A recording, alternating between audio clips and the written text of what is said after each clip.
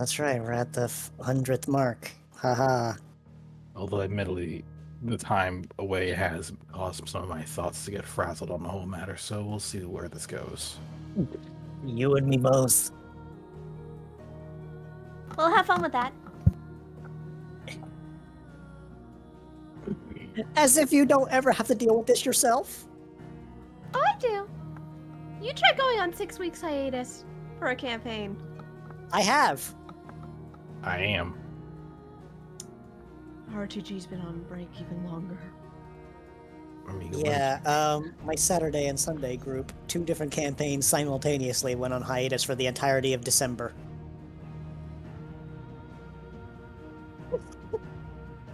Naturally, it's not a competition; it's a pity party. I know.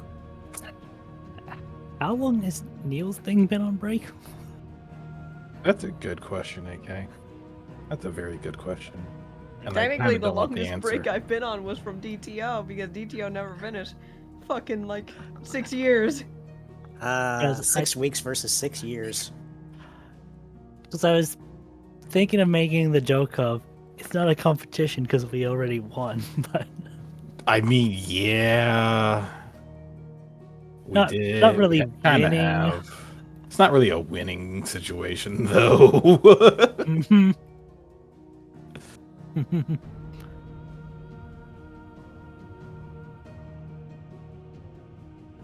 Wrong game. It's 16.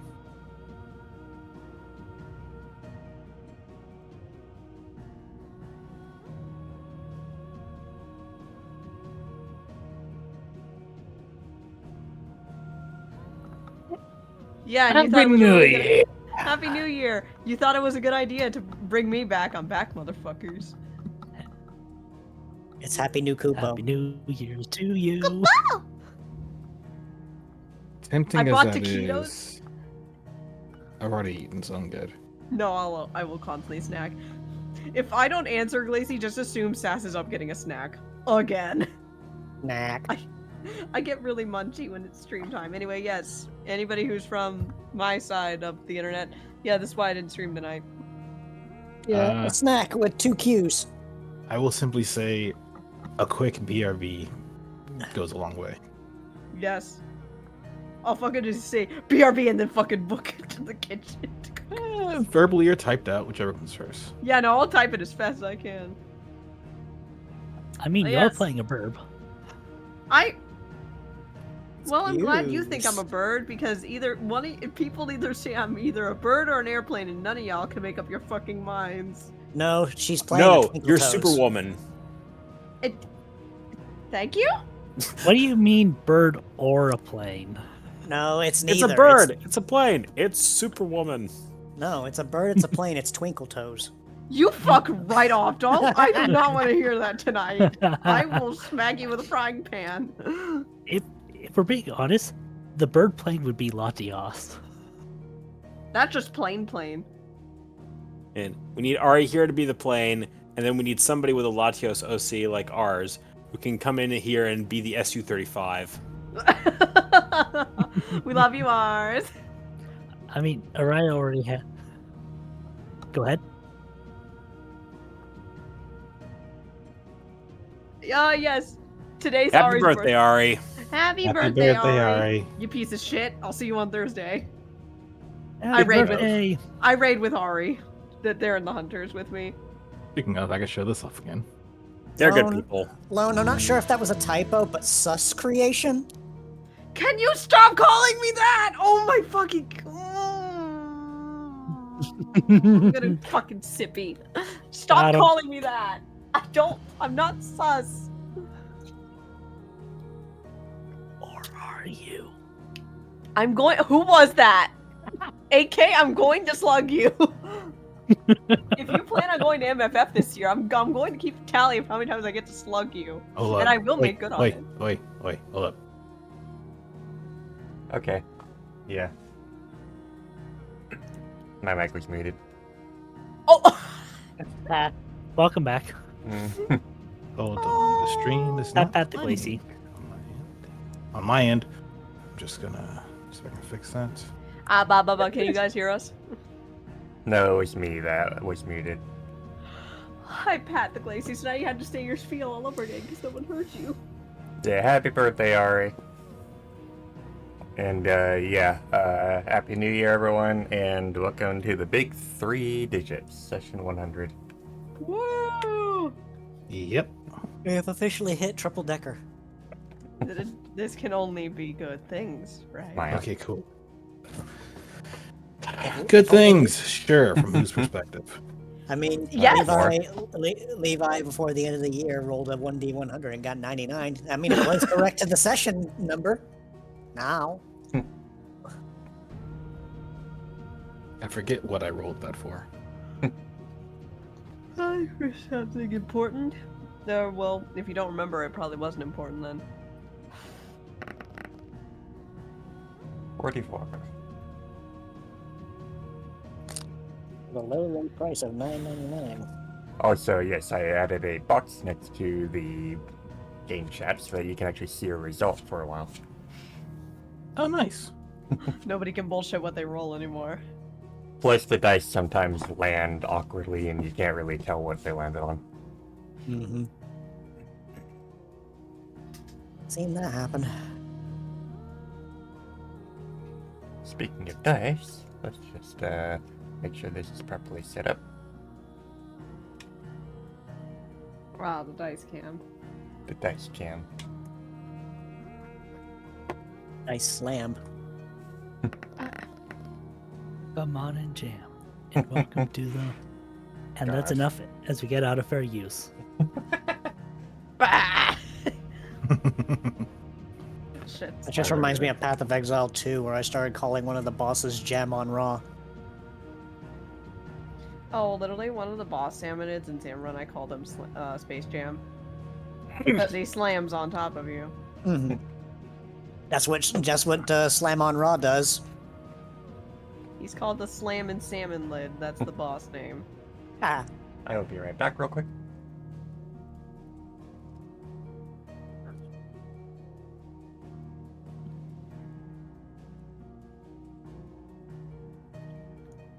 But yes, hi chat. You know if I'm here, there's going to be trouble. and make a double. Yeah, make a double because I'm with my boyfriend.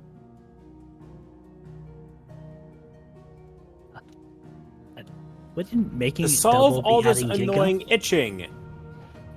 Because that will help with Sarah's complaining. Excuse me! I can't believe Pokemon actually managed to get away with that back in the day. I know. You know what they wanted to say. You know what they wanted to say, though.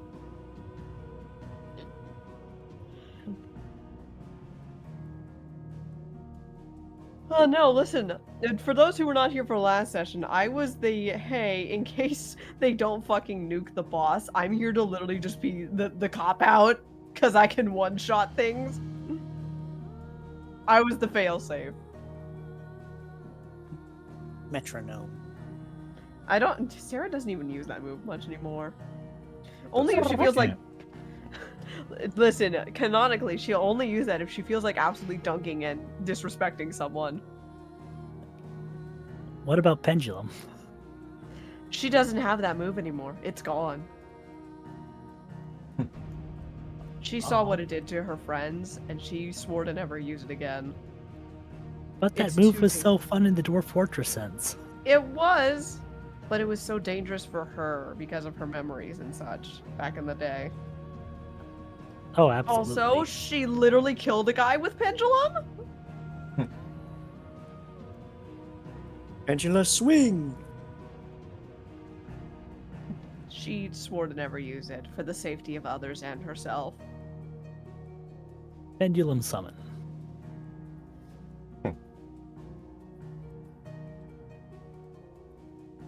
When did this turn to Yu-Gi-Oh, AK? I don't know. The term just came to my mind. That is a Yu-Gi-Oh term. I hope you know that. I know. Yugi no. Yugi I have no. never played the game, but I know that's a Yu-Gi-Oh term. Neither have I, but I know it's the term. I heard it, I'm like, wait a fucking minute. Card games on motorcycles. I have no idea how it works. and I don't. I have a slight idea of how it works, but not enough to just say, give me a deck, I'll play it myself. All right. You don't want to play Yu-Gi-Oh in the current form. Holy heck. Anyways, start session in just about a moment. Are we all ready? Let's do this. Are we ever? Wow. You're never ready. That's the fun of it.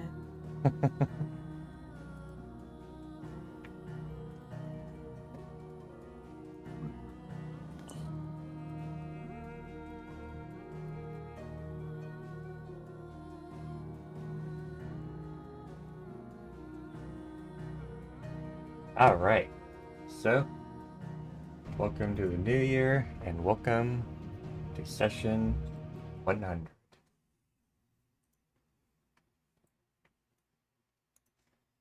After the team has left the area of the fight with Leonida, they ventured southeast with Sarah towards Shaman Village as the evening falls.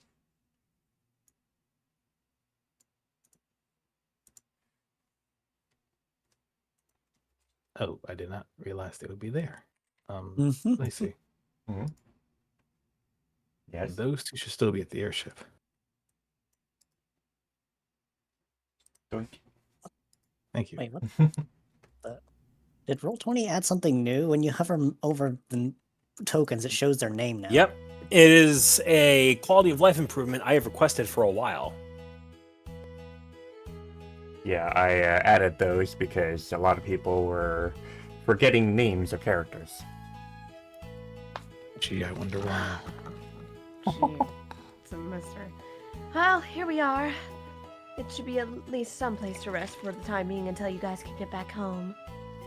Out of character, the light seems a little dim on the screen right now. That's on purpose. See? Okay. Time of day. It's near nighttime. Okay. Oh yeah, we don't have any artificial light sources around here. Looks at Etienne. No, you'd be Eten's looking at not, Alluvi at Eten's that not an point. Umbreon. You would be looking at Alluvi in that case, because he's the one with glow.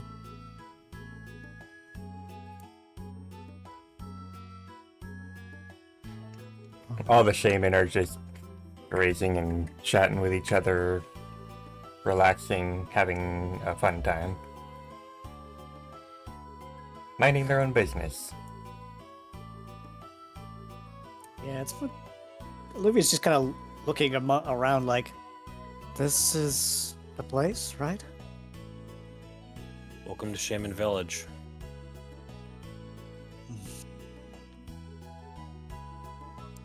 Actually, we'll be back here with the team. Seems like a nice place. No, I do a pretty good job of taking care of it. That's an understatement. It's just a nice place of calm, away from all the strife that tends to happen. Not that I mind it, of course.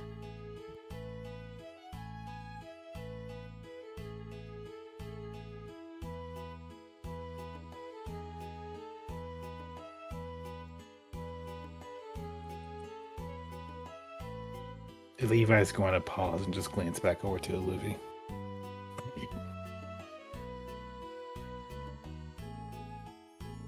What's up? Nothing, just wishes this was on better circumstances that we visited. I can't find the energy to really feel excited about all this now.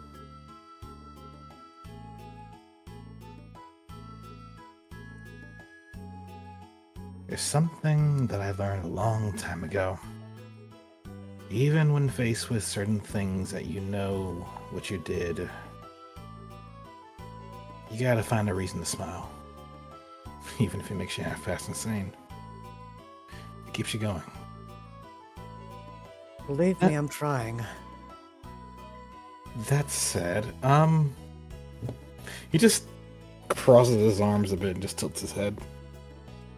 I don't want to touch these.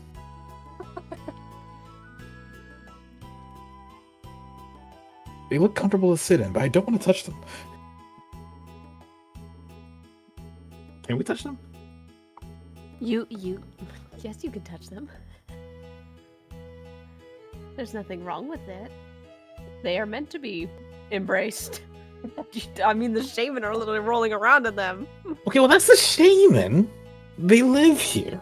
I love how one just turned to stop. Glacy, stop it.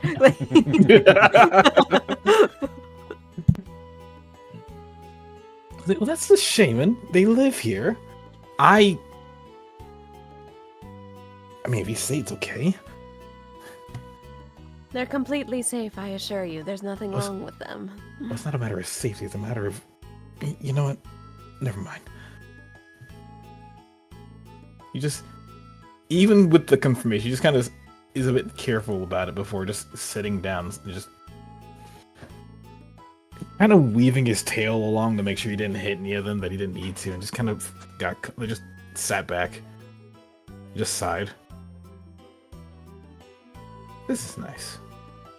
I would sit down, but I'm still aching from earlier. Might Oh, be you the and I best- both. Might be the best indicator that you need to.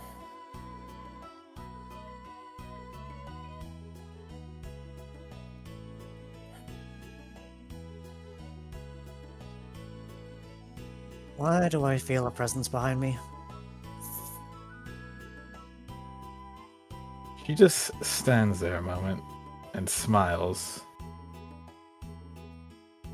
before... Apollo looks back over at Alvi, and well, he's not really in a smiling ability right now. He just nods before turning to try and head north. If you don't want to sit, then I recommend you at least go and talk around the area. Introduce yourself. It's Learn about the people here. it's more I need to address these sprains is all. Oh, are you injured? Twice over, I think. I can't really do it myself. We have a wonderful first aid team up here if you want to go visit them.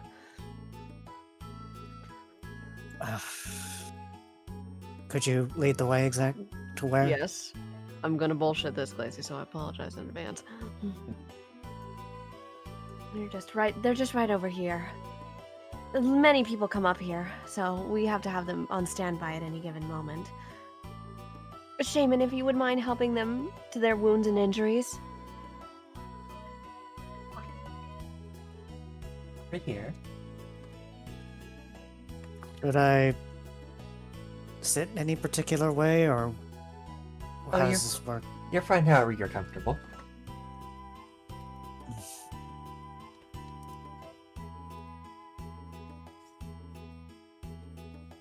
The shaman just comes over to Ellaby and kind of just looks him over for a moment. Well, it's not too awful right now. Let's see.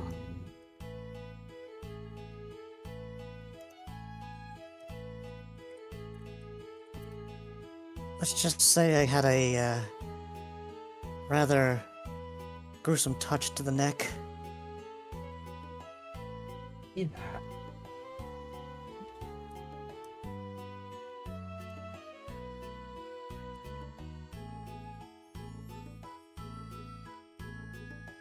He sort of just sits in front of him and starts working on healing the injuries.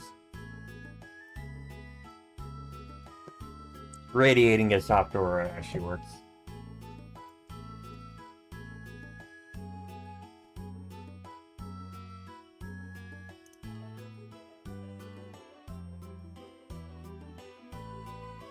Yeah, this might take a little bit.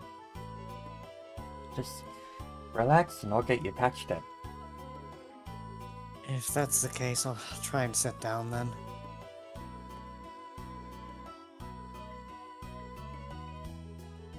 And with a little bit of difficulty, he does lower himself down, but he eventually just falls over a little bit, but he's still upright. Just didn't quite stick the landing.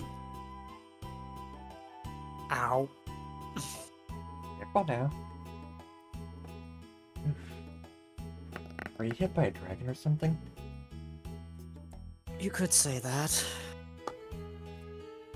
Nothing like a guillotine doesn't. Oh, that explains it.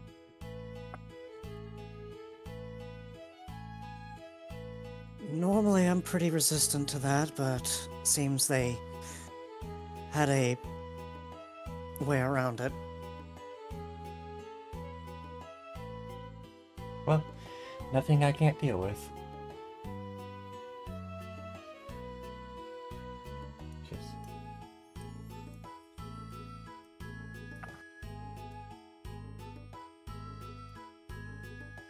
Here, and right here. She starts sprinkling, like, little, plant pollen on him.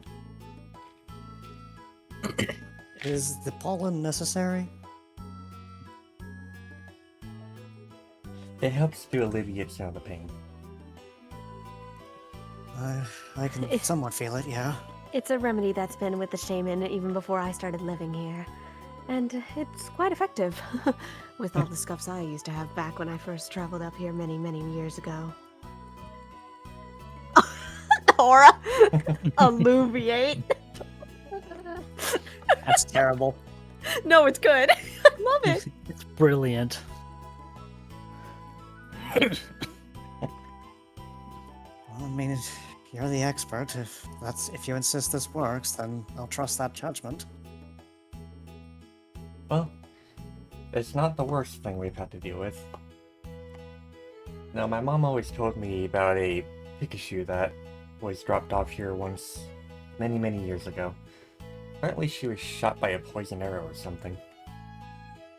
Yeesh. But we've dealt with all kinds of things.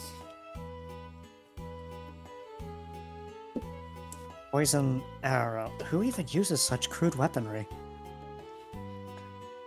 Some people do that.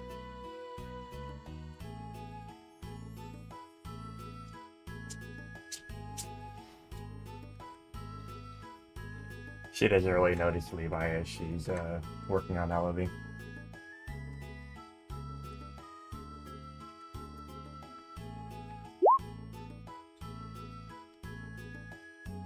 Eaton is going to look over at Sarah. So, I'm guessing things are kept a bit low tech around here? In a sense, yes. We tend to keep things very low energy up here. It's to keep the environment friendly and healthy and lifeless and lifeful. I can't talk today. Sorry. Lively. Lively, that's the word, thank you. Fuck. To keep things lively around here.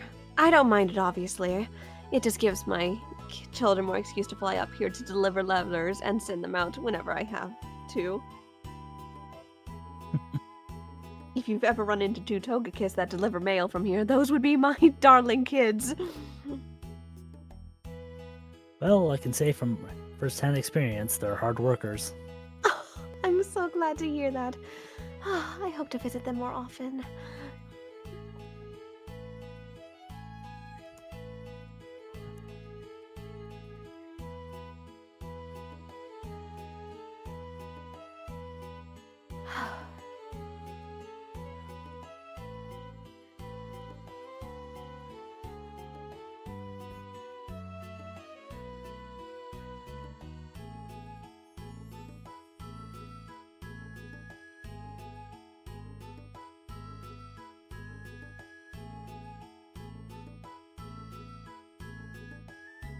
The shaman just looks over at Padrock and gives him a smile.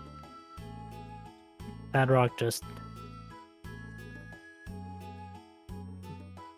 give him a small smile back.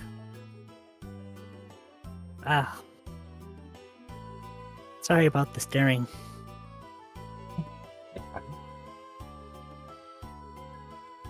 So what brings y'all here? The short answer is we just got done with a bit of a conflict and need to wait while repairs are done. Yeah. Bit of a rough landing. That and one of our team leader happens to be friends with Sarah, I believe her name was. So, yeah.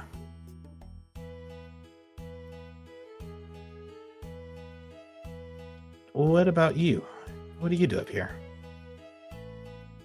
Well, many things.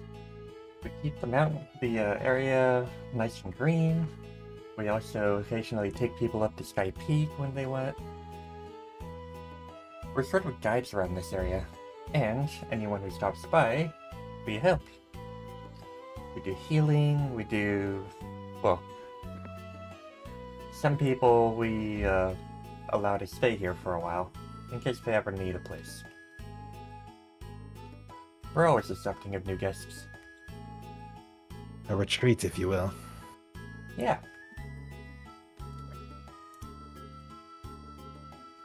Sounds like a great place to escape to every now and then. Not that I need to do that anytime soon.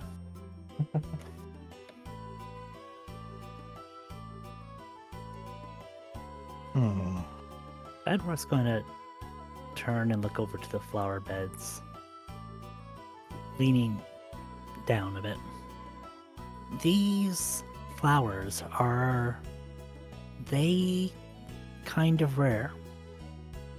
Well, most of the flowers are pretty normal around Cassia, but we also grow Gracidias here. Basidius?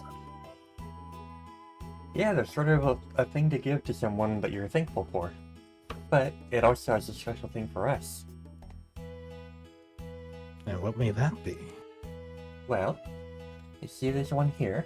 She just goes back and points out one of the pink flowers. Okay. It's a lovely flower, sure, but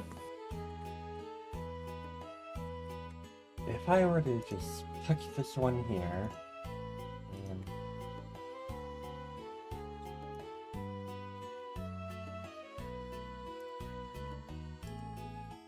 just Please hold while Glacy finds the picture. This is why you get multi-roll tokens. see, not I all. made- I There's a made lot these- of tokens here. I made these before I did that. So if I were to touch this one here, it starts glowing. And poof. Ooh, whoa. Adrock's going to put his hands together in thought. So, these are a rare flower that only go around these parts? Yeah. This mountain actually has an environment that lets this grow. It's not really easy to get this sort of the qualities here in other places. So that's why they're not really seen anywhere else.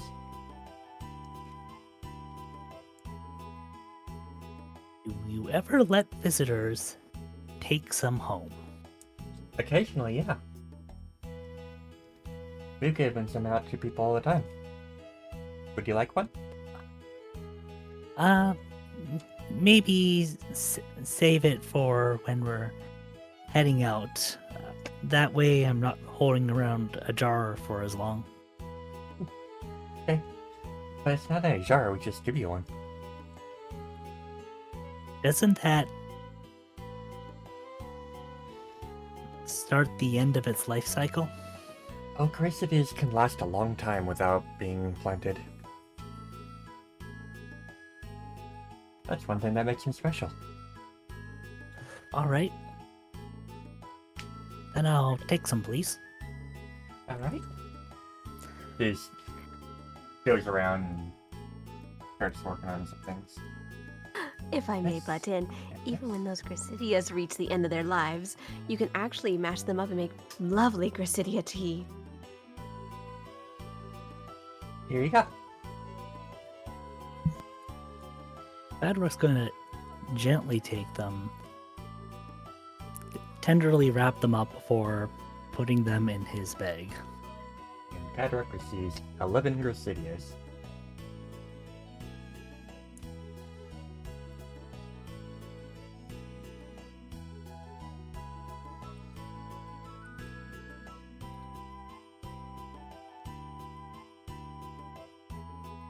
Oh, Gracidias.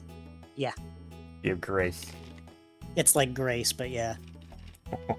Like, gracias. Hope you like them. Badrock will give them a small sniff before nodding. I will. And I'm sure she will too. She just giggles and then it does a little jump before just flying around the air around him. Can you see why I like being up here so often? Why I call it my home? It sure seems calm. Their energy reminds me of me in my youth. In that same instance, is like, wait, you guys can fly? We can. Huh. But only in this form. And sun's about to go down, so we're gonna actually switch back pretty soon. When it gets dark, we change back to our land form. I mean, makes sense. Easier to rest and prepare for the next day. Yeah. He just kind of leads over to the one next to him. He's just like, what is the purpose of having the second form then? Well, our sky form is actually makes us a little bit stronger, more agile, and we can do more things. And, of course, Like- fly. Huh.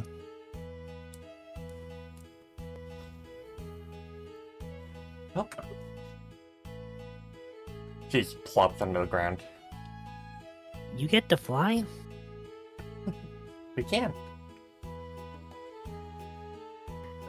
They do, and they do enjoy quite the competitive little races from time to time. It's quite fun that we get to have it every once in a while. I even partake in myself just for fun. You do flying races, huh? All the way up to the peak. Mm-hmm.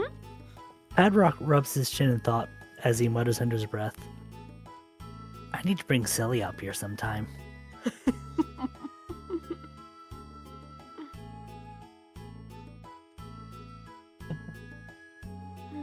Hmm. If only I had that ability when I was traveling one time.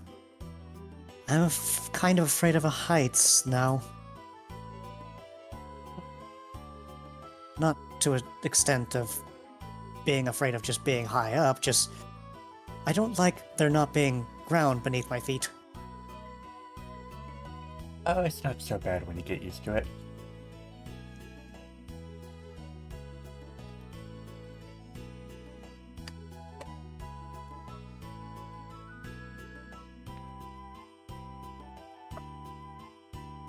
You know, I have to wonder. So what kind of things are there to expect on going up Sky Peak? I've heard it's, at least hearsay, mind you, that it's something of a rite of passage when it comes to different teams. It's the biggest mountain in the entire region, and when you're climbing it, a lot of it actually gets really snowy because of how high it is. But when you get to the peak, it's such a beautiful sight. It's so green and full of flowers, and you can see everything across the region. I've been Oh, meaning to man. take that trip myself. You make it sound so wonderful, but I can't imagine making it all the way to the top is easy. That's the reward. You get to the top, and you just talk about all the things you experienced, all the things you learned. And the trip is really fun, even when you're, well, when you're an explorer like this. Yeah, imagine if you weren't an explorer. It'd be a lot more perilous. Oh, it can be. Even I've had trouble climbing it, and I'm a seasoned explorer. Believe me, these shaman have had to pick me up more than a few times when I first tried to climb the mountain. Sarah, you can fly. I can fly, but that snow is quite dangerous to fly through. Visibility is even hard for me, even with my goggles. Yeah.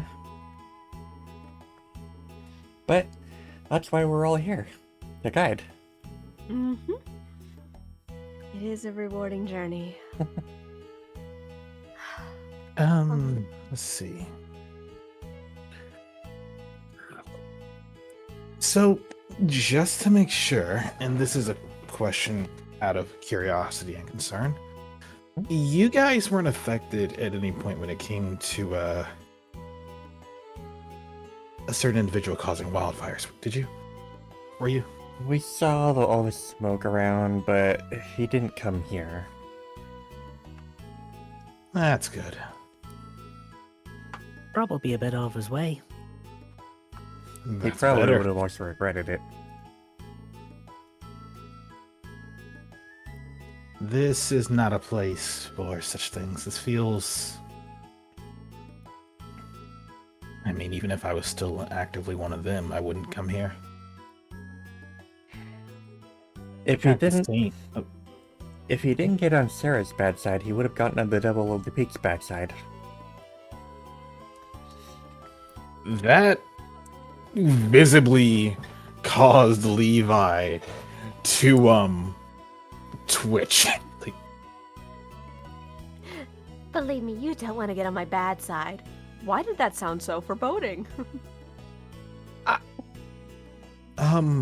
Where have I heard the term Devil of the Peaks before? probably from me, if not one of the other locals in. Are they on this mountain? The Devil? Yeah. Mm-hmm.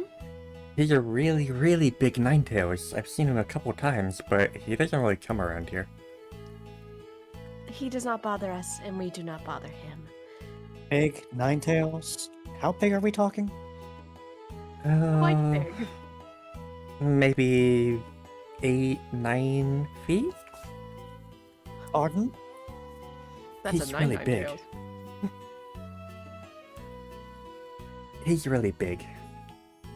It doesn't, come across as being violent, do they? Don't With go a into his nickname like- territory. Yeah, with a nickname like that, I dare say probably. Although imagining a Ninetales that's like three times the size is Levi just gestures over to Cleo. Like, that's Oh boy. I'd draw things for a moment. Relative to me, that Ninetales would be as much bigger than me as she was when I was a Fennekin. Wait, I just thought of something. We've seen a Rapidash that was about that size before. Are we talking about something similar? I think they call them alphas. Alphas? Yeah, much bigger than normal. And in what world does that happen? Well, Apparently this one. they're all over the place. I'm more concerned about the fact of how does it happen? We never really figured that out. It just sort of does. Well, how does evolution happen? It doesn't seem like it's the same. How does big evolution happen? It's all just stuff that happens in the world. Regional.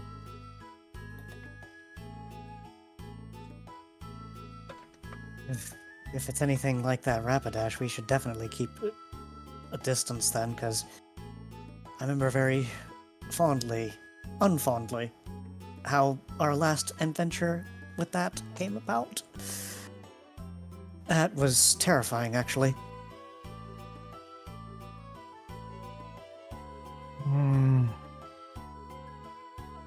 I don't know. Personally, I'd like to meet them. After what happened last time? Why?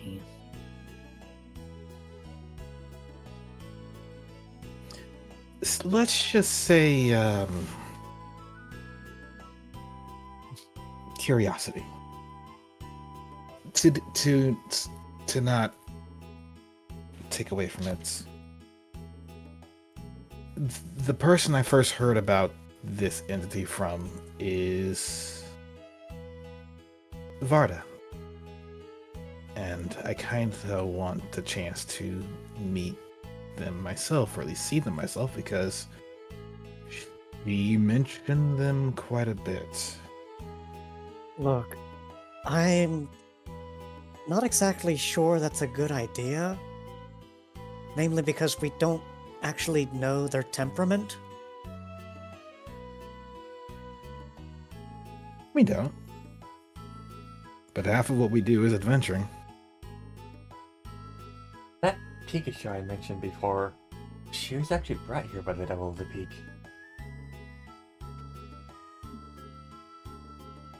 Wait, At least Really? that's the way Mom put it. Wait, we have visibly pauses. Ponder. Think. What's her name? This was so long ago. Liana, I think?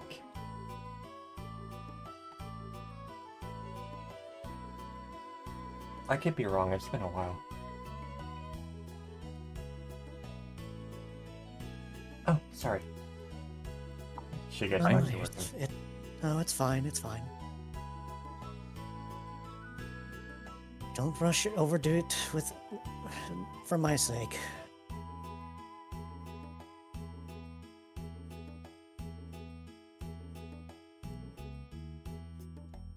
Though I am curious at the same time.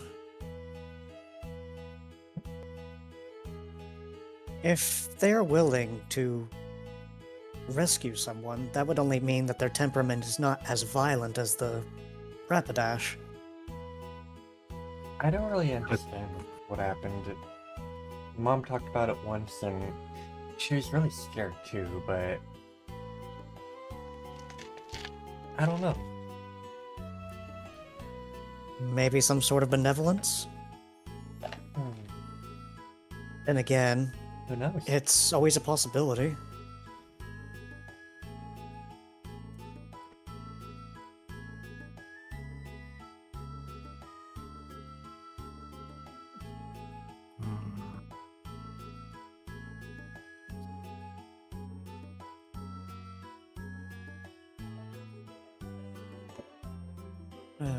Well, More and more questions.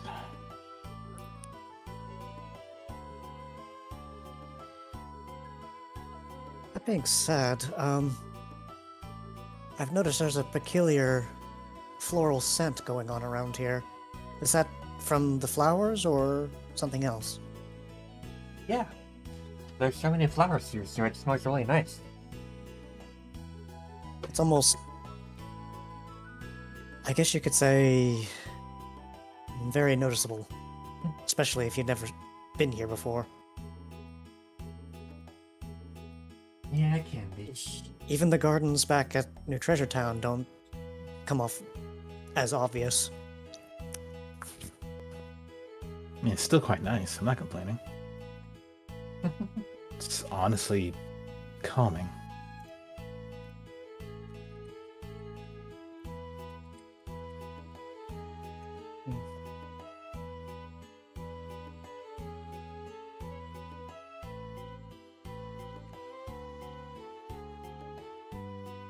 Outside of that, what do you guys exactly do here? Like, it seems as if everything is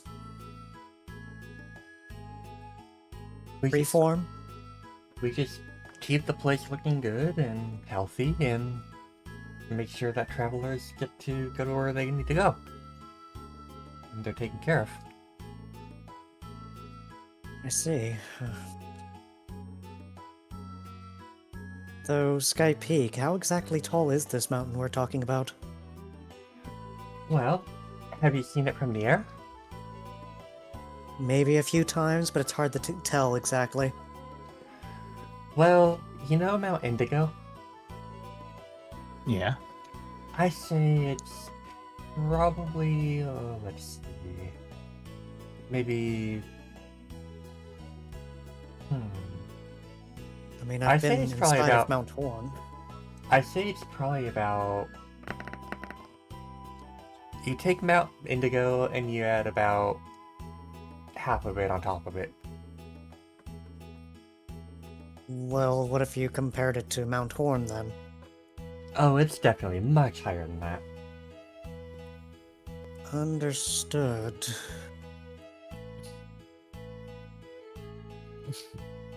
I might be able to do it, but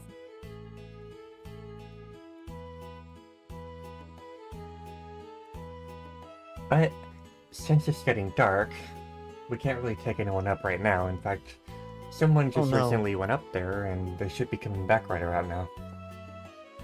oh no, I wasn't insinuating. But maybe someday we can. Come to think of it, if it's so freeform here, who's exactly leading the most of you? Aside from Sarah? We don't really have a leader, so to speak. Just, Figurehead, maybe? maybe the closest one would be her, over there. That's Ella. Ella... Do they have a last name? Laura.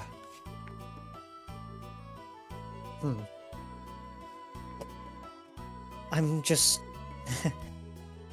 It's a little odd to hear that someone else has second names, but considering last names tend to be rare, at least for me, that's why I asked. And the fact they have one kind of just tells me all I need to know.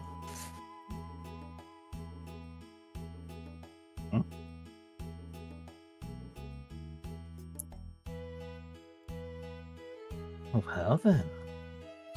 Thank you again, dear. That was a lovely adventure. Ah, welcome back, Team Charm. Hi, Sarah. It's been a while. It has. Did you guys enjoy your venture up to the peaks? Oh, it was delightful. We're always happy to accept your gratitude. But of course, and I am always happy to have you, my village. But it's out to another adventure for us. Best of luck to you three. Thank you, May Han. May the future bring good fortune. Thank you, dear. Well, take Not care. often I see that. It's not often I see that trio.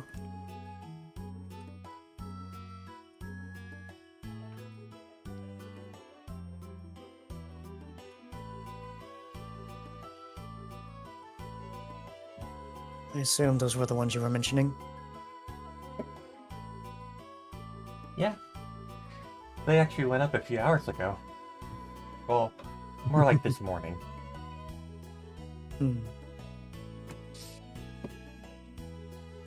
It's not often I see that trio, but hey, They're pretty well how known. often do people go up there? Oh, maybe once every couple weeks. It's been a little difficult with the region, well, being so chaotic right now. Not a Tell lot of me people about have free it. time.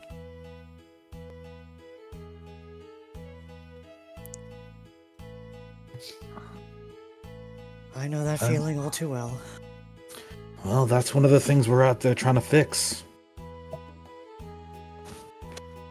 Make sure people have the time they need to do with it. Make sure people have the lives that they deserve back.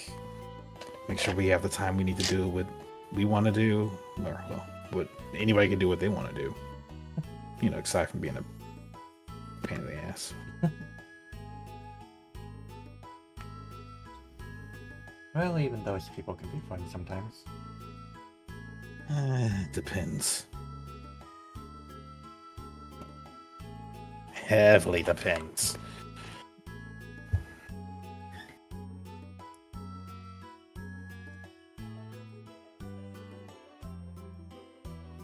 What's got you all down?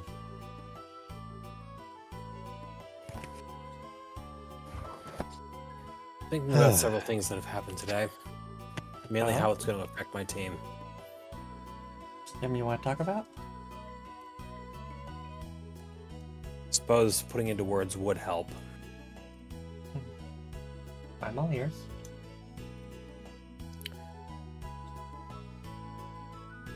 A few months ago, I got pinged by a ghost. Someone who had not just hurt me, but hurt a lot of people. I had buried everything except the body from that particular ordeal. I tracked her down again.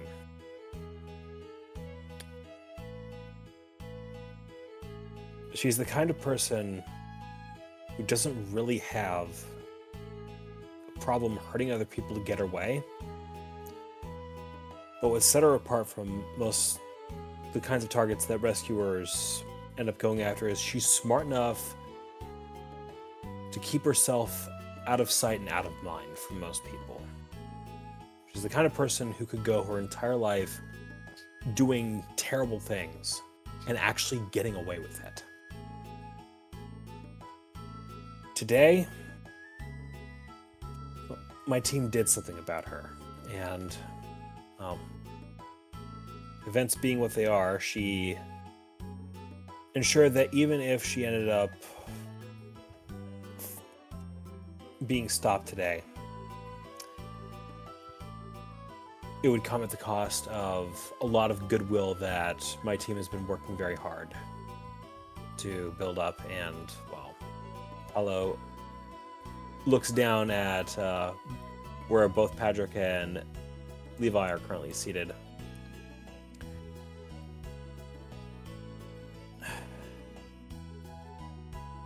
It's going to be a while before we get anything more than a cold shoulder. That sounds tough. We'll manage. That's what rescuers do. Well, I hope you do. Thank you. Trust things around here have been okay since I last came by. Yeah, it's been pretty nice. A little quiet. Well, sometimes quiet's good. Aside from the occasional sight of that purple thing in the sky, we haven't really had many people come here. Well, purple, red. More red, I think. Glowing, yeah. Yeah, I know what you're talking about. I'm one of the people who's being looked to try and find some sort of a solution to that. Sooner rather than later. Well, just be careful, okay?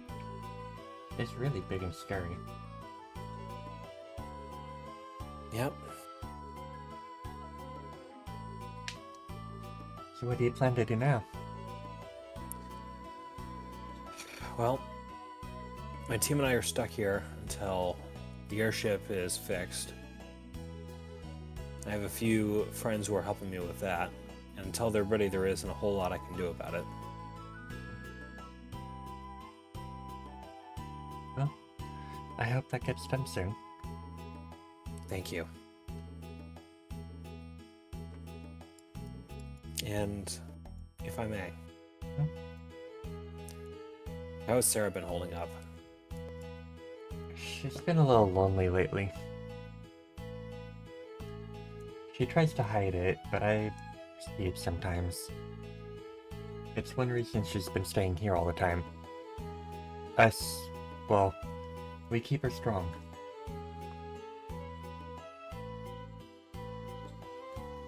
I'm glad she has friends like you to keep her company. She lives off happiness. Kinda literally. And she really is in her element, even after all these years. Yeah.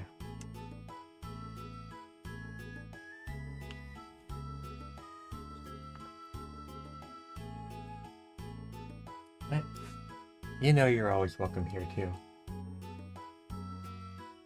Thank you.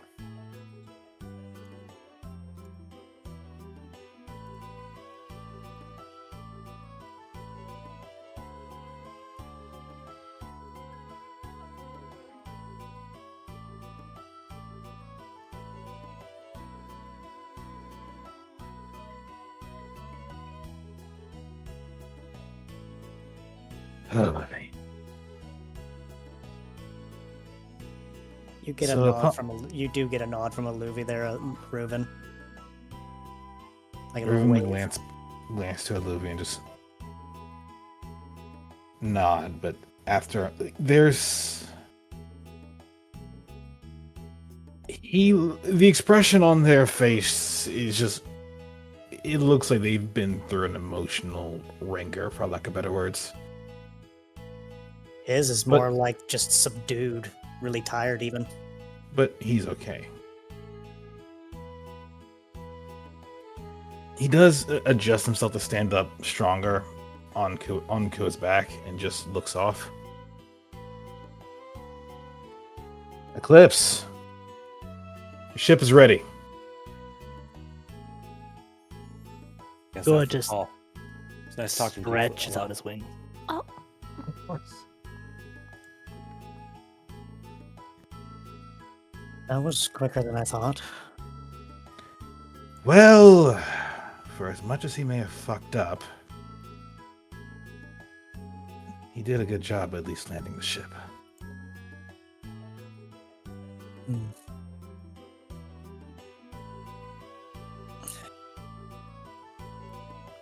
That said, Eden, Yeah, you're flying. I am. I am not in the right headspace to do so. Can it at least wait until I've had at least a little more time fixing this sprain of mine?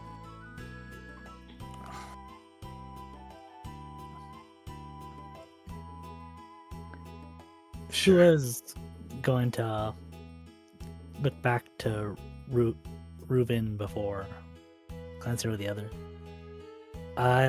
I'm guessing you missed the radio call, Reuven.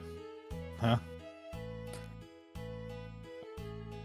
Apparently, we're meant to be driving Apollo back. Eaton will be taking the others on on our ship.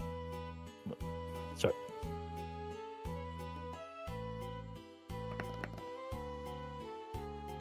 Oh, so we're flying back with Reuben with Apollo. Okay. Yep. Understood. We'll be taking the Sunrise. They'll be taking the rest will be taking their own ship back. And you should be good. Wait. Question. In both technically both in character and out of character. Didn't Eclipse leave their ship in Humbletown? It was one of the decoy ships. Ah. I'm Actually- just going off of what Glacy sent me. I'm pretty sure I can spend this properly. Give me a moment.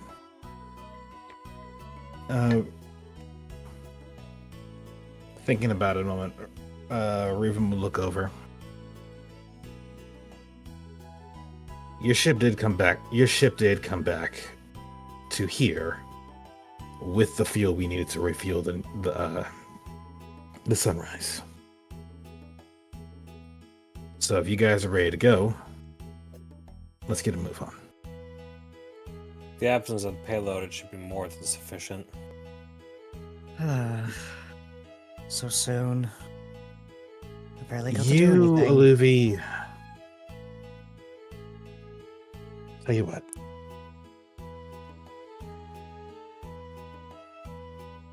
Would you let's see what they can do to help get you back on your feet.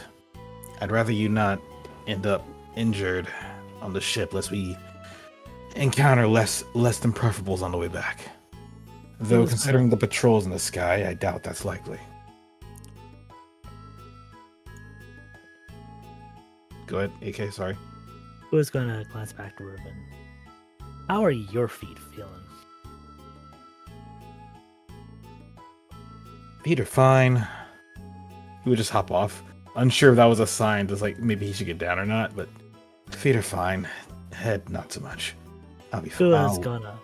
Oh, you finish. I'll make do.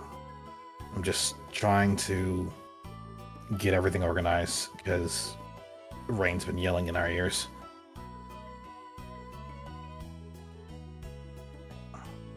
Who is gonna lower down for Alavi to get on, giving him a smile. Let's make it so you don't have to walk back. Are you sure?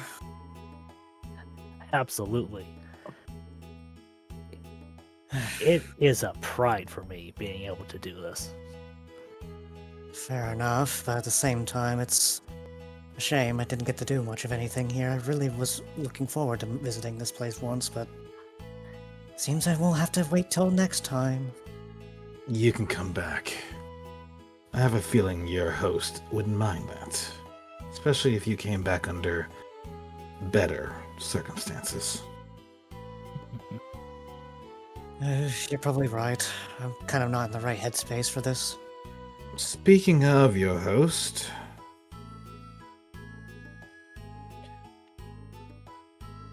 he would turn around, and there was a brief stop in his step, but with a breath, he would look over directly at Sarah. I would be remiss if I didn't offer you the chance to come back with us. Oh, you want me to come back with you guys? How Her long have you eyes been on this? pretty much light up at that. How long have you been on this mountain? Too Long long, enough? apparently. Is it really that noticeable? She kind of hides her face in her wings, blushing a bit. We'll be okay. I mean, obviously I trust you, Ella. If it's really okay if I go and see how everything is down there for a little while. Go on. You need to see the world. You've been kind of cooped up here for a long time. It has been such a long time since I've been down from the mountains. Besides, isn't your daughter in New Treasure Town?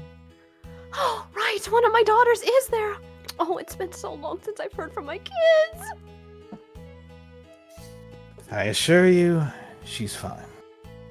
But I'd rather you see that for yourself. Yes! Yes, of course I'll come with you if that's the case, you guys! If any of them come over here, we'll let them know that you went.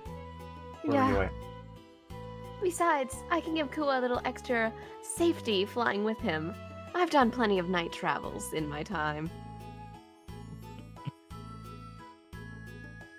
Well, As have I. well, come back soon, guys. Don't be strangers. Alright.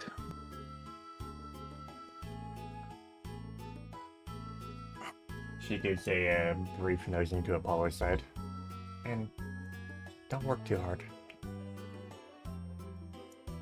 No promises, but I'll see what I can do. If it's all the same with you, if I'm not going to be doing any walking, I'm at least going to light the way for the rest of you.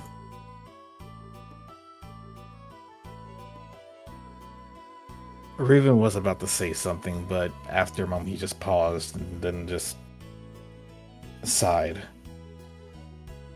Fine.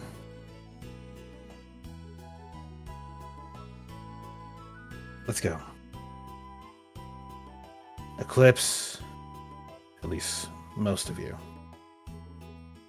You're gonna be with Eden on your ship. Apollo, you're with us. Back on the Sunrise. Sarah, Mom, you're free to choose who you want to ride with.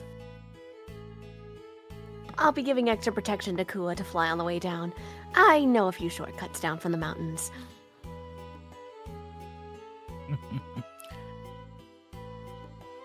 Protect. Protection isn't an issue. Learning the shortcuts. That sounds fun. Oh, you know it. And now she's got that playful glint in her eyes. Oh, you're fucked, everyone. Raven just glanced back. Don't forget, Kua, if you're gonna do that, you're flying with precious cargo. Yes. I'll fly slower than normal. No sharp turns. Lest you want sharp edges in your own skin.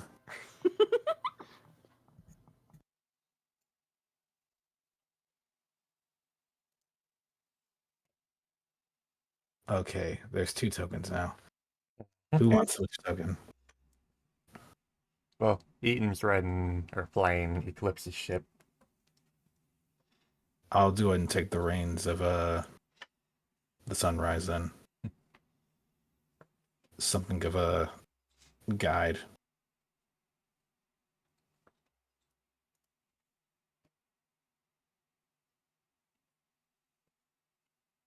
Okay. Take advantage of this. And just thread the needle between the Misty Valley and the Ant Plains. Actually, I'm gonna. Here.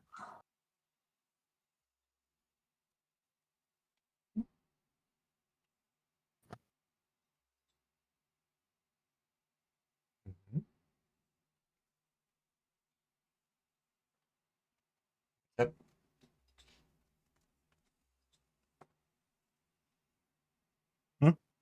I'm just waiting for them to catch up. Oh, I had. Wait, what do you? Stop. I got it. I got it. I was doing a path. Do what you're gonna do, AK. Okay. Gonna have them come around like this.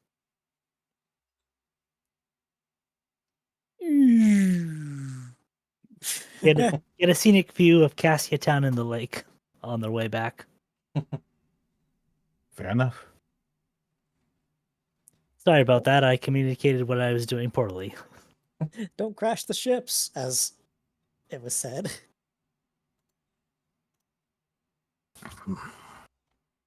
Most likely by the time they arrive, it'll be much later in the day. But event soon enough. The sun is just below the horizon. The sky is getting dark.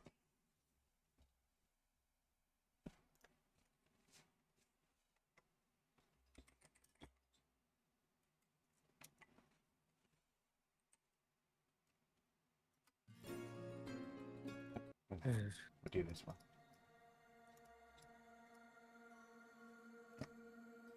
I love you, Glacy.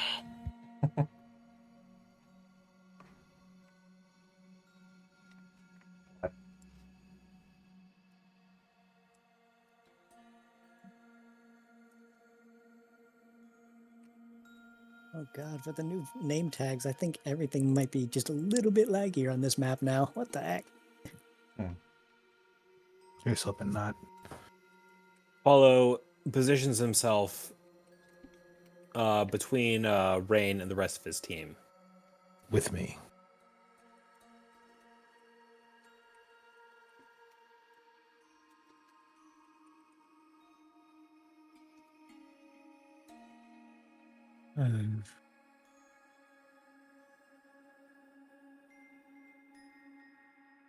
Have you ever had to deal with something like this as well, Kua?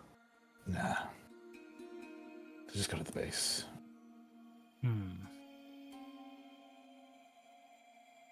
I'll let Not you guys from guide me. your end of things. Say it again. Not from your end of things.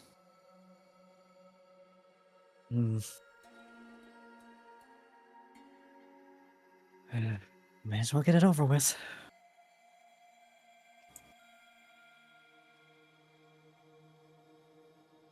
Head to the gathering hall. I'll wait for the rest of your team. Out of character. Gathering hall.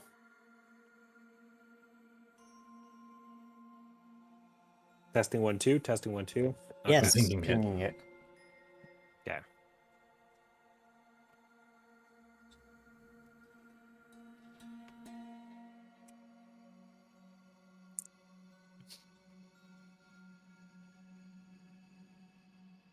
Oof.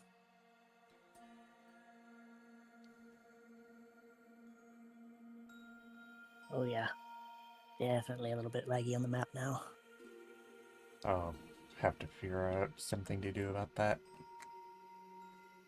Just the tokens are a little sluggish moving around, but other than that.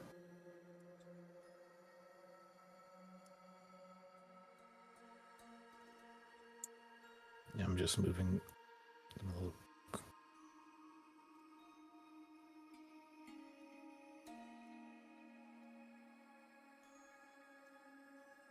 Was he saying away from the team with the gathering hall, or is he... He said the gathering hall isn't here. Wait for the team. Okay.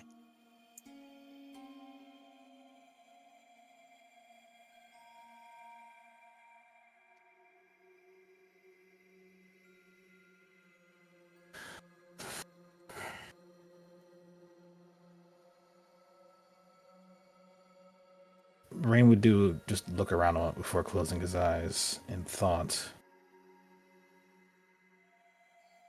Before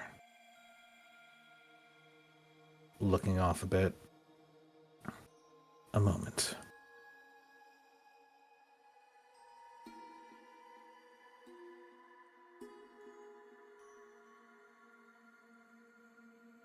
Hey, Eden. Hmm? I need you too. Come on. Ah. Not getting out of this? No. No, you're not.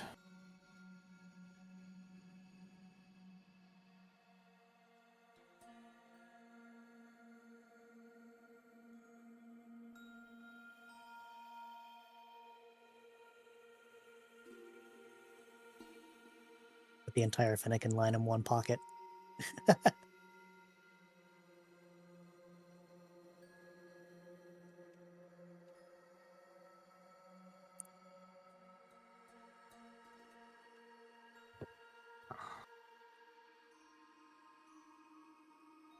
Padrock, Luvi, in front. Oh.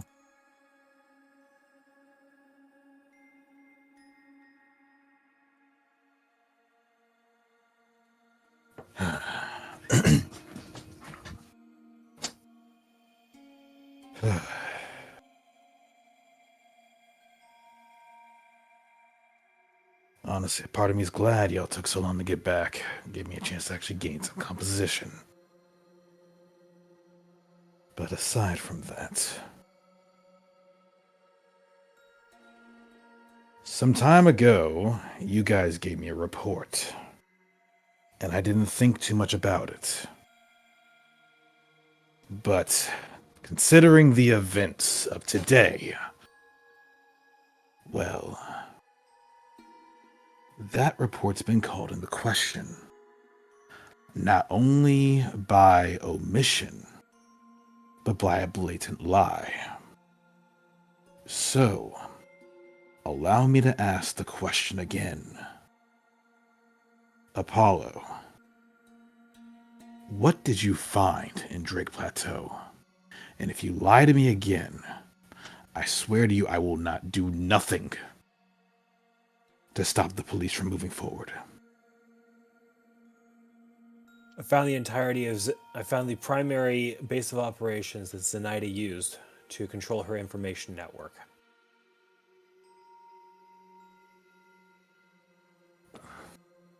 And why didn't you say anything? Zenaida's terms were nothing, if not clear, that if any sort of action was taken against them, be it by my hand or otherwise, I would be responsible for that, and I would be paying with my life. I chose to omit that as a measure of safety, not just because I wanted to take her down on my own terms, but because I knew full well what she was capable of and could very well deliver on what it was she threatened to do. I also knew that, given the extent of the information, anyone here, willing or otherwise, could have been an informant. The fact that she knew the things about me and the rest of my team that she did led me to believe that it had to be someone very close. Knowing that I couldn't take any chances on who it was, deception had to be done. I wish it were otherwise, but it was my decision, and I own the consequences of it. He insisted we didn't say anything about it either.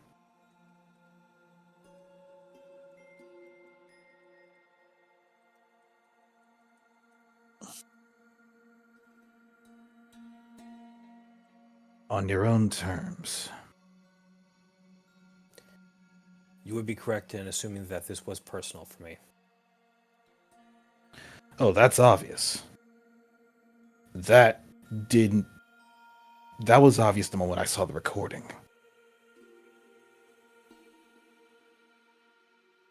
Are you absolutely sure you killed the right person? And not just some cell not just some cell to make you think that it was Zenaida. What's all this blue? It's called Nightfall, Livy. I didn't think it reached this far in. Okay, never mind. Positive. There were several individuals, part of her inner circle, that I positively identified as being present. There was an Ursa Luna, an enforcer most likely, their chief enforcer. We encountered them in the field, as well as the Zenaida themselves.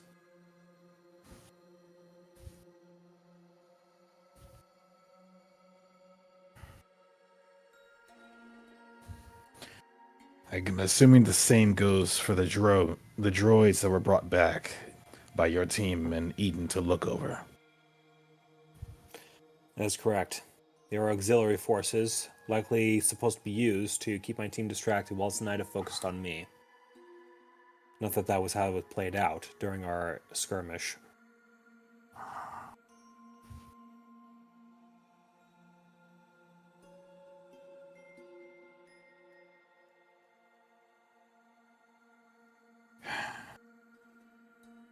Did you know she wasn't at the base? I did not know, but I do know that my use of the bunker buster to target her base would be a way to get her attention. And if you were worried about the smallest word escaping and getting her noticed, don't you think there would have been better ways to get your attention? I needed her convinced that I was on a warpath, that I was hoping to try and take her down with one shot. Something that big? It was under my estimation that such a device would betray a sort of ham-fisted approach. Something that I had hoped to try and lure her in with and give her the verisimilitude that I may not have been approaching this thing with the best mind. My entire goal was to draw her out and have her come after me personally.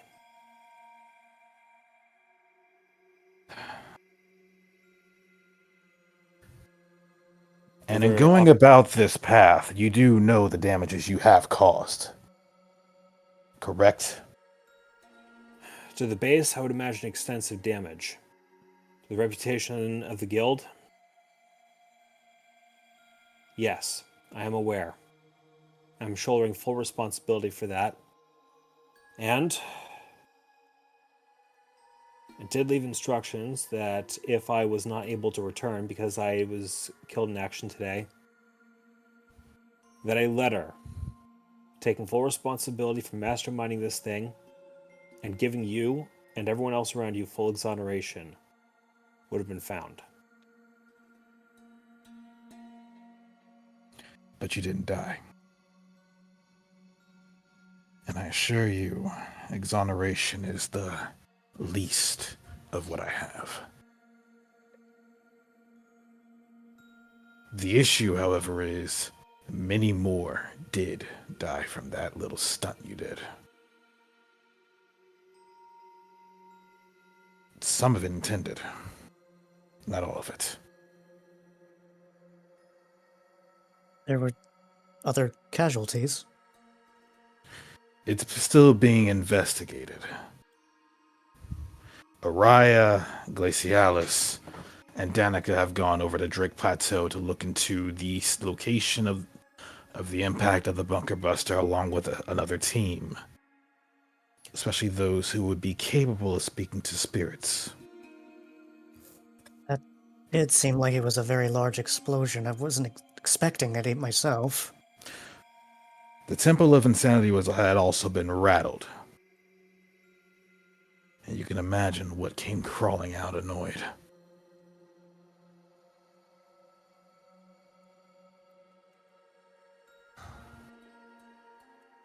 What was it? The Guardian, and you can ask Danica when you see her again what else.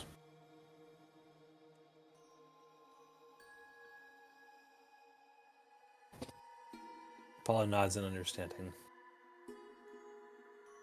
The entire region at this time is currently on alert from this. Other guilds are also investigating this decision of yours.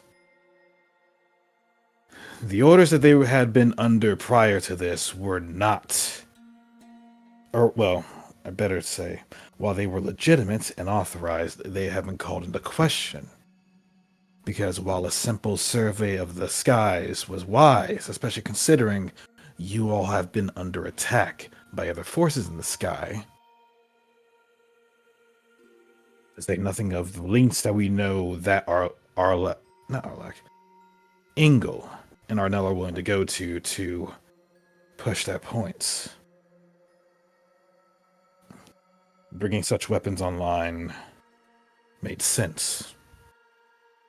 That wasn't a target, though. And I know you too damn well to know that wasn't an accident, like you made it sound like on the radio.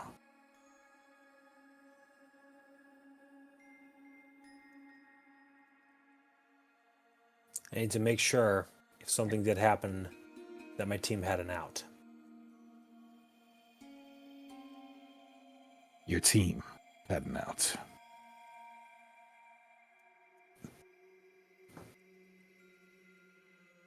And had it not been for Arlak, you probably would have too.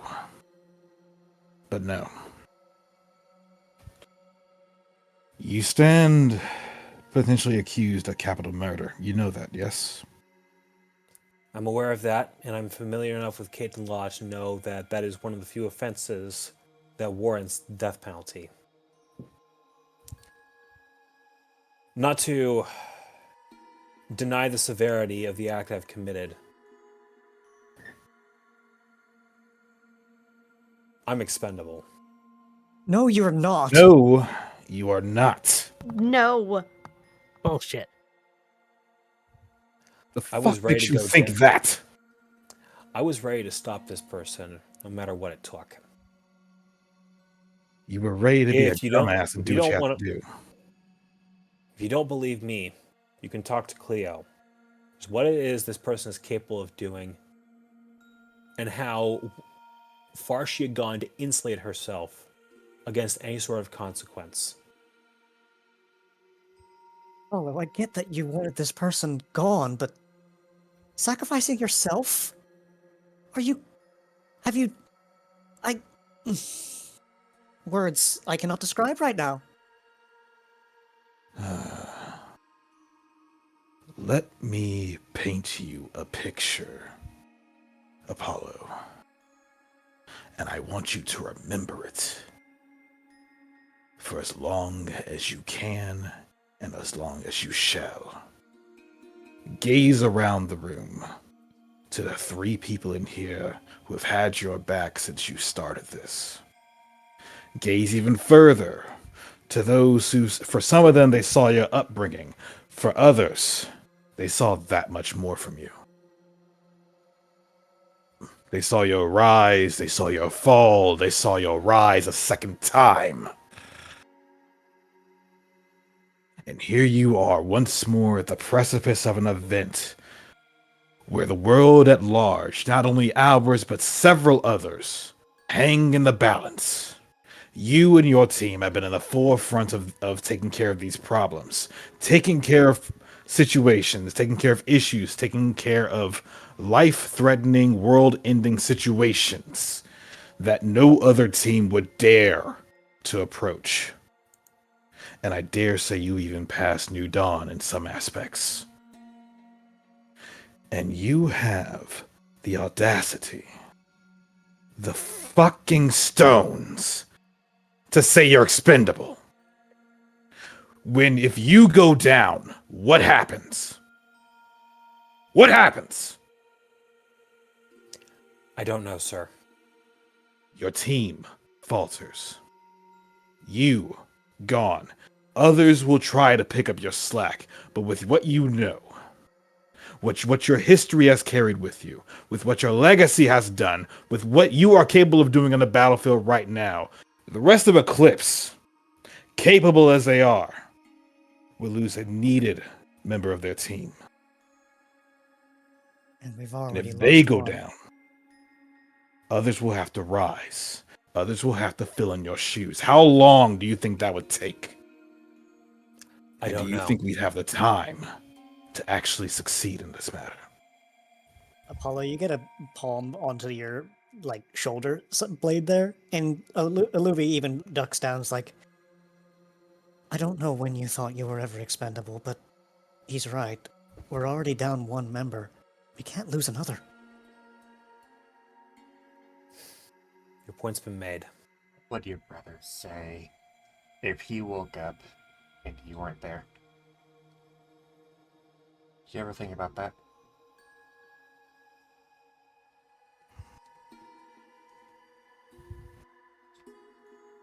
Paul pauses a second. No, I didn't. And you've been fighting to wake him up. What would have happened if you died?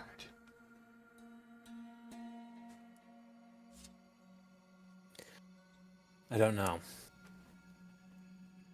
You need to start thinking about the consequences of your actions. Especially as a team leader. I was ready to fall in this grenade by myself if that was what it took. You were. Proceed. Sorry.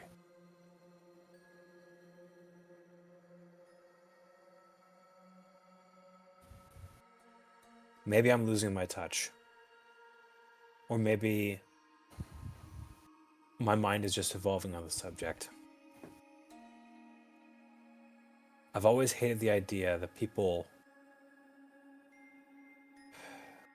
like Zenaida, and for a while this was you, Cleo, could effectively run the entire region without having to show their face. That people would be living a life that they didn't know had been, to a certain extent, predetermined to them, and they wouldn't have any sort of way to redress any sort of grievance that was being brought on by an institution of governance. Zenaida took it further, though.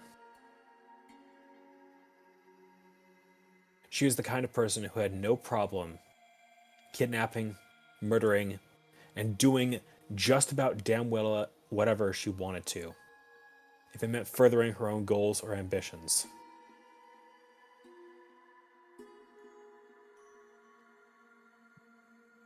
Oh, she hasn't been a problem in over 6 decades, has she?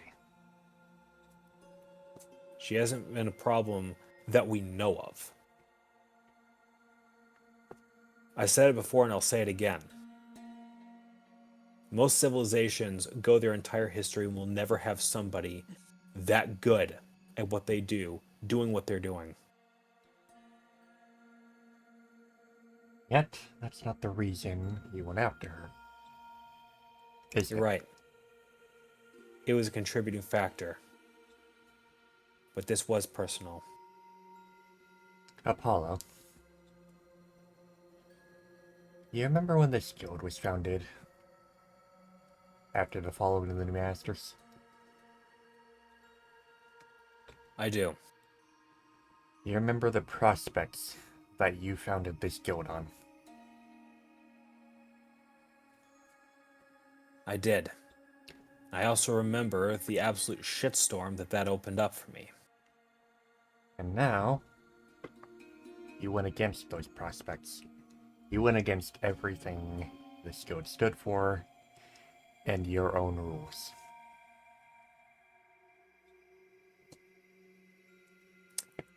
As I remember telling Donovan, don't ever bend a rule unless you're ready for what comes after, and don't ever break a rule unless you're ready to accept the consequences. You? I said it before. I was ready to accept that Cassia may want to bring charges against me for this. And if the legacy of my second life is that I took an unaccountable mechanism out of commission and I let the people of Cassia be the deciders of their own destiny, that would be enough. That's not the way anyone's gonna see it. It's the way it is. No one will ever be the riser. I'm so sick of this cloak and dagger.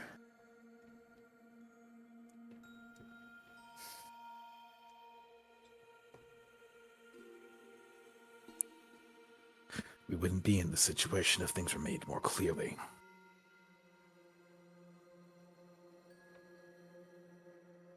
Even so, If I had been honest with you, we would have had that sword hang over our heads for the rest of time. That somebody somewhere might find that report and decide they might want to do something about that, not knowing who Zenaida was, what she was capable of, and the kinds of things that she would do to people in this guild whose only crime would have been getting in her way. we already have. We still have that sword over our heads, Apollo. Just not by Zenaida. Now other people hold the hilt.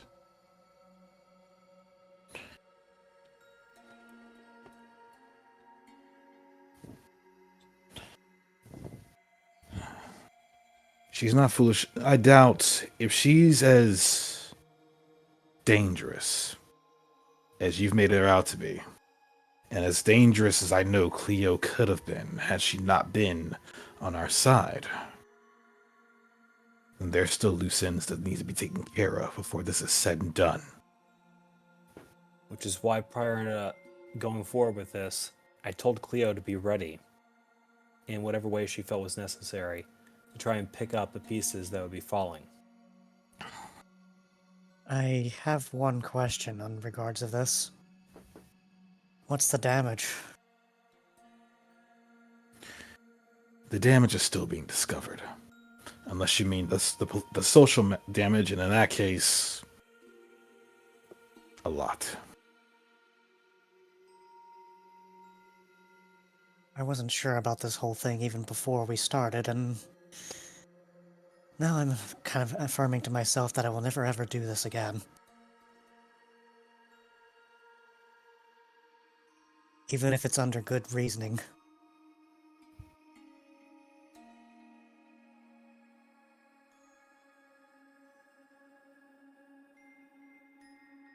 As it is,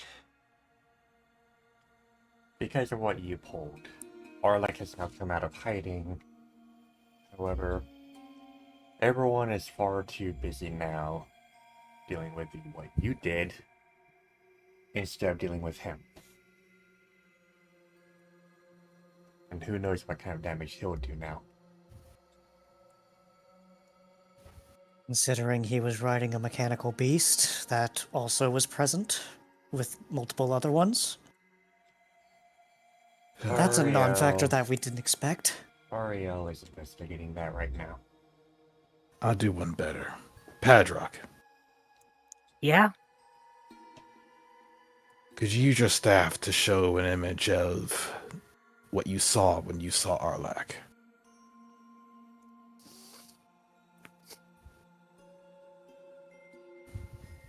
Hadrock's going to close his eyes. Take a deep breath.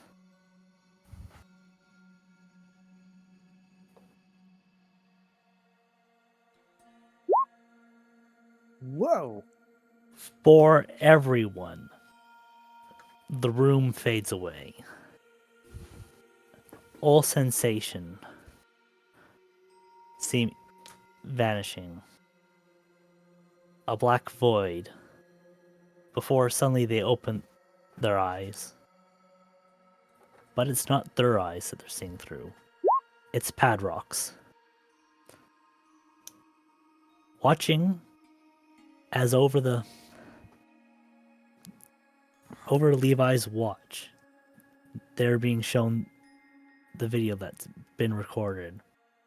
Arlak leaping down from the cliff, riding atop the Miraidon, getting a good look at the creature before it runs off into the forest. Things fading to black again for a much shorter time this time before everybody snaps back to their own senses. Technically, the Miraidon flew off. But yes. As I suspected then. Arlek has access to technology that is outside of this time period. Yeah. Does make him more destructive. But if I know Arlak, I probably know him better than most people. It's how he uses that technology that will be the biggest problem, and perhaps our biggest advantage. Bear in mind, Apollo, 33 years is a lot to people. I highly And- recommend taking time to do recon before we make assumptions. Respectfully, he spent just about all of that 33 years locked behind bars. Even with Zenaida's help, he could only learn so much. And if he wasn't learning a whole lot before Desloot took him in, I don't care what you think of Zenaida. She was never that good on her best day. To be able to teach someone like Arlak how to actually think. Man is not the kind of person who could lead an operation, much less execute one that required anything beyond burning and pillaging. But he did listen when he was ordered to hide out. That's because Is that- Zenaida was holding his leash.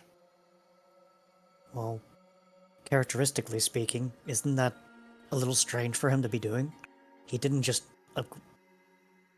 attack you What- on sight. Once upon a time, that was Desaloot. As long as he has a clear plan, he can follow that much.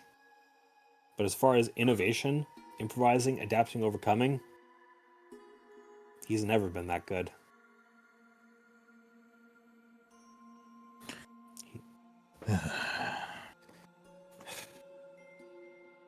So long as you don't play the fool and underestimate your opponent. I have no illusions about how dangerous that man can be in combat. But on a tactical scale and especially a strategic scale, it's only a matter of time before he presents us an opportunity to finally take him back down.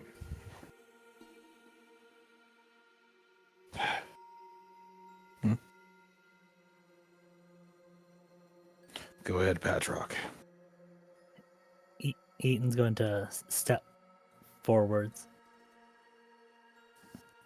Even if he's not innovative, these new creatures like the ones you brought back.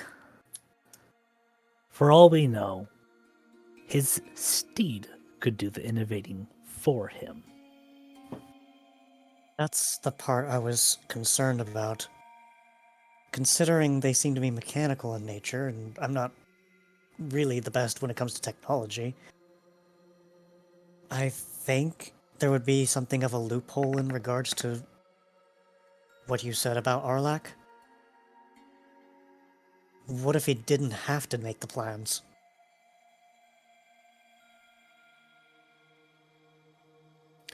Then we're dealing with an unknown. We don't know who's holding his leash.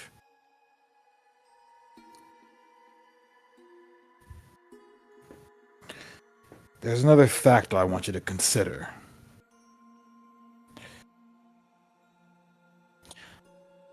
The message the message that Zenaido left.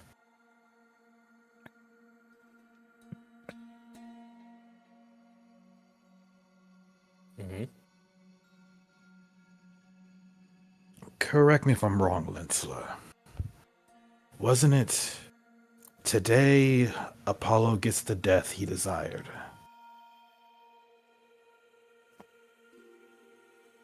How do we know that she wasn't meaning figuratively? The thing about it is the choice of words. Desired. Demanded. Demanded? Mhm. Even more so. Demanded, not deserved. If by death, does he mean a literal death or a figurative death? Another question on the matter is if killing her wasn't just playing into her plan. If she's the way Apollo talks about her, it very well may have been. It wouldn't make sense, though. Dying is a one-way street, barring a few very specific exceptions. Apollo, You would not throw out that kind of power. The ability to, in many ways, influence and control an entire continent. Unless she had a way to come back. And how many ways can that even be done? I don't want to be a little bit of a imaginist, I guess you could say, but digitally transferring your brain into something, perhaps, like a Porygon? Are you really living, though? The suggestion would get a look out of Rain, but he would not dismiss it outright. Eaton would pipe from the back. I'm sure the Porygon in town here would take umbrage with that comment. I mean, okay. I mean, I'm life not- as they understand it. But up until recently, Zenaida has been a flesh and blood being. Why give that up just to deal with me? A number of reasons. Could be to get themselves out of the limelight. Could even have been to pass the torch to someone else. Potentially to come back as a ghost type. if she's Or if she's been watching you this entire time, at least the past 6 decades, that's a long time to get to know you. And you just took her out in an instant. Just seems a little too easy. Come to think of it, Levi, didn't your wristwatch start buzzing when we had our encounter with Zenaida? Levi would glance over. It was mostly due to the entities we fought. Those robots we fought that looked like other Pokemon. And it mentioned that those targets were hackable.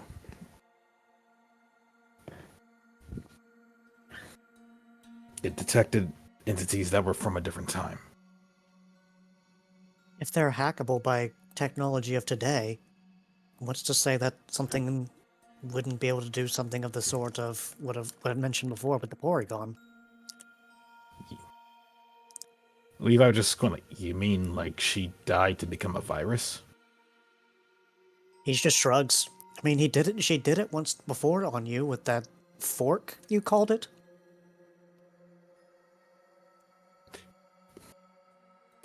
Levi's like in the position he's about to reply, but then pauses and just brings his hand back and just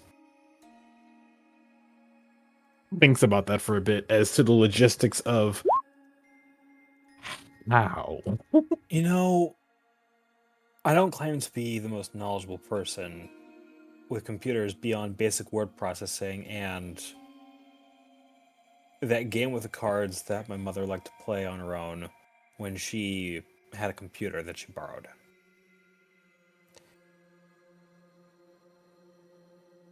What I know about what happened to Levi was a pretty simple sort of disruption. That fork bomb. Think of it like this, Alavi. Paula says, turning about, and let me use a color that's actually going to show up on this background. The way this sort of thing starts is it starts a process. Doesn't have to be anything in particular. But that process of instructions is start 2 more processes. Could be 3, 5, 10, whatever. But start additional processes, just like me, and have them execute themselves again. Those processes do the same thing. Ad infinitum. Ad infinitum, or until the system crashes. Okay, but if it's as simple as you say it is, then why would it not be so simple for them to, you know? If I had to guess, there was some sort of a vulnerability that Levi had on their watch. Something they overlooked, and that was how Zenaida got in. That is a level of technological prowess and understanding I don't think I'm ever going to get, even if I live to be a Mankey's uncle. Levi, remind me who it was that gave you that watch. Fiamme.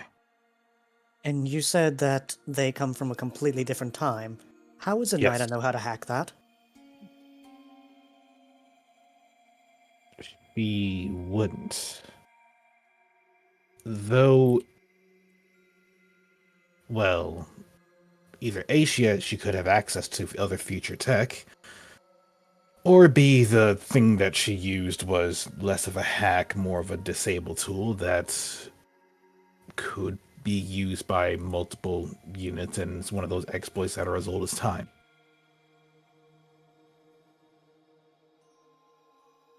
Or what if she did? What if she knew?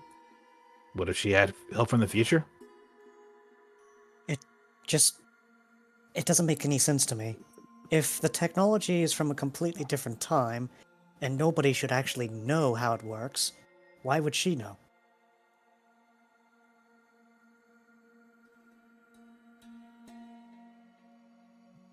Well, considering the enemies we were fighting, she probably had access to the future.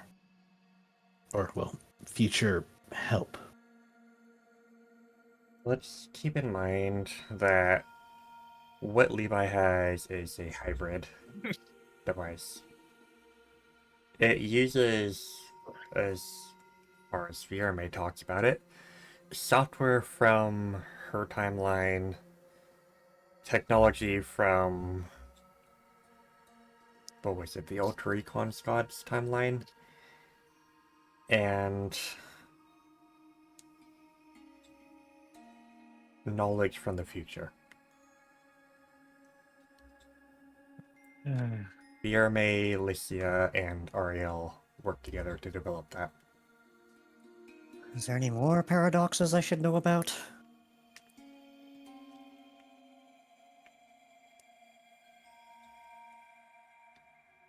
This whole thing's an unknown. We are getting off topic, though. Rain? Doesn't matter at hand. The charges. There's something else I want to discuss. Something very important. What made, aside from this being personal, what made you change your creed?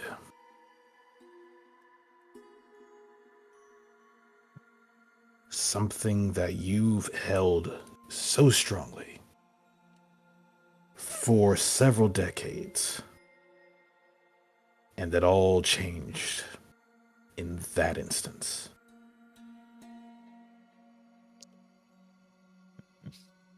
Why?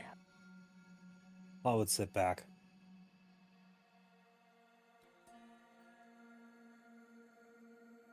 Do you remember what I was like the day I showed up in Humbletown? The very first time? Pretty similar to me. A goddamn mess.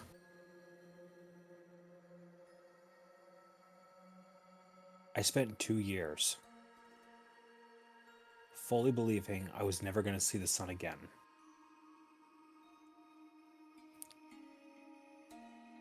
What I believed was luck at the time got me the chance to escape. It was probably the worst time of my life.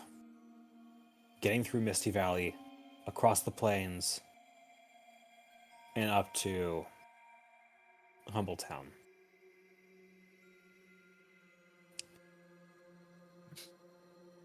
I got hardened to life really badly.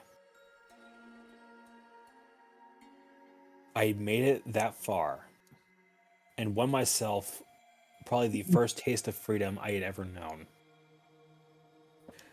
And the only reason why I made it is because I stopped trusting people.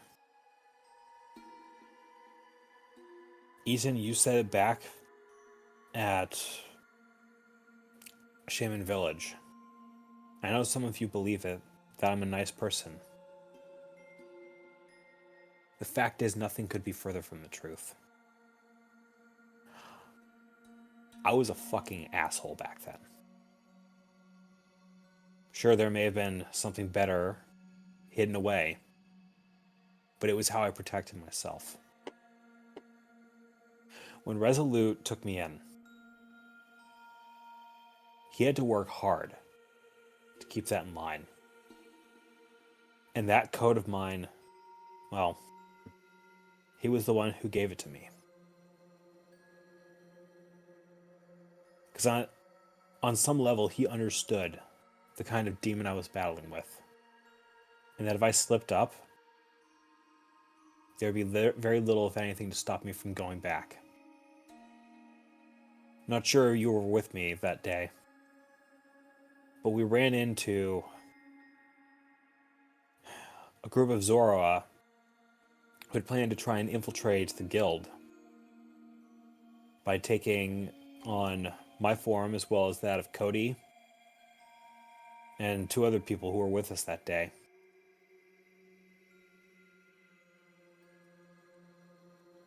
I didn't realize somebody's arm could bend that way until I bent it that way.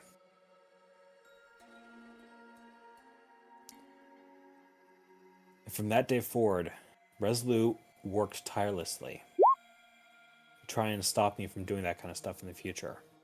He eventually succeeded, but he didn't really change that piece of myself. He just hid it away. When I stepped into that base,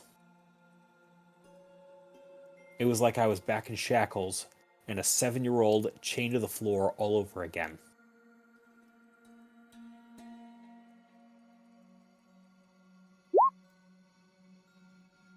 Maybe I shouldn't have done it. Maybe I should have asked to be relieved from command and been honest with you. But it goes back to my point about that report still being there. That somebody could still act on it. And tonight I made it very clear to me that the day that we finally looked each other in the eyes. That if anything ever led the rescuers back to her, there was no way I was getting out from what she had planned. If we needed to keep it off record, you could have just said so. I digress.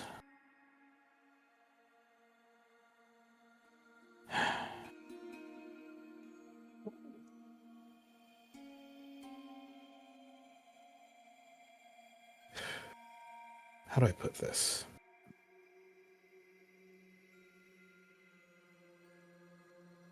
I'd quote you, but I'd be incorrect.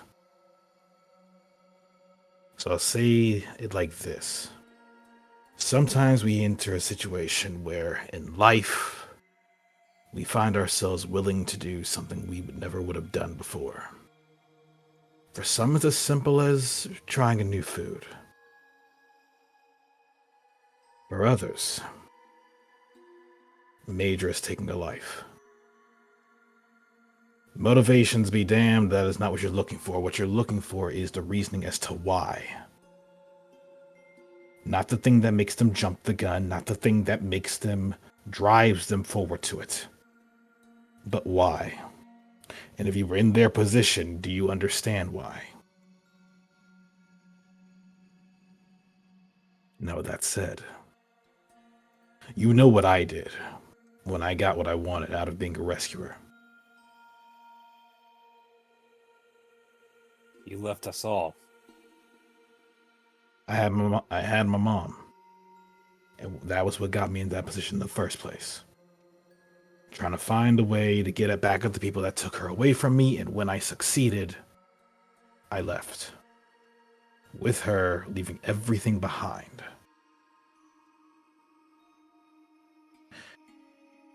And willing to pay the consequences once I came back. From the complaints that I got to the absolute pain that I went through with trying to work with some of the people that were legacy members, like Monroe.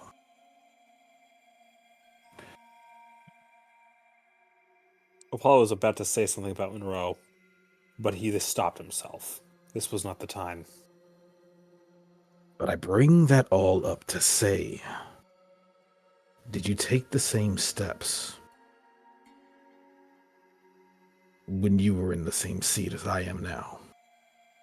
To look at those you tended to and speak with them. Try to understand where they're coming from. Did you enable them? Or did you stop them?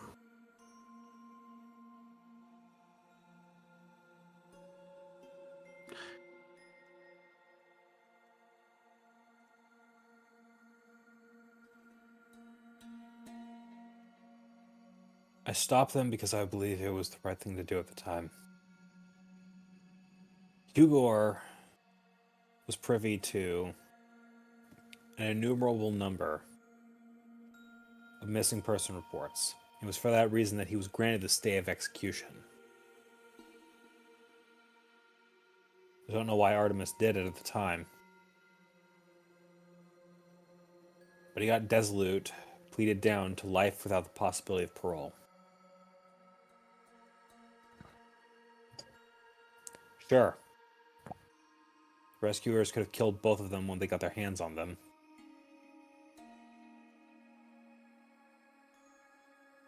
That would have invited its own set of problems, which, at the time as a guild master, I did not want to expose New Dawn or really any of my teams to that kind of risk.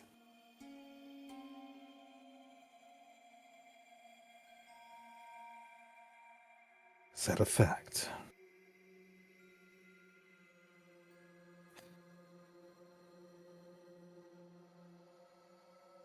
You may not have had to deal with it at the time. There was a rescue team that was responsible for chasing a team down. That was responsible for chasing a particularly vicious outlaw.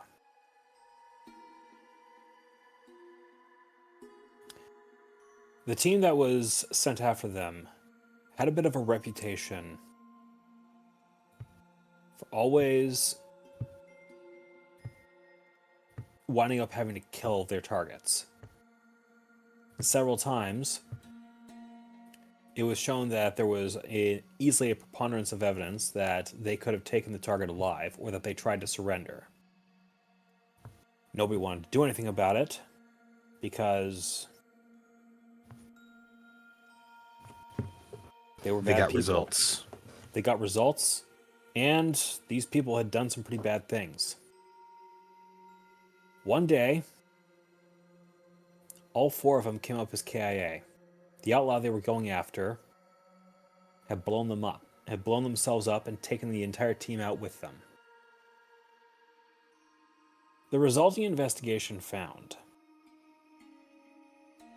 that this person knew that that rescue team was coming after them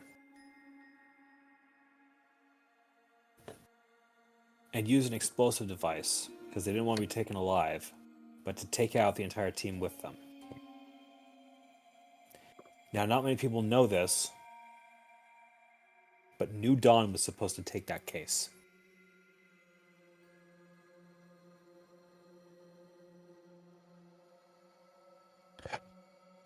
You told me this story before, and I remember it well.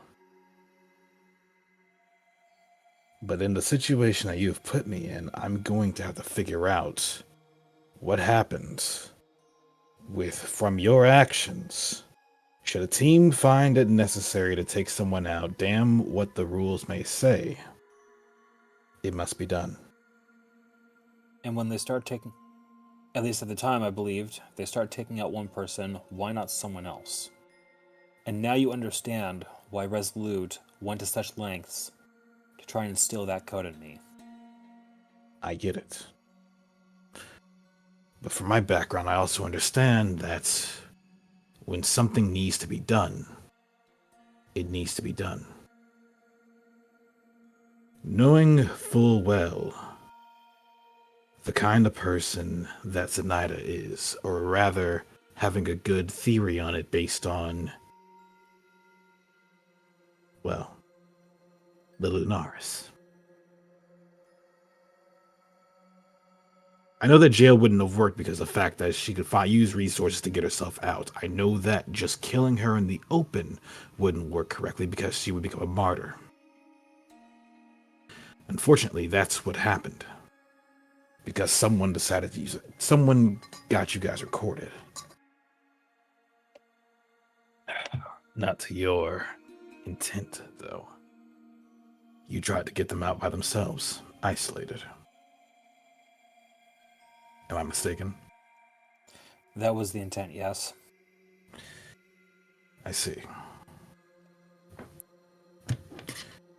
In the cases that I can recall,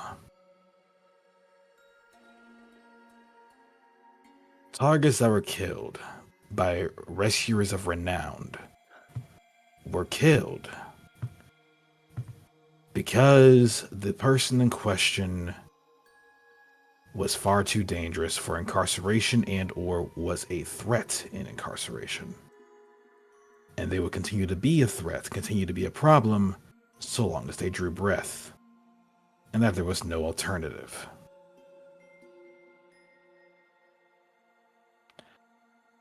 Do you agree with that so far? So far, yes.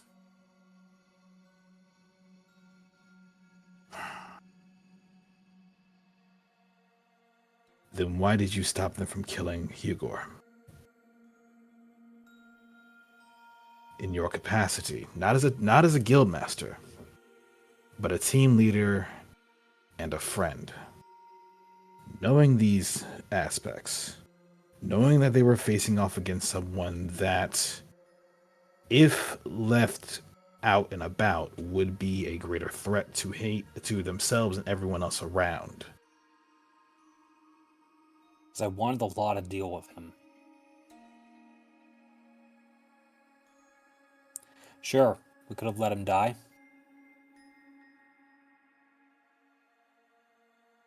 but I wanted the law to be the one to put him in the ground for good. Only that obviously I'm not- backfired. With the benefit of hindsight, everyone can see that. At the time, I believed it was for the best that the law handled this sort of thing. At the time. Yes. It's the only perspective I can operate with.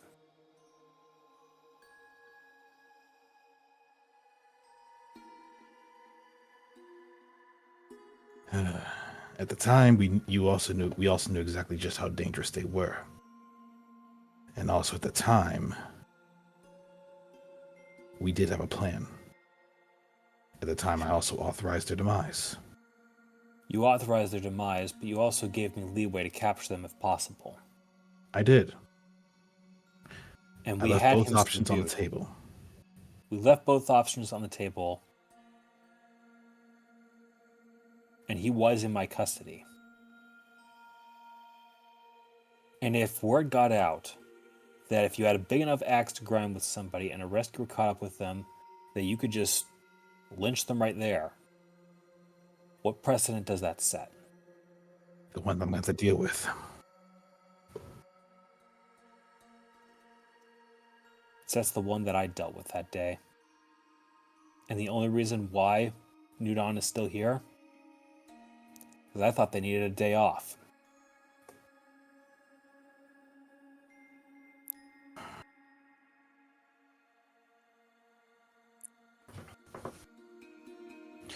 The way I see it,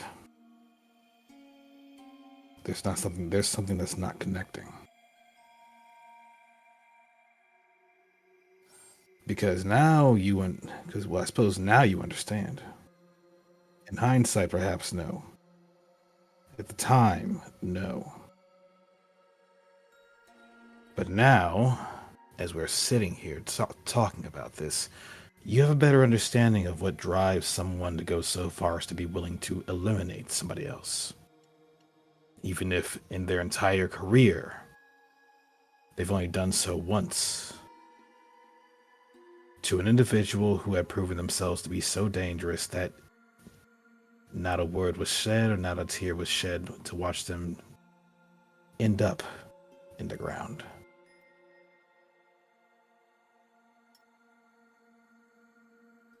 I dare say you owe them an apology.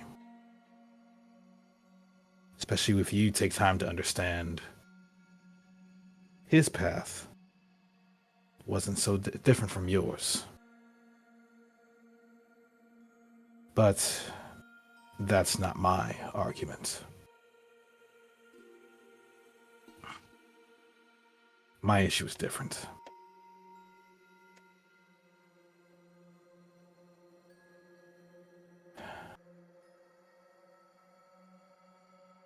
Though I suppose I do have a few more questions before my final declaration is made on the matter. Eden, Yes? explain to the class what the hell Torpex is. Unless you can give a better explanation of that as well, Apollo.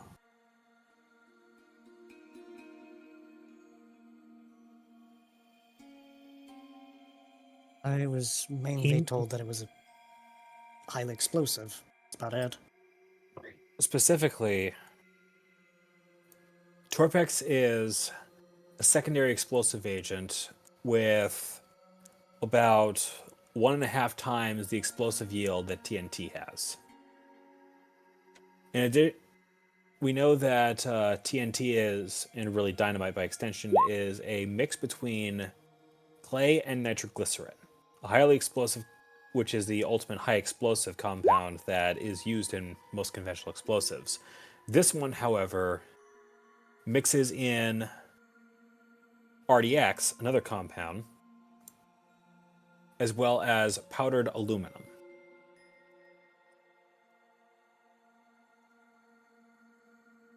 Aluminum. Correct.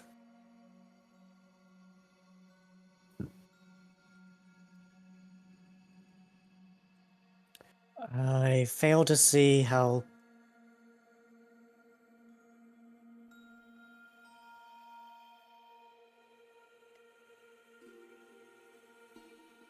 Interesting. It's a common explosive compound that, well, you can go back into the library and look up some of the books that we have on human civilization. One of the weapons that they would use in large-scale combat, they call artillery. This could range from something large enough you'd have to mount it over your shoulder before firing it, to something so large you'd need several people to operate it. And they can lob an explosive shell loaded with this stuff several miles and hit a target with precision. Danica will know more, but that is something that they use. I swear Was there a better option to use something else if you needed Well- to route them out without shaking the mountains? For what we were doing, I did not see any better alternatives. Again, the specific design for what I was using was called a bunker buster. This is something that was designed to be able to penetrate through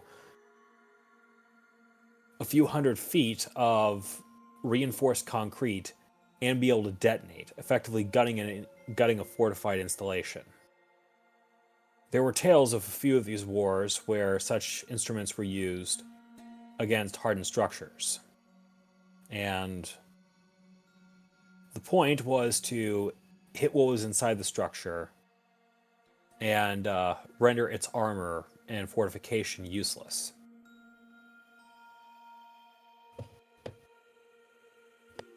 Much as the idea of giving you all a bit of a lecture on the evolution of artillery and fortification would be, this is neither the time nor the place. No.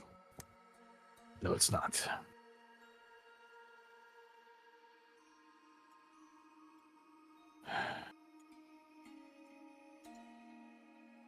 something more destructive than any one Pokemon. I don't know about that, but it definitely has a kick. In the future. Actually, I'm damn near considering just decommissioning that entire project for its original purpose as is. Original purpose was to go after the Zealot bases. But now they know it exists before we even use it the first time against them. And building Okay. the kinds of fortifications that would be able to resist something like that, well, they've neither the time nor the resources to do that. It's not building the fortifications that concern us. It's using that kind of weapon against us. Replication. That seems It's to not be their consistent. whole. Respectfully, sir, that's easier said than done. Oh yeah? Even if they examine the explosive residue, being able to replicate that, much less transport it in a way that they'd be able to use it in a similar fashion, would be counterproductive. This is the sort of thing that the resources required to make something like this only makes sense to use in expenditure if they were trying to hit a hardened target. But if they already had the explosive agent, they'd be better equipped using that on smaller and more numerous targets, which there's already nothing stopping them from doing that. And they could probably put together something a little more potent than Torpex. I have something of a comparison, if you will allow me. Go ahead. Remember the mountain, the antimatter? I think that's something bigger than whatever that is. I rest my case. It is. It just gives them more reason to use it. My concern is that they would They didn't decide have rather. it already. My concern is that it would accelerate their reasoning to do so. We don't know where they got the munitions for that explosive as is. We also know that they're working with resources not even of this timeline. So frankly, there are too many unknowns for us to be haphazardly doing stuff like this. Wasn't it confirmed that they got the antimatter from the Ultra Recon? You mean Megalopolis, Whatever. where they're from, not the people that we were talking to. At least I don't think it was. Either way.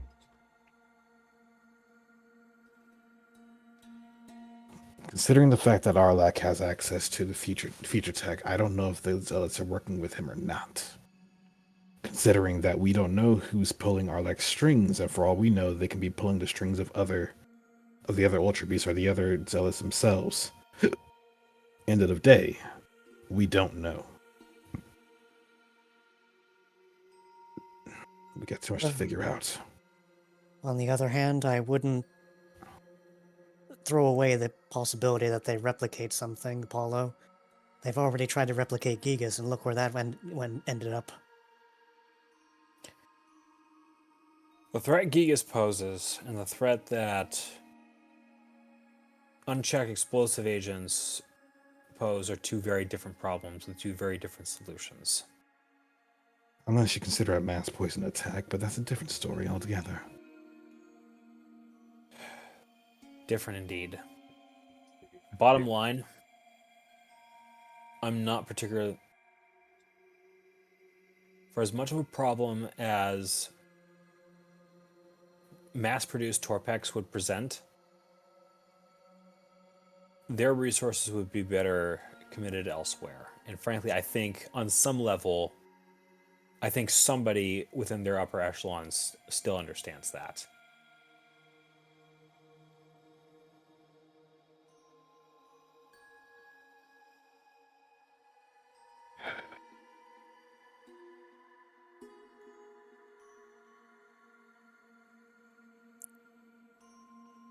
All right.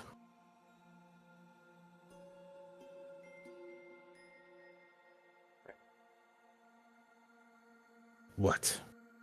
Can we get to the point? Yeah.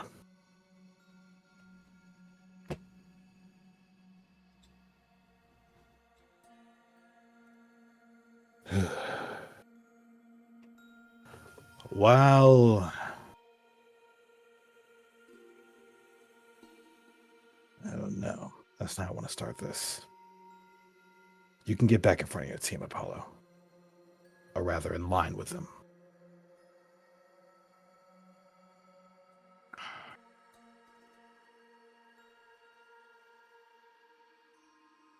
For the foreseeable future, there will be no further unchecked activities from your team whatsoever. Before you so much as step foot out of this town, I want to know where you're going and why. Either I know, Linsla knows, or Emmy knows. Period. On top of that, while you were honest with us, my faith in you, Apollo, is no longer as strong as it used to be. So going forward, your team will be leaderless. Make the calls as you see fit, but from now forward, Apollo, you will no longer be considered as a team leader position. And who is? None of you. If Team New Dawn can operate effectively without a leader, then so can you. I want you all to be more than capable of making your own decisions, rather than following along on a path that may very well lead you to ruin.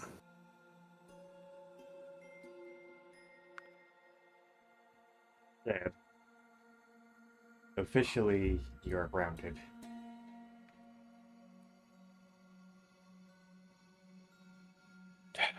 But I did make a promise, and I will stay to my word. I'll talk with Lizzie along with a few other individuals that I'd rather not deal with.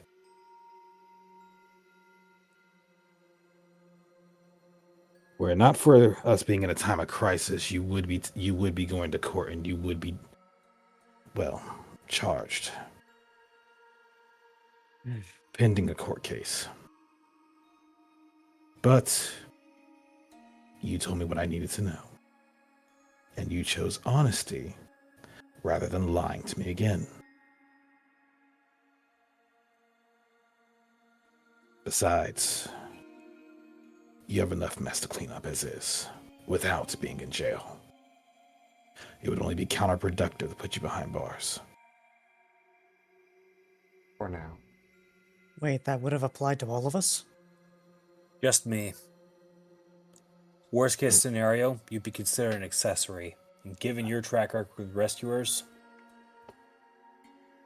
I'm doubtful that there would be a jury who would put you in jail for any significant time, if any at all. Me? As Rain said, were we not in a time of crisis, I'd be looking at death row. I didn't say that. No, but the law did. Yeah, I think the president would dictate against death row. You'd probably be put in a similar position as Pan, but with chance of parole, rather than without. Shedding light on who the person you just so blatantly killed will establish some things. Cleo. As far as I'm aware, you authorized this ordeal. So you're going to be front row center with this. You're not walking out of this easily either.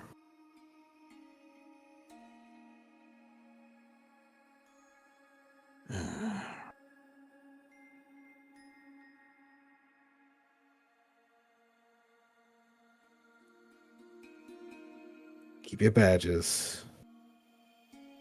But until otherwise, I'll be holding on to the activation for your airship. And the teleporter.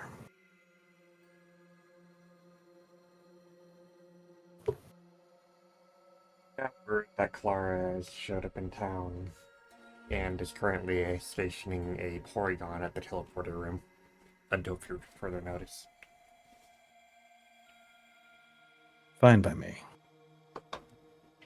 No one is to enter the town or exit through there without us knowing.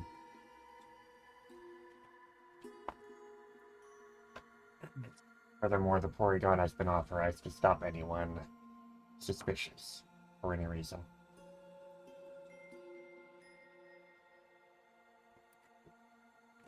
That goes both ways, both for you guys leaving and for those who may be interested in giving you a piece of their mind out. Especially considering what happened earlier where Zenaida and their crew stormed teleporters in order to reach you. We can't have that happen again. So whatever head is going to replace the snake of this Hydreigon, we'll find it. We'll deal with it. I do have another question. What? What was your involvement in this? Me? Did you know? I was informed of the whole plan prior to its execution. Very well. No further questions.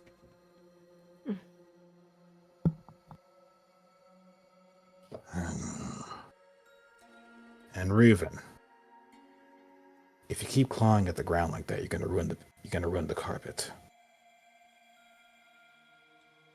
It's better than burning it this time.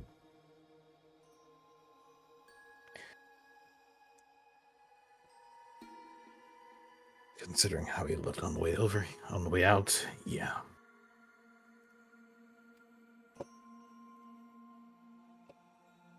That said,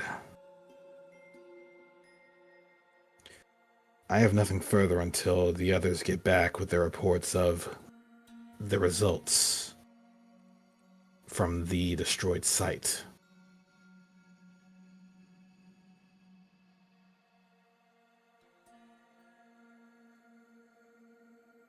You clearly leave the room.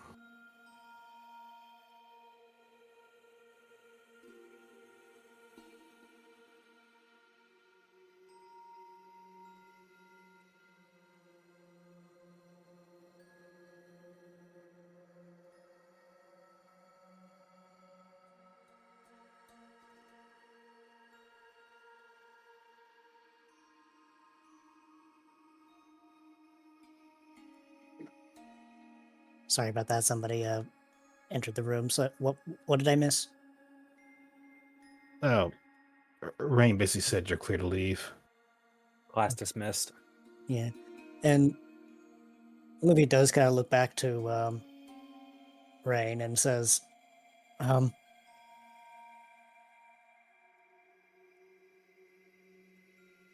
"For what it's worth, I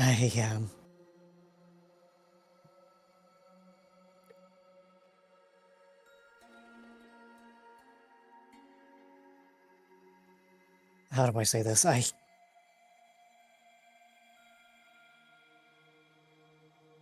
You don't have to be so nervous, Olivia. It's whatever casualties happened at Drake Plateau.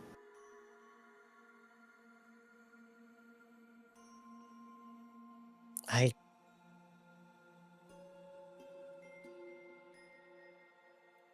wasn't aware that it would be that widespread.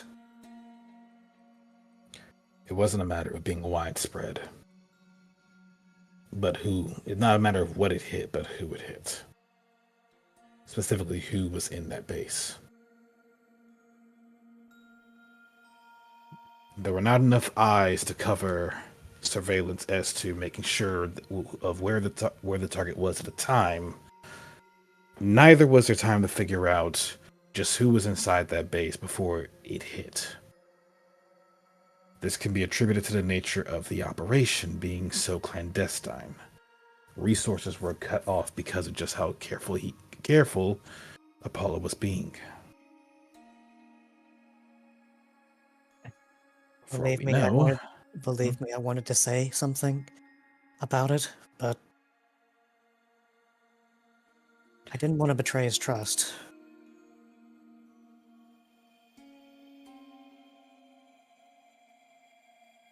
He insisted I didn't say anything about it, and, well, I thought he was right in assuming that, but now I don't know. it's a good quality to have.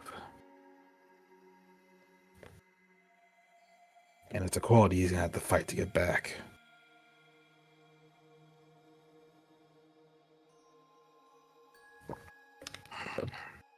Either way, Faith. But you're fine. I'll try to sleep it off, but I'll see Olivia, you. Yes? tell me something.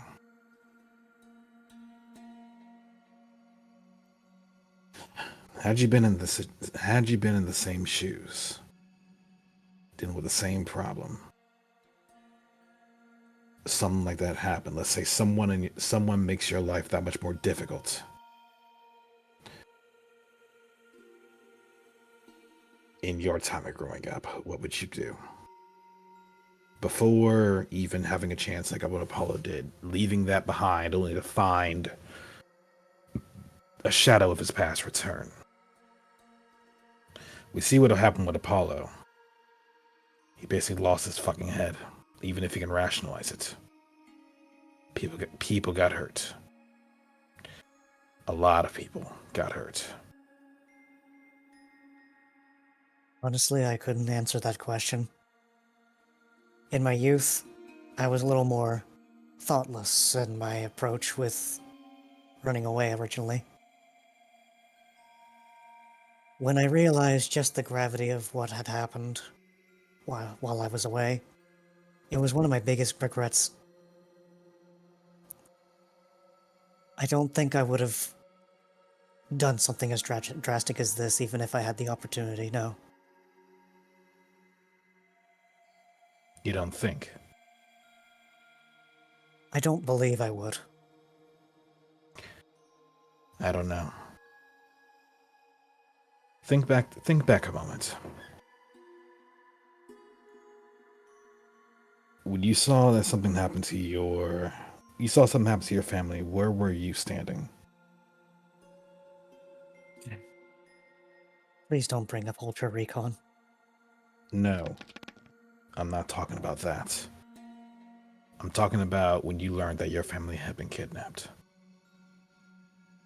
Or when you found them in what was effectively a cult sacrificial site. For Where lack was of your better mind? for lack of better term, I couldn't find the words. I was stunned. Shocked even.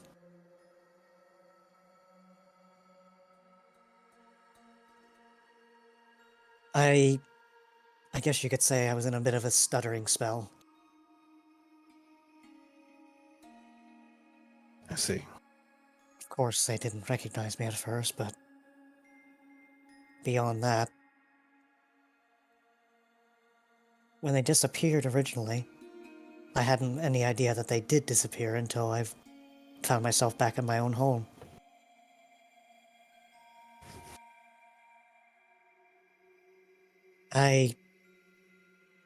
I guess my thought process changed entirely by that point. At first, I didn't really think about it too much. Then, as days went by, I grew more and more worried, and eventually regret started to set in. Once I found them and made sure that they were there, I didn't want anything else to happen. I didn't want them to go through that again. Then the inevitable happened. I didn't know how to respond, that I almost did attack the Ultra Recon on the spot. Had they not said that they were only tranquilizing them, had they not said so, I'd have probably attacked them right there.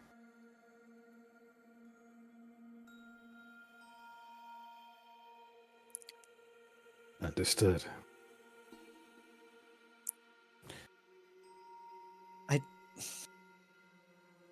Regret is something that I've not been privy to for a very long time. I'm just taking a measure to see where your headspace is. If you And need to know avoid my someone. if you need to know my headspace, I can tell you right now. It's... Remember when we got lost in the void that one time for 3 days straight? I do. Do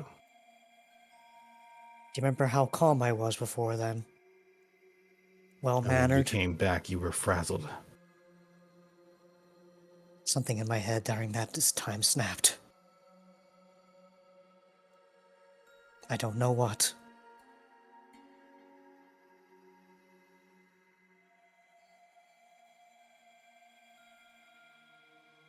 You're not a violent sort, Livy. You care more about those around you than you do care for yourself at times. That is to It's... say, I just wanted to see where your head was. I don't worry too much about the possibility of you meeting the people who kidnapped your family. Or rather, not the people, but the person responsible. I have a feeling I know what will happen. But If I ever found the people that took them away, I would probably ask them in the first place why. If their answer was nothing short of insanity, I would treat it as such.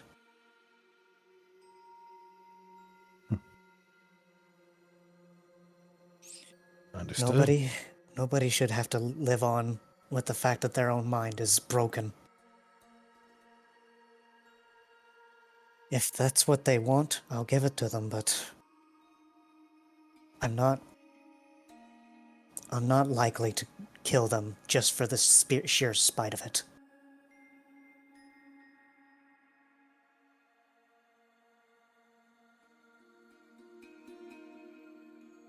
I have my parents, they're alive. What's there to spite?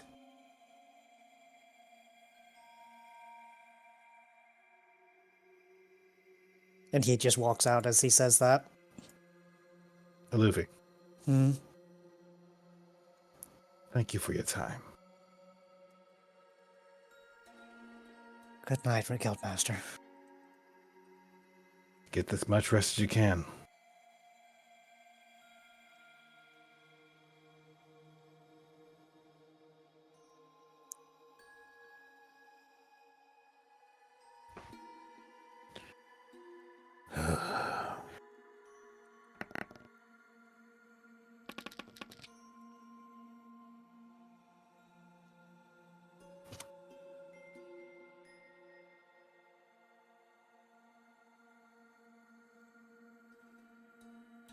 One moment, please. Oh, okay. I was about to say something. Okay, you did. Oh no, take care. proceed, please. I just need to respond to somebody. No worries. Guess I'll be staying here for a little bit longer, huh?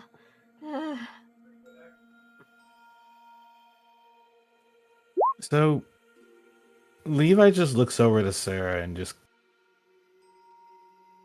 Actually, you know what? I'm gonna do a. It doesn't take a genius to know this. Worry momther. Worried momther energy. Good It enough. doesn't take a fucking genius. I said good enough. What Levi did is just stare at her and not the most gracious pass, but he just moves closer, just gives a hug. Aw. Thanks. You seem like you needed one. That was a lot to hear. Poor Apollo. Poor all of you guys. Ugh. I should have said something.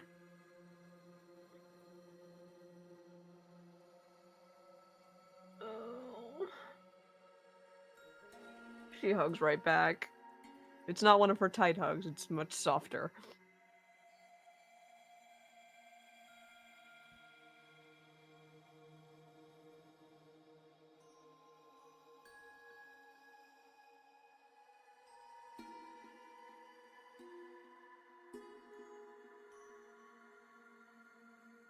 But either way, he just stays close for a moment. Raven, meanwhile, would just slowly begin to part, slipping past Kua and just head off. Are you gonna be alright?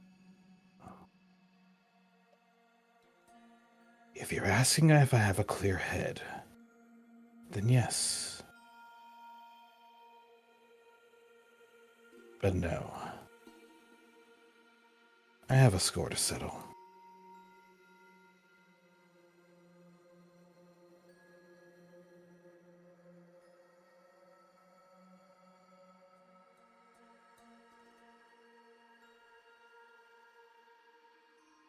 So you need someone to call it when it's enough?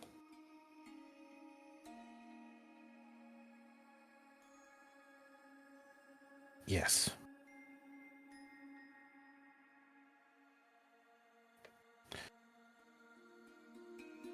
I will. Very well. Levi would,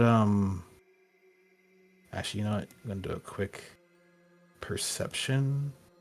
Oh, yeah. Levi's going to stick with Sarah, but he did hear part of that as Ruben was leaving, looking up. What's he gonna do? Sarah wasn't paying attention. She's got too much on her mind. I'm not having her roll for that. Fair enough.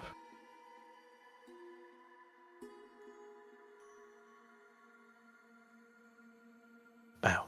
Oh well. But Levi would consider what was said in Shaman Village before looking up to Sarah and giving a small smile. So what do you like to do for fun? Where do I start? Do you want the short list or the long list? Whichever you prefer. Apart from Guess- flying out, keeping an eye on the shaman, thinking about days past when I was an adventurer, not much older than you. Shall we walk and talk? We shall.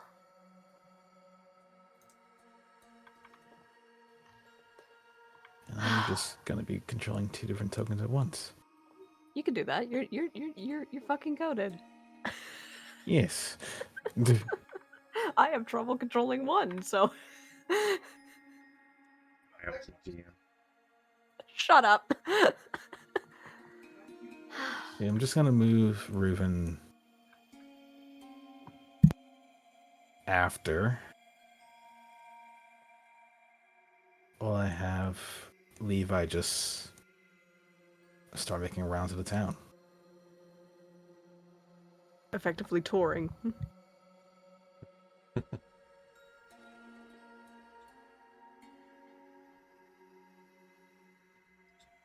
I can't even remember the last time I was down here. It definitely wasn't as big as it is now. Yeah, I used to hear that this place used to be a lot smaller than now. Oh, far smaller. Back when original Apollo was a baby.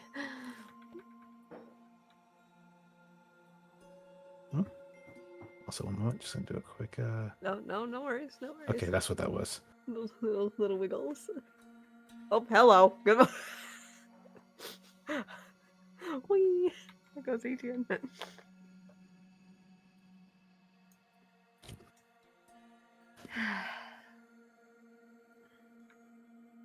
That explains a lot, actually.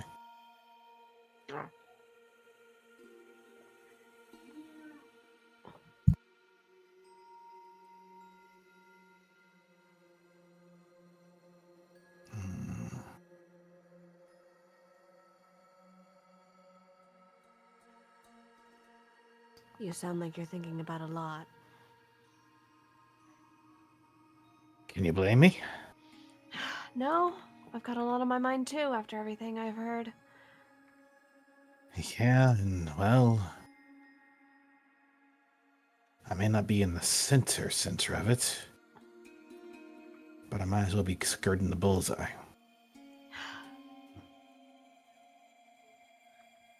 I had a feeling I knew where everything was going, but that's neither here nor there.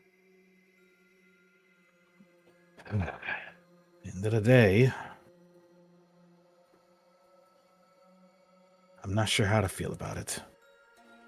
If you want to talk about it, you know I won't judge.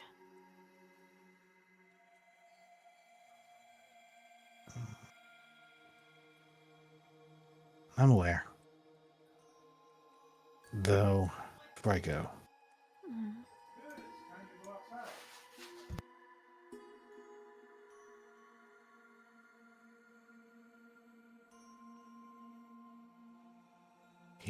Levi would shift around and look up here, Is and Kira then just look over. standing silently and unmoving? Well, standing and floating. So, Levi just looked at their watch, and then sent a command, trying to see if make sure he still had control, And if so, he would just simply get the Iron Valiant to bow.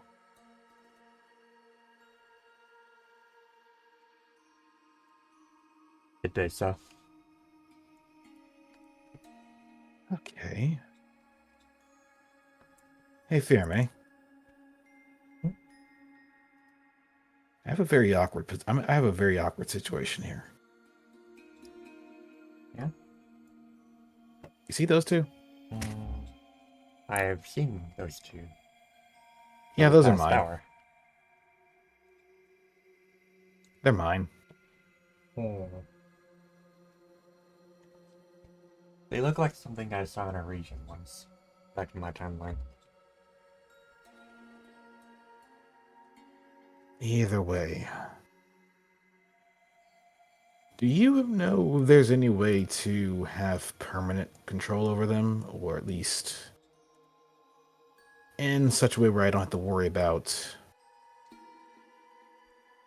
well, I don't even know what these are. understood. But she seems to.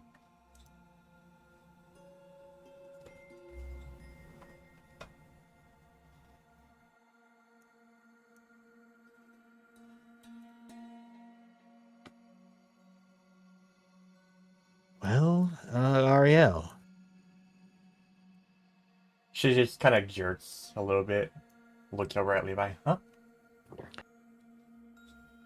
Care to shed some light on these two? I kinda took them over in the battlefield earlier. That was, You know, I'm not even gonna think about the morals of that. I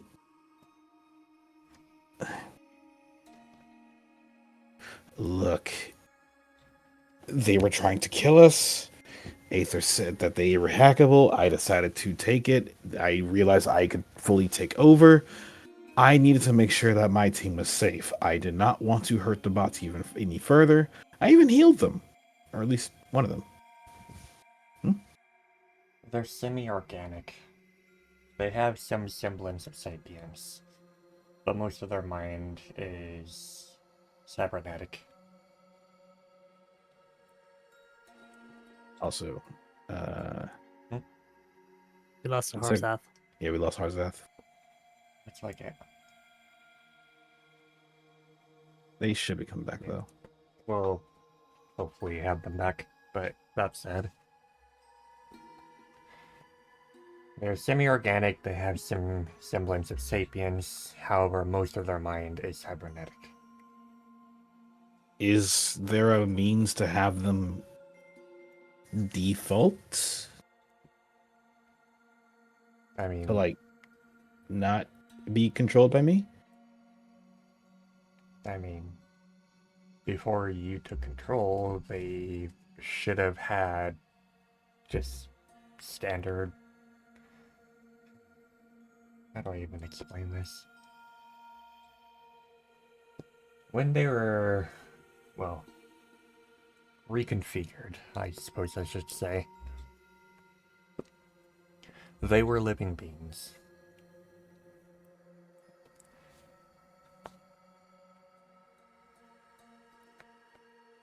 Levi, Yes. something has been scratching at the back of my mind. That broadcast. Who was it by?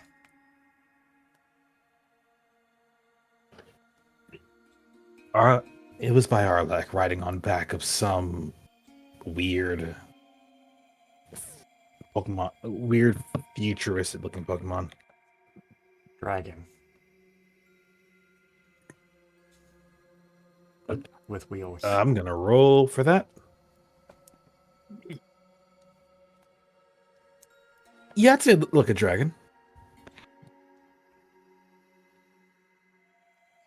Was it purple? Or was it electronic? Yes. Yes.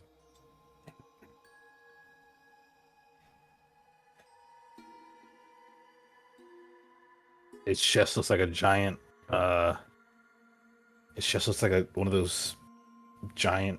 It looks like a giant wheel. It looks like a modified version of a Cyclozar, doesn't it? The fuck's the Cyclozar? A what? I was about to say the same thing. The fuck's the Cyclozar? Didn't you fight one on Drake Plateau? I heard they were there.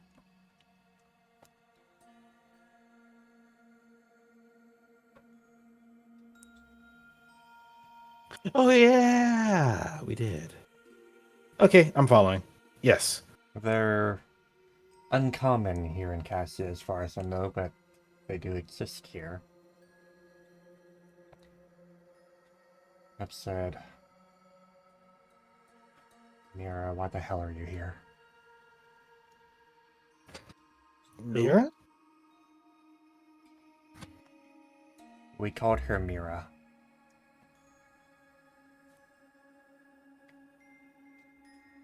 This is doesn't sound like a very fun relationship.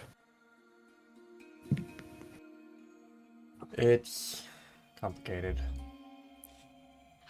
She... What isn't at this point? Go on. I was like, what isn't at this point? No, Eden. Oh, Eden.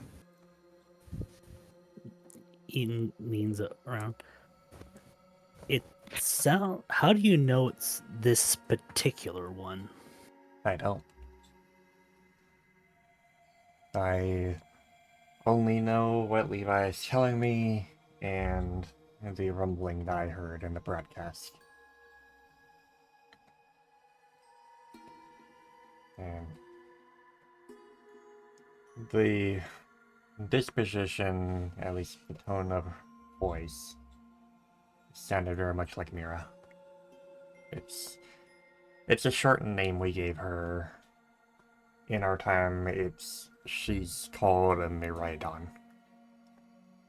I see. Uh-huh. So this Miraidon isn't something built. No. She's... well, all of them, these two as well, are about as close as to cyborgs as you can get. Organic components fused with cybernetic and mechanical devices.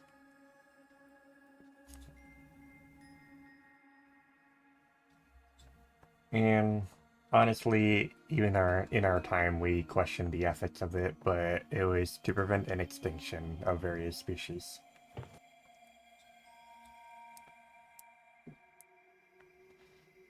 Fortunately, I didn't exactly have say in the process which we used to do it, but that's beside the point.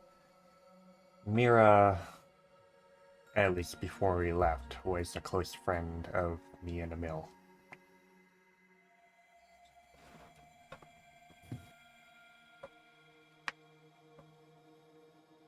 If this is the same one, then not only do I have to question how she got here, but why she's working with one of them.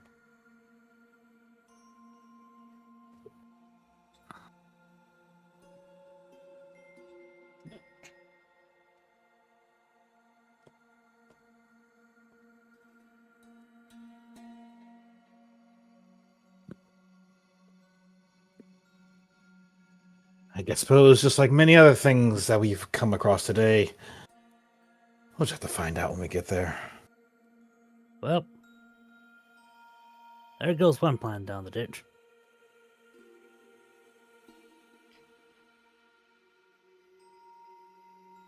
Knowing what I've seen of you since I came here, what was your plan? Dare I ask?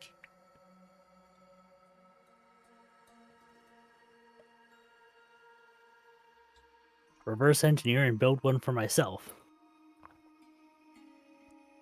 Yeah, unfortunately, I would not suggest that, unless you want to capture one of your original species and do the same to them that we did in our kingdom.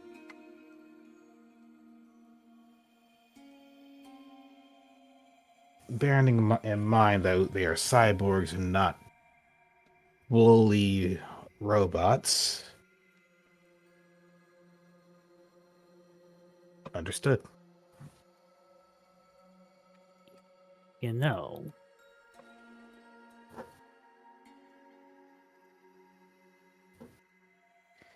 Eaton turns, lifting up one of the cyborg's arms, inspecting it more closely. I could still try to do some reverse engineering on these. Make a better version of that arm I gave Emmy.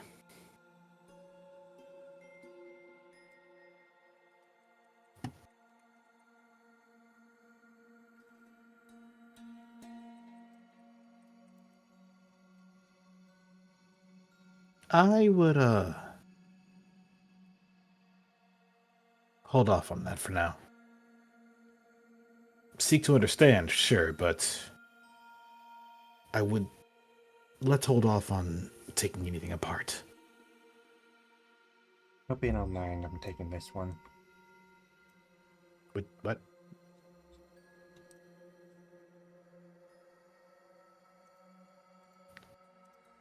What? I will.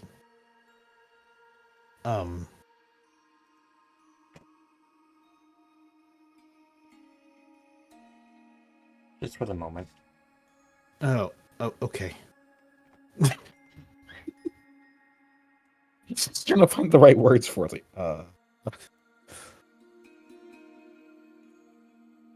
She fiddles with her bracelet for a moment and then just sets a function, and the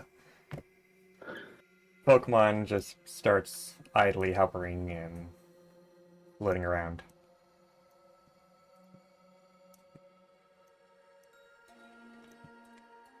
Okay, it looks like it's kind of just chilling out now. Let's hope it doesn't arise any threats. What did you do? I deactivated what was controlling it.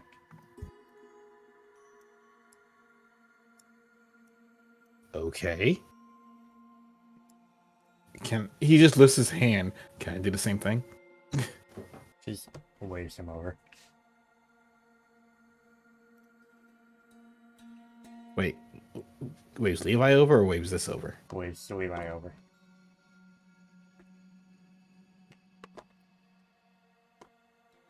Turn on your watch. It won't respond to me. Okay. Wait, turn watch on a what? It won't respond to me.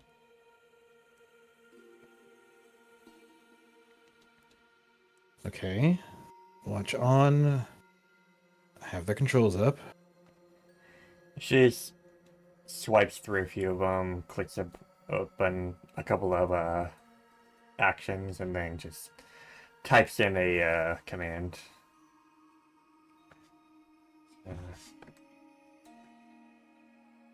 Hero act release. And then hits enter.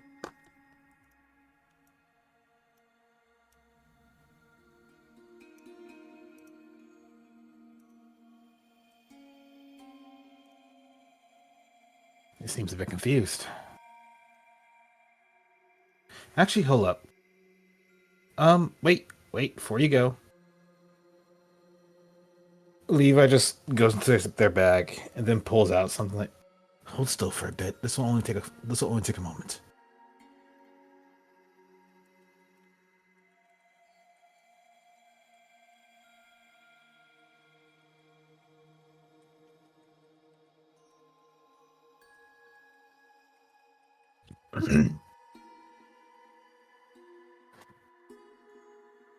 With that, Levi just like using his hand, his finger a bit like a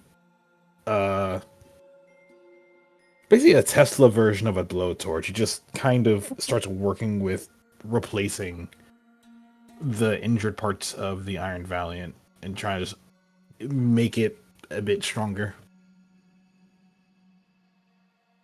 and repair from the earlier damages.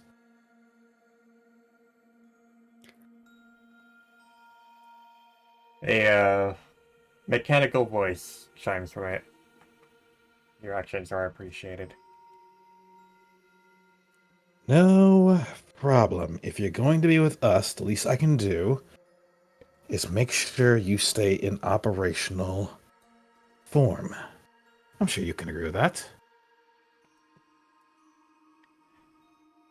I request to know where I am. Nature to town. You are no longer in hostile territory at this time. I was asleep for as long as I know. Sleep?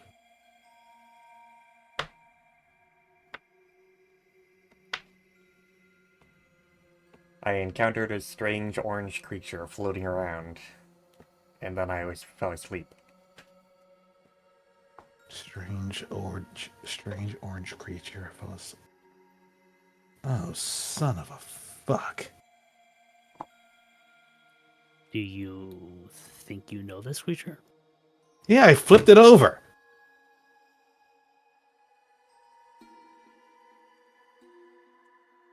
Out of character, I'm going to need a reminder. Rotom. Oh, right. Like the moment I started It's saying the train! It's the train! Out of character. Well fucking played with the wording, Glacy. It's like orange thing to me. It's like, what orange thing? Oh. Oh. Okay. You. Where were you prior? Prior to this orange thing appearing, where were you? A foggy, forested area. Okay. Tell you what, can you do me a favor? What is this favor? I need you to head over to that gentleman over there. He says, pointing over to the guild master. Actually, scratch that. Never mind that. He gestures over to Eden instead. Please provide details to him about where you were prior to everything. Prior to you falling asleep and finding yourself here. He'll be able to help us out, just in case there's more that occurred. Excuse me. Also, he's very interested in who you are, so I'm sure that having a chat with him will probably be mutually beneficial. Picked and clear. I will comply. Thank you. Also, how much health did they recover from that?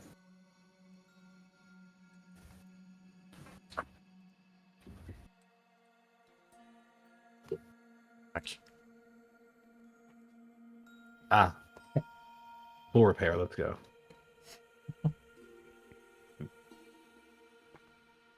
Eaton's going to gesture them to follow as he leads them back towards his shop, saying, just probably should get some paper to jot down some details before we get into discussion.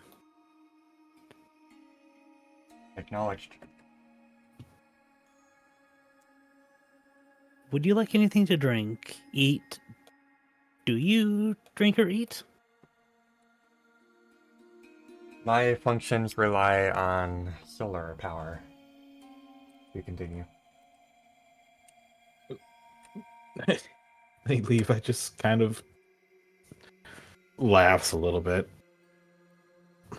I'm going to want this story about this a quote unquote fucking thing you threw and flipped? Okay. So, because I'll be honest with you, probably no one's gonna believe me unless they actually saw it for themselves. Welcome back, Arseth. Welcome back, Harzeth. Yeah, power blackout. Yeah, Levi's just like, no one's gonna believe me unless they saw it for themselves. But so there was a train in the Solara Desert caves that I flipped over. I believe you. Wait, really? I've done crazier shit in my days. Oh yes. Okay, I You believe try you. pulling out a nuke. You try pulling out a nuke on some random person who's trying to shoot you and try to get people to believe you. No, I believe it. It's all things considered from the crazy shit we've been through. I believe it. Yeah, the Wayfinders had a penchant for getting into trouble. Me, most of all. Not that I ever wanted it. Considering who taught me how to fight. Yeah, well, at least how to fight better with combat. I believe it. So what did I miss? Long story short, I started chatting with Sarah. You got the bots to start speaking. Got the bots to start speaking. Ariel removed the code that was controlling them. Now the Iron Moth is flying around. Sorry for any scares. No, don't go to the light, moth. Lamp. It is the lamp. The Iron Moth's gonna go straight for a lamp. I'm fucking calling it now. Bing, like, Or what's it's gonna that? catch its own light in the water and think that's a lamp. Lamp. It's just like everybody's just talking. You don't hear a bink. You hear a crash, and the light pulse falls over. It's like, what the fuck was that? Oh, that's just Iron Moth. Oh, for fuck's sake. Meanwhile, the Iron Valiant's now talking with Eden. And Levi is regaling Sarah about the time that he knocked something over. Well, threw something on its back, aka a train. So they're just having a chatter. Yes, Sarah's kind of reliving her young days of when she was a troublemaker of a team leader. Levi looks back like, so I only heard so much about the Wayfinders from Danica, so well, You've mentioned Danica. It's been so long since I've talked to her. Well, I was the nervous one, if you would believe it. I was the unofficial leader of the party and put a lot of responsibility on my shoulders.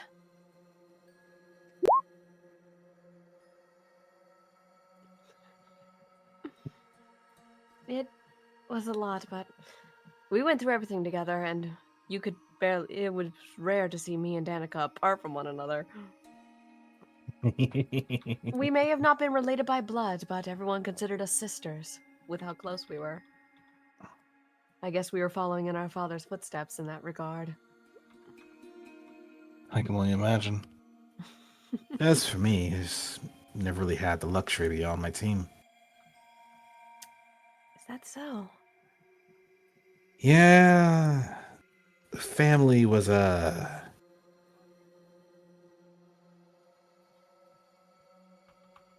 you know about the whole thing with like we're pursuing the cult, yeah? Yes, I've heard quite a bit. Levi just shows his marks. He used to be a bit more involved than just talking about it. I see. But then they tried to kill me. I didn't want to die, so I escaped, and now here I am. I don't blame you one bit for that kind of thing. I kind of wish I knew my family better. That reminds me. How much do you happen to remember from your life before you became what you are? It's been so many years. Very little, but I remember I didn't really get to know my actual mom when I was still not a Pokemon.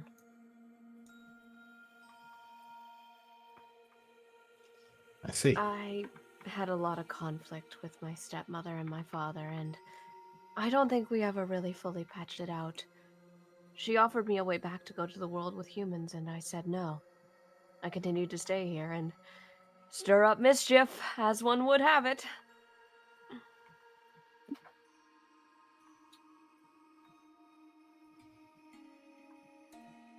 I don't regret my choices, though.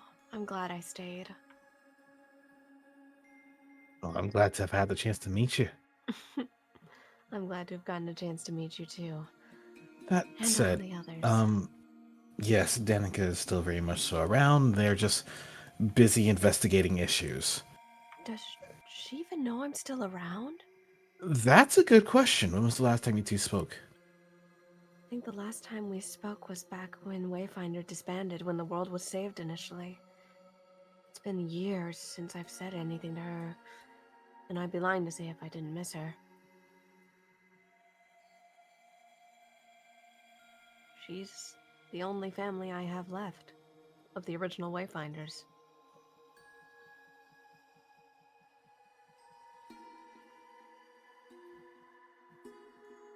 I'd love to speak to her again.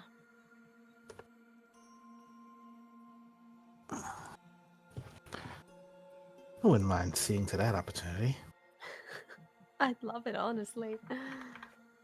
Though I'm honestly terrified what will happen. Why are you scared? Afraid we're going to blow something up together? Levi just stops walking and just turns around and looks over to the Togekiss with a look of "What the fuck do you think?" Oh, you shouldn't be worried about me blowing something up. I only do it if I need to. Danica's the one who will blow something up without being asked.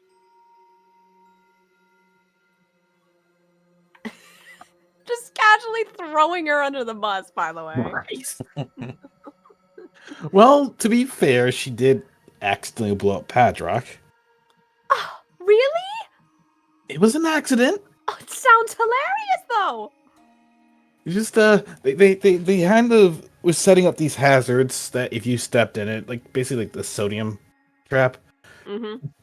And then Padrock saw the river, jumped into it, and then the river went kablooey. I mean, I nearly nuked one of my teammates during training sessions. I'm sure Danica still has plenty of scars from our spars. I've heard many infamous stories about your finger wagging.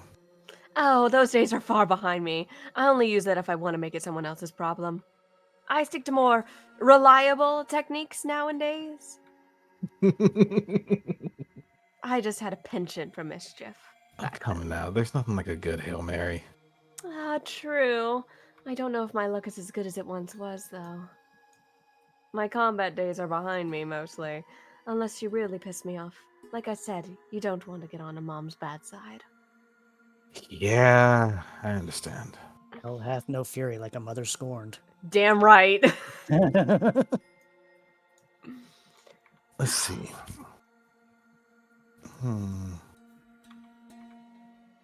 Those two are talking. Where's Apollo? I saw him wander off, but seen rhyme or reason of him. I would go look for him, but nah, He probably needs his space, even from me. from everyone at this point. I will give him a piece of my mind you. Let's wait till he's had at least a good night's sleep. Yes. I imagine a number of people want to do that. Besides, he basically just got stripped the rank. Poor thing. I mean, I've been in his shoes before, too. Though not quite in the same scenario. My recklessness did cause the team members to lose faith in the child of the group, essentially.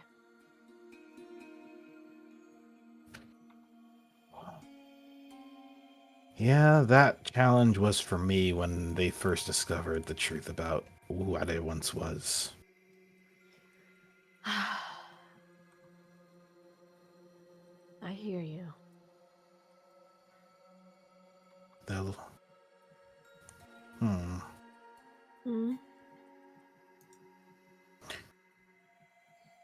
Best get ahead while I can. Well, now she's curious. He looks back over to Saren, so he says, if people are gonna hate, if people may end up hating us for what happened, then I might as well do what I can to at least talk. I think that's a good idea to alleviate things. Because there might be a false message being sent by you know who. Mm-hmm. Truth deserves to be heard. Sarah's going to sit back and listen, as she does often. Excuse me. Hmm? How y'all doing? Tired? Seems to be everybody at this point.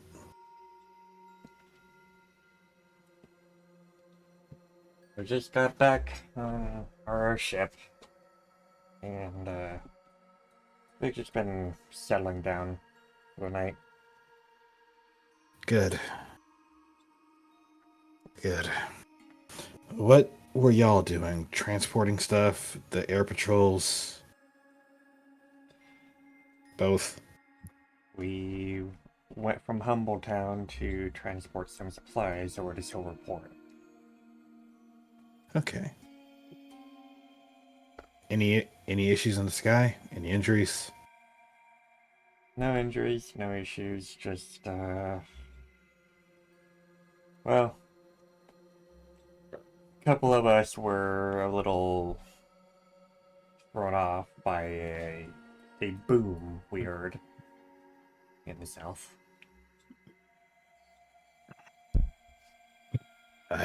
That.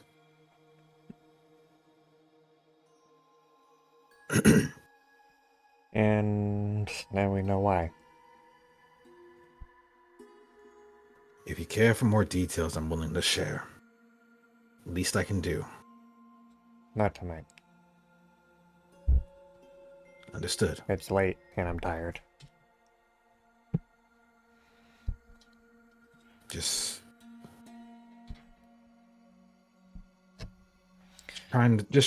looking into trying to resolve a bad call. But understood. We'll resolve this later. Agreed. And may you guys rest well. Alright?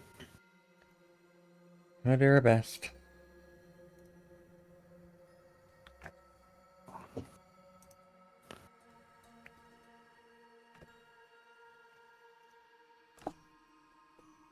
Seems to be something to handle in the morning.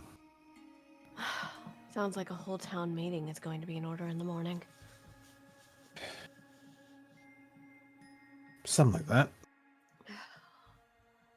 If it helps at least clear the air a little bit and make things a bit better on you guys, I'm all for that. The less strife, the better. The less strife, the better. Absolutely. Believe you me, I can feel all the discord going throughout town. You know, the funny thing is, usually when one stops acting like a leader, the other one stands up. That should That- be the case. Yeah, and that role usually falls to me. Which... shit's right here. Which... Imagine. Some zealot renegade and refugee and outcast suddenly getting into a position where they can lead a rescue team. I think you can do it. I mean, I have a couple of times. Well, The punishment that Rain said isn't exactly the worst thing, in my opinion. take this opportunity to hone your leader skills. Even if you guys don't have a leader, an unofficial one is better than anything. It might give Apollo a chance to stir and think for a little while longer. With him not having to worry about being in a leader position for a while. If anything, he needs his spirits raised in any way they can. Mm-hmm. I've seen how he gets when he gets like this many years ago. Levi just turn and take a few steps, heading south.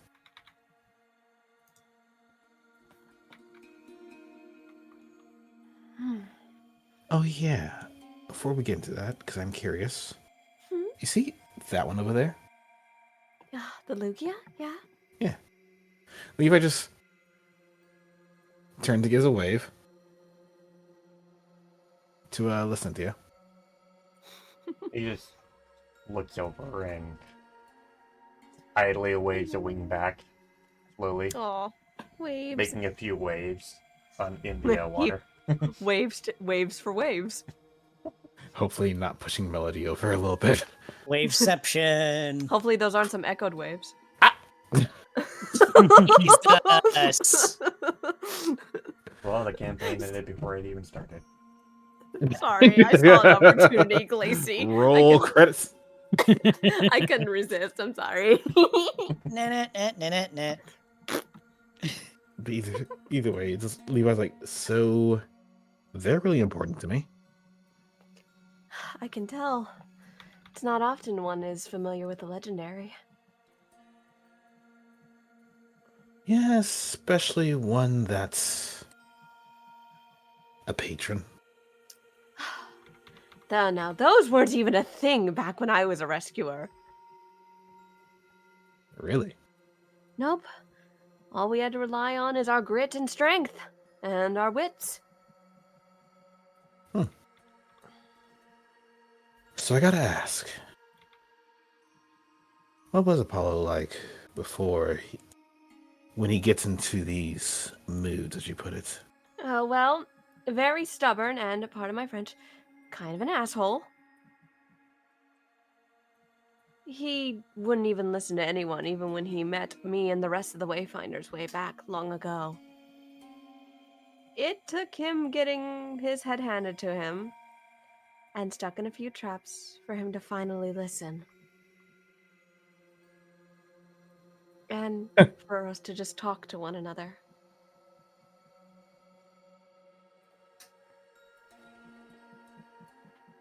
I was not nearly as wise, and I was half, well, maybe even more than half my age back when I spoke to him.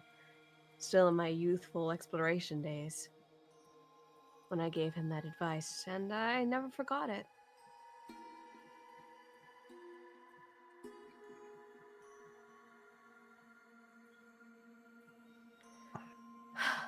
I just know that he's gonna need a lot of light to get out of this darkness right now, from what I recall.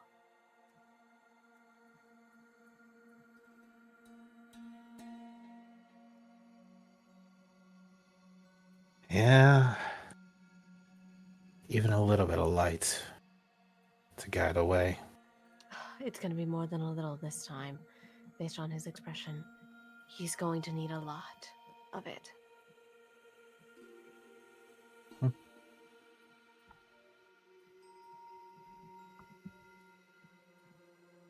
Speaking of people that may know him, Mm. who'll know him better than I may. I suppose so.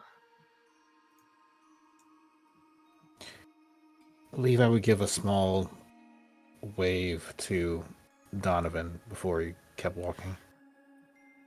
Evening, God. Greenhorn. And with that, leg middle of being lifted to keep walking, just stop. Lowers Sarah would leg, giggle and look over and wave. turns over. Now there's a nickname I haven't heard. I came up with it just now. Nice to see you two around here. Pleasure's all mine. You know, I wish I was still new to this shit. Now it doesn't matter how much experience you got in this. By the way you look right now, you're always gonna have those green horns. Hence the name. They're not wrong. I swear I've heard this nickname come at him once before. He's just like, Levi just pondered quietly, like, if it's not you giving me nicknames, it's fucking Monroe. Either way, That's what it was. how are you doing this evening? been better. Cleaning up messes, putting out fires. Never thought of myself as a bureaucrat, but never thought of myself as a rescue before that either. Life's just full of surprises, ain't it? I'll say. Never pictured Apollo as someone capable of murder. Well, as the Guildmaster so elegantly put it, with the right motivation, anyone's capable of doing anything. Mhm. I would have thought he'd be swearing a lot more, but yeah, maybe the guy's cleaned it up.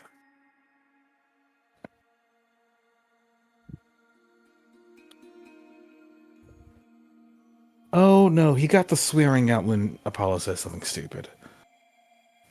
Whoa, whoa, whoa. I gotta hear this now. Apollo, for some ungodly reason, said that he was expendable.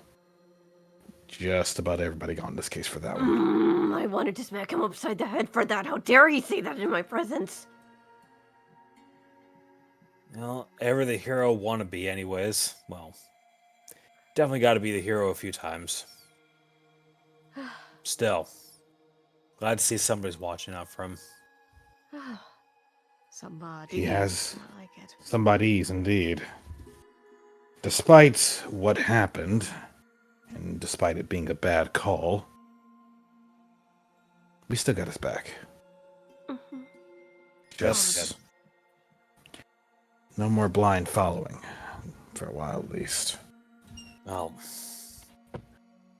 if all you were doing up to this point was blind following, then my immeasurable disappointment in you is the least of your problems.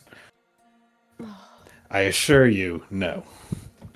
Because sometimes if Apollo has a bad idea, usually I'm the one to step up. However, I understood the fact of what he wanted to do. So, went with it. Well, I think it's a good thing you've got his back. Just be warned. People are kind of pissed at him right now. Oh, I'd imagine. I don't expect to get out of this scot-free either, but then again, unlike him,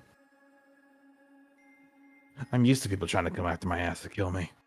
It's like I'm back in my youth. When was the last time somebody actually tried to do that to you? And I'm not talking about when you're out on a mission. Out in the town? Well, usually people cry messages of alarm and concern when they see me go anywhere without my team, and I have a certain physiology that sets them off.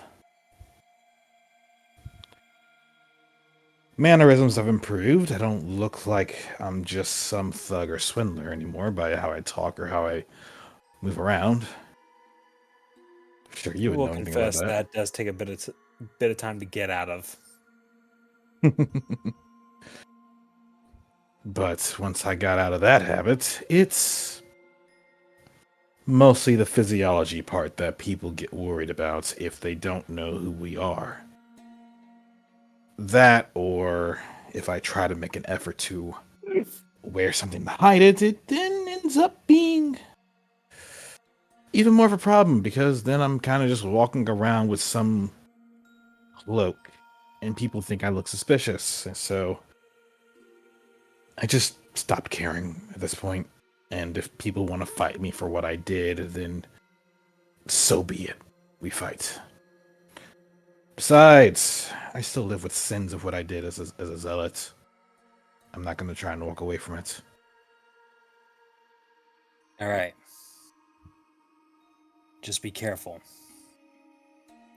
That little stunt Apollo pulled with you, Or, pissed a lot of people off. And if this isn't a fucking powder keg, I don't know what is. Two wrongs don't make a right, as they say. Well, But I appreciate the advice. Well, y'all have a good night. I had to go finish up a few more documents on my end, but good to see you both alive and kicking. You two especially, Sarah. Pleasure's all mine. Takes a lot to kill me, after all. Oh, I don't know about that, but get out of here, all y'all. All right. You have a pleasant evening. Meanwhile, Meanwhile, let's go over to see what the Apso is doing. What is the app? What is Understood. this? Meeting. So, concluding the meeting at the guild hall, Oh. Absolutely everything. Shh. Apollo is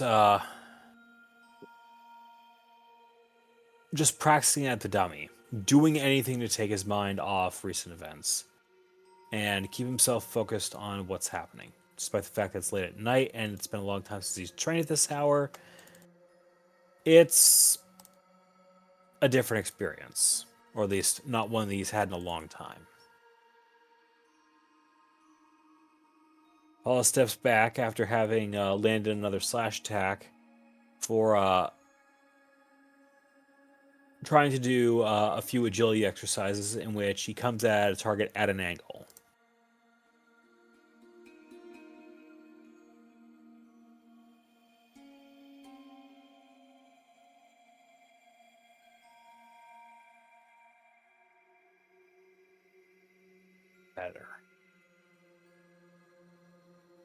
Better, but not enough. It just lumps on the ground after being abused. Back in my day, we had reinforced steel posts that didn't give way if you put half your back strength into it. Paul would say, standing the post back up and lashing it in place.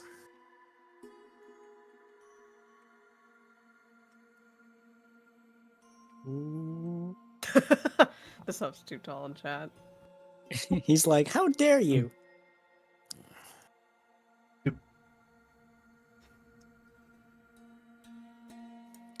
Apollo starts repeating the maneuver several times,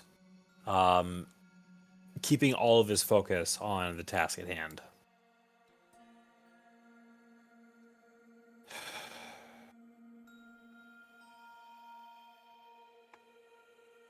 You wanted this, Apollo. Now you've got it. You happy? Inch.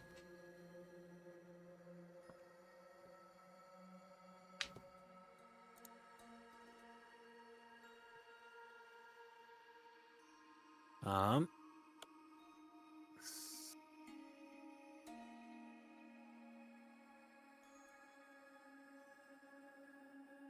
As Apollo is bracing to attack again, he feels a pinch at the back of his neck. Ow. Son of a... Apollo turns around, trying to see if something or someone was around. Then he reaches a claw back and scratches it where he felt the pinch. The hell?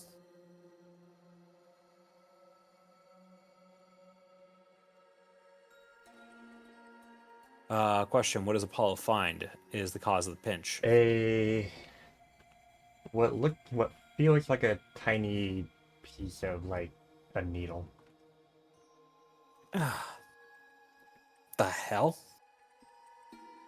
Apollo pulls up the needle and looks it over in his paw.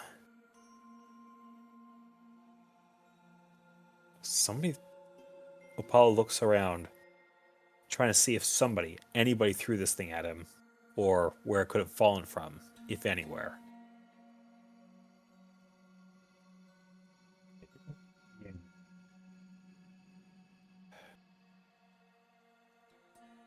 All the time to...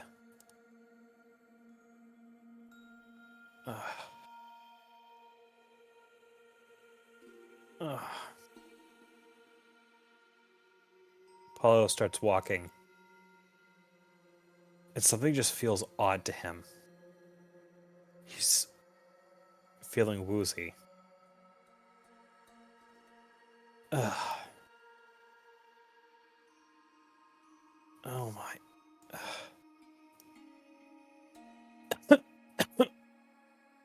Paul starts coughing. His breath is becoming a tiny bit tougher. Ugh. Ugh.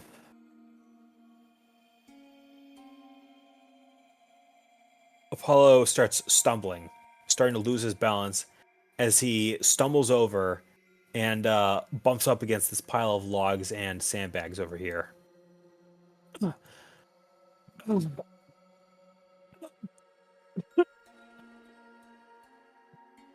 Apollo now flops on the ground.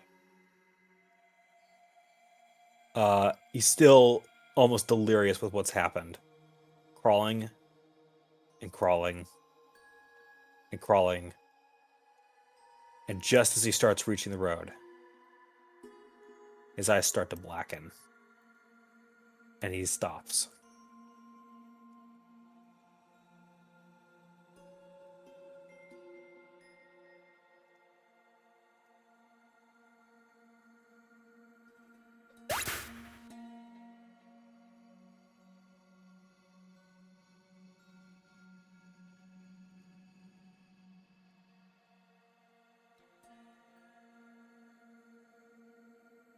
What the heck?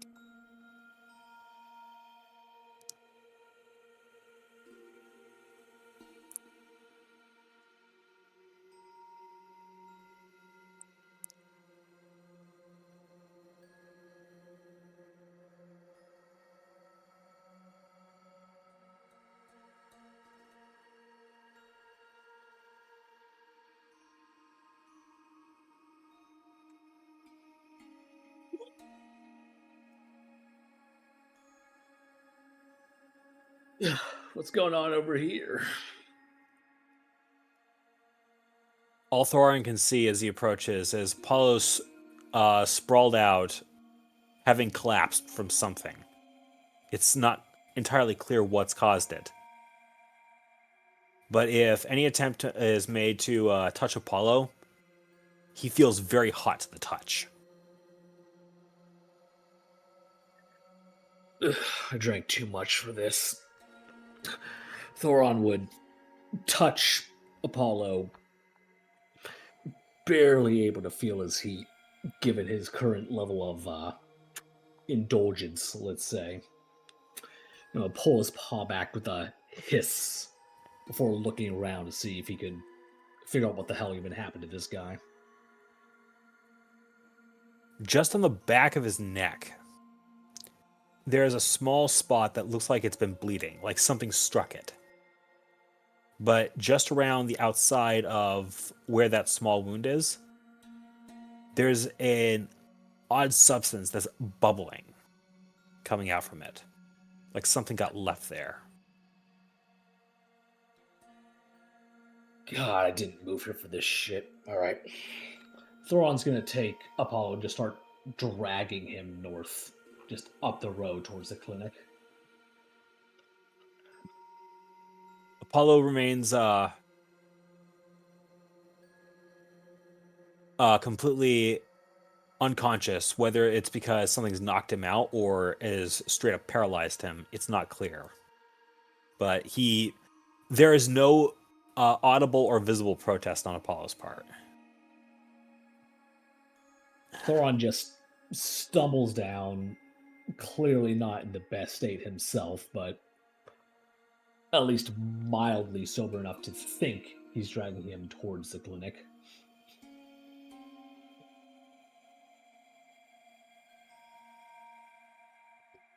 Using as they're walking by. Thoron gives him a brief look, but There is they don't absolutely see no it wrong. reaction coming from Apollo. He should seem oddly more perturbed. It seems like he had found himself at the bottom of a entirely different bottle recently. So he ends up And-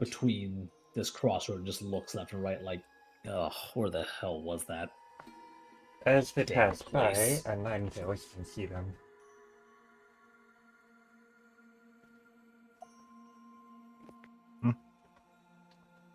Wait, what? Hold on. Whoa. What's going on? This one hurt. I don't know, man. He was just unconscious, and there's some bad stuff in his neck. Can you take him to somewhere where he's supposed to be? He sounds completely incoherent, but at least he's able to put together like the basic building blocks of language to indicate Apollo hurt, no good.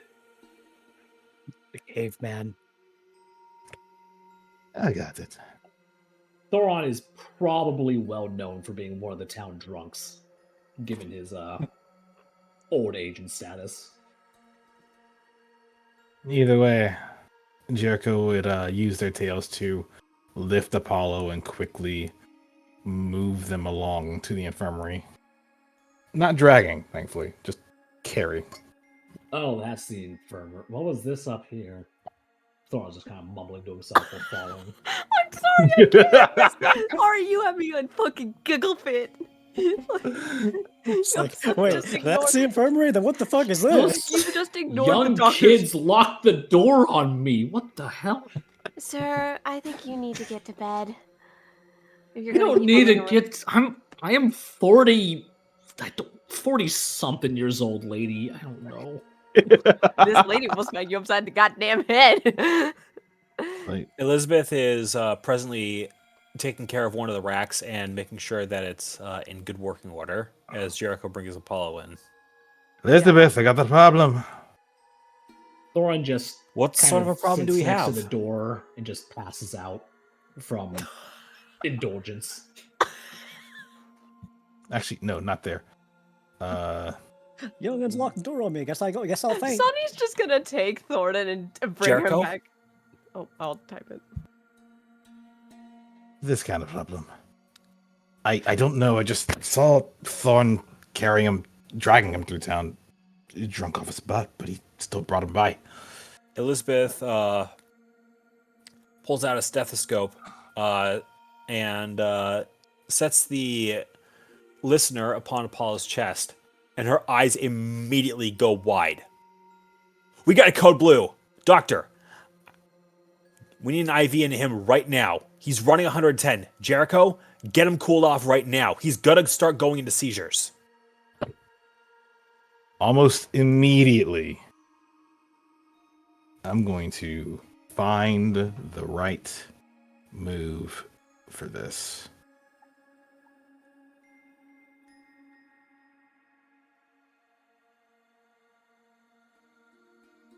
Elizabeth immediately starts helping Anak with the IV and getting fluids pumped into him. Oh my god. So much going on. Who let him go alone if this was what was going to happen?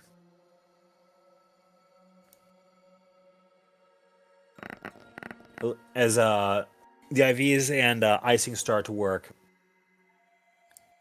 Apollo momentarily starts convulsing but stops. That is not going to miss. I am right next to him. Fuck off. Flanking. Story moment, it hits. Fuck off. Right off. You pissed right off. I'm getting scared. Code red. Code red. Honey, we're having a talk later. Code red, that's a critical So- failure. It takes a few moments, but the IV and the cold compress from Jericho starts stabilizing Apollo. Okay. This wound. Okay. Foul play is definitely a factor. Elizabeth takes a swab, catches a bit of the substance that was around the wound, and takes it over to the table to start looking something over. Meanwhile, Anak just keeps working on Apollo, continuing the IV. And as the worst of the fever and convulsions start passing, Elizabeth grabs a vial off of this. Insert 2 milligrams of this, rapid push. Sure. But as Jericho would follow instructions, they would start singing. Gently. But singing no less. The language was esoteric at best, but it definitely helped to keep a certain calm in the room, as well as potentially help with aiding the situation at hand while he began to work with the IV in question. All right. You there, Porygon. I need you to go out and find the Guildmaster, get him in here. Acknowledged. Flies out the window.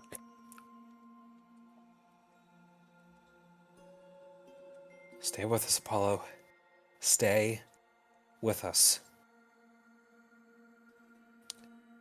And Elizabeth hooks up a few more monitors just in time to see Apollo his heart rhythm start going into VTAC. Not needing another moment, Elizabeth immediately grabs 2 shock paddles, puts about 50 volts into each of them before zapping Apollo with them. Thankfully, restarting his heart rhythm just before he could go into a systole. Yeah, and Jericho just immediately hands off and pulls off and made sure that she can do whatever she had to do before going right back to working.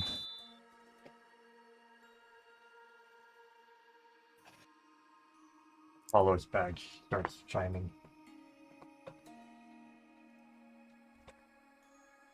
Levi would still be with Sarah before he stops and looks at the badge like, I gotta go. I'm coming with you then.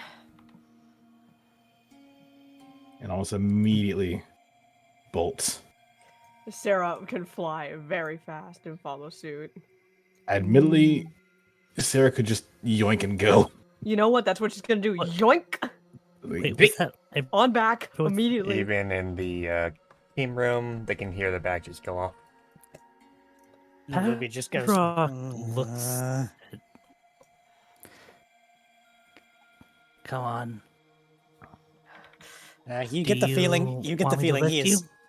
You get the feeling he is still asleep, but like the noise is kind of irritating him. Oh, it's been a while That since I've done a step sprint. over, and I'm sorry. I need to open up the character sheet for this. Where? Come on. Excuse me, that's fail RP. I'm There. calling my mom. Shut the fuck up.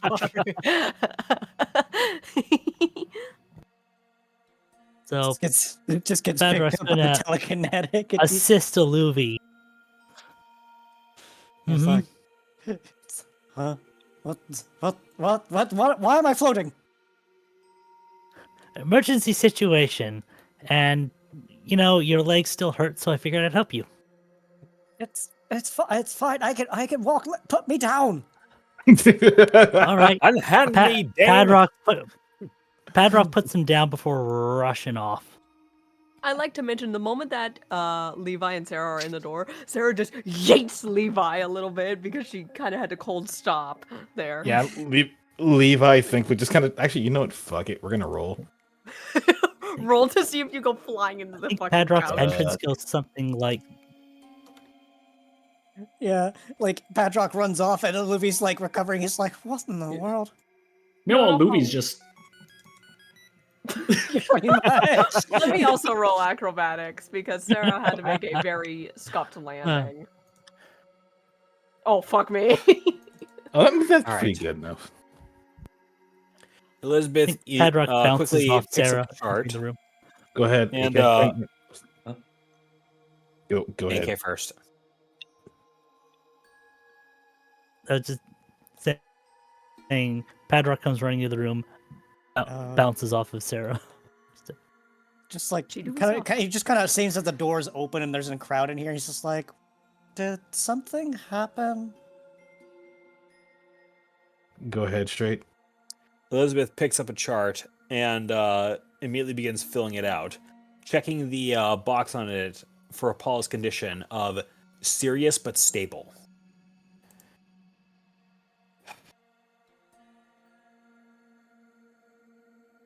First question to all of you.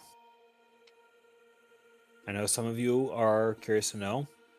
He is alive, but he's in serious condition. What happened?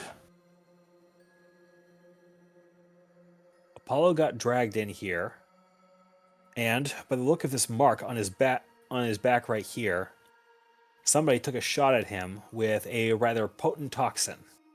Thankfully, we had the anti-venom on hand. That combined with Jericho mitigating the intense fever that he has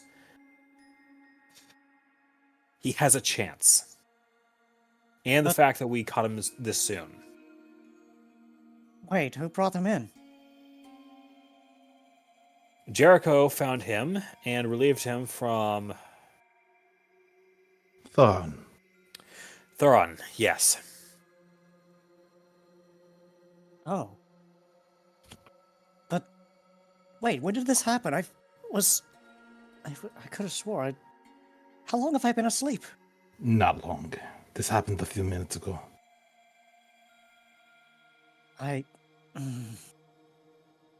Okay. Do we know what they used exactly? Come here and take a look at the wound on his back. But based on the size and shape of the wound, as well as trajectory, it looked like a dart. Do you have the dart on you? No, I do not. You may want to go over the area that Apollo was attacked at, and maybe you'll be able to find it there. But Do we know where we... Okay, you said he was found further down the road. The only place that could have been was the training yard. It's as good a place to start as any. Understood. Rain would vengefully head out. Excuse me, what kind of toxin is this exactly? Well, it has the usual blendings of cyanide in there, hence the damage to the tissue around here. Elizabeth starts by pointing at the interior here. I'm sorry, Though cyanide? Yes. Somebody came at him with a vengeance? Though I'm noticing something else in here.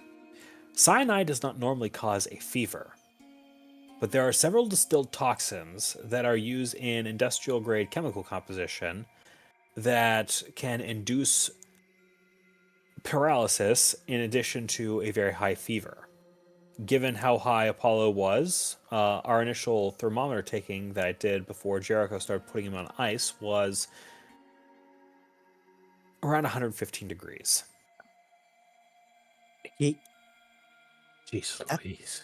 That's more than a fire type average. Oh Now, my Reshiram.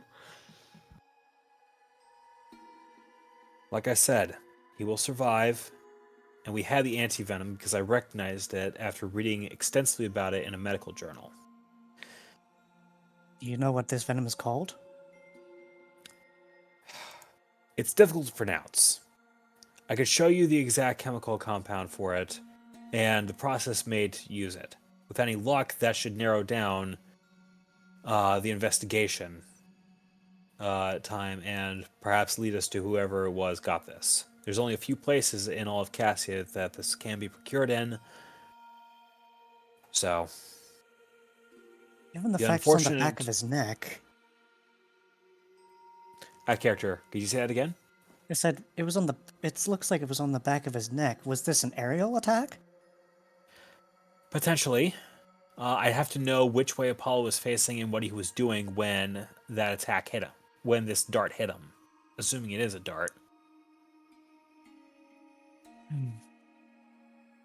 Did Rain go to check on the training grounds already? He's I would looking over at imagine Linsela. so. He's He's looking over at Linsela. He's currently at the tavern talking with others, asking for information.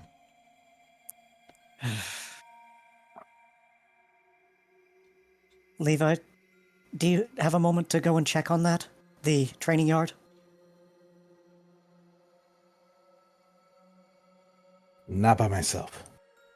No, definitely not by yourself.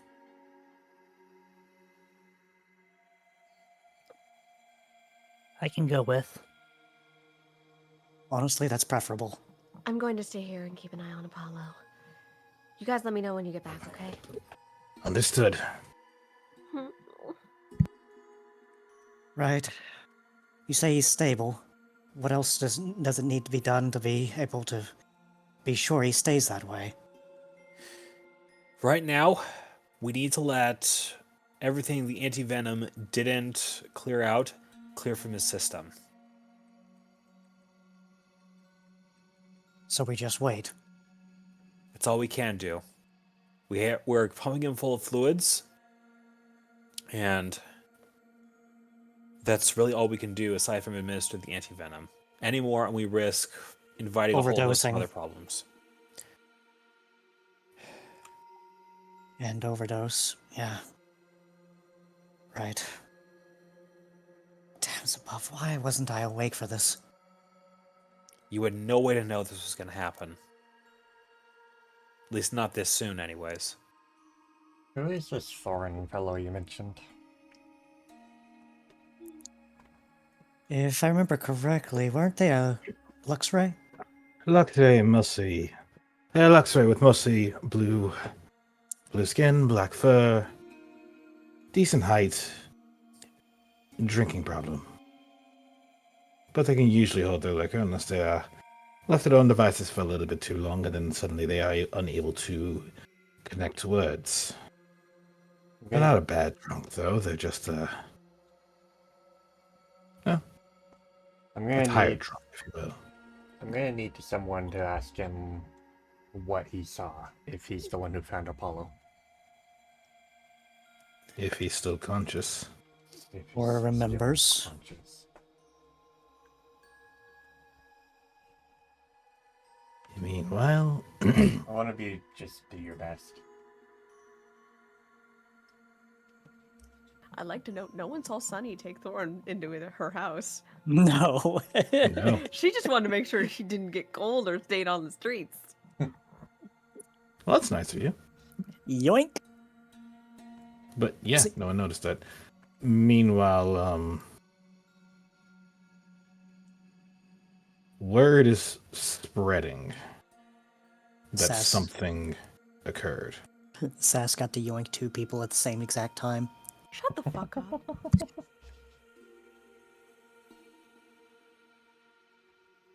I was trying to grab Leo as well, but Nimini. Sorry, I'm doing a lot of things at once. Understandable. Yeah, it's kind of why I'm not moving myself too much. Just gonna check. Do I even have you set up yet? Kinda.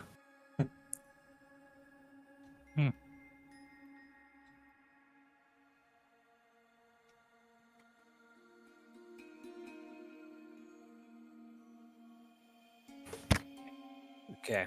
Interesting. Anyways,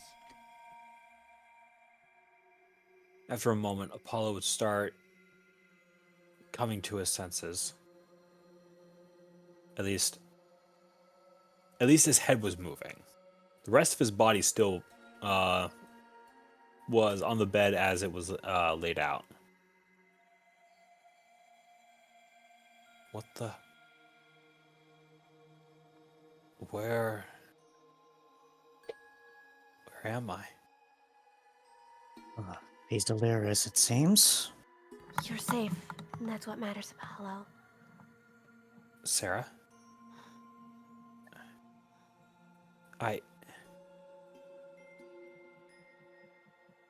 I can't feel my legs.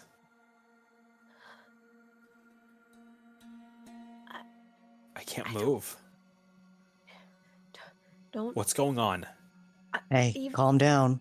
take a deep breath, Apollo dear. Somebody please tell me what just happened. I don't know what's going on. I was just walking with Levi and I was alerted something had happened to you. Next thing I know, I see you in a serious condition lying on this bed.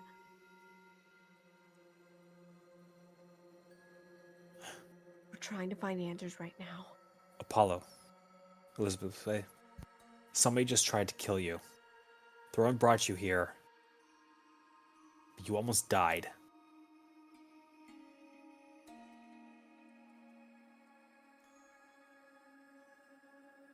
Fuck. Really is worse than Rain said it was. The only thing I can say is that you need to stay calm. As far as I've been told, this venom has a paralytic effect. Whether we know it's permanent or not, I don't know. Elizabeth, Apollo, it's not permanent. Based on what I can tell, this will last at least for a few more hours.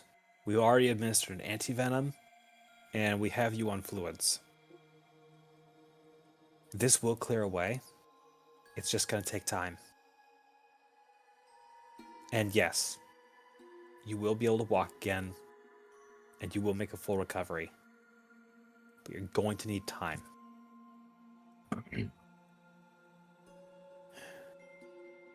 As for the rest of you,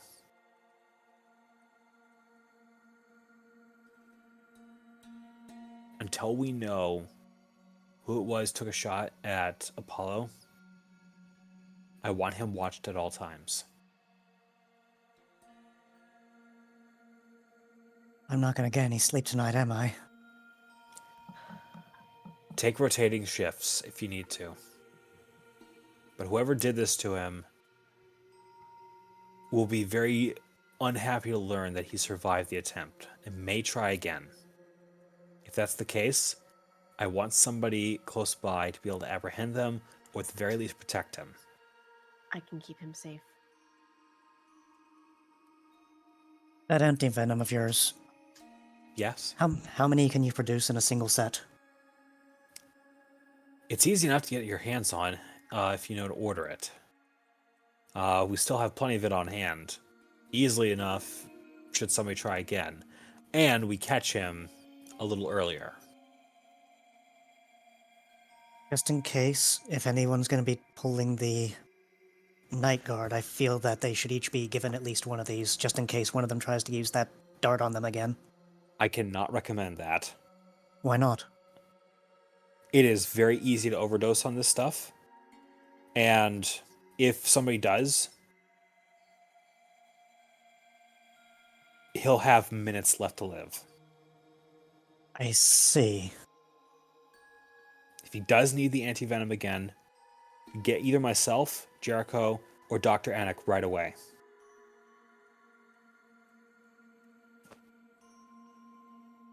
See? You need not worry. You need not worry about having any issues sleeping in the guild.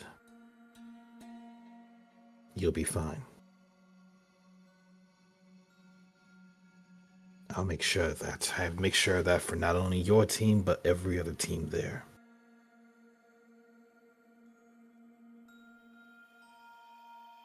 If anything, we'll just step up security. You'll be safe. Illusionary guards, perhaps? No, they're very much so real. Just adept at being nocturnal.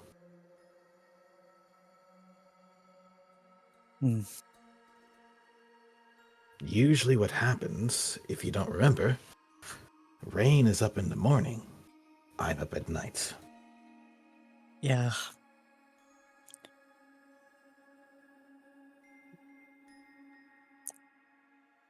Well,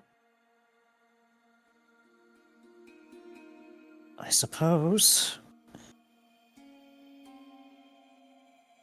I don't exactly know what my role is here, if not to be helping out here, because it seems like everything's already been administered.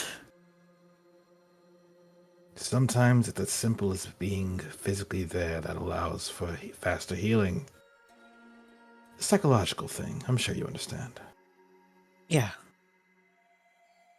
Just stick around. At least one person of his team is still here. Well, thankfully it's not too crowded in here at present.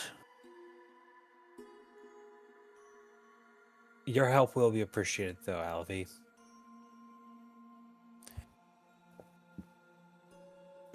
That said, if you're gonna get some shut-eye, do so now. I got a late start this morning, and I'm supposed to be on night shift tonight anyways. If anything comes up with Apollo, I'll keep his chart updated.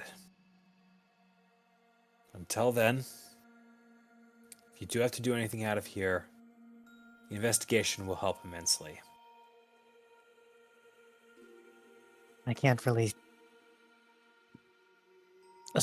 I can't be sure that I'll be well rested, but maybe it's best I use the bed over here and just keep an eye out while still being close by, at least. We'll take turns, Aluvi. Don't you worry. Olivia?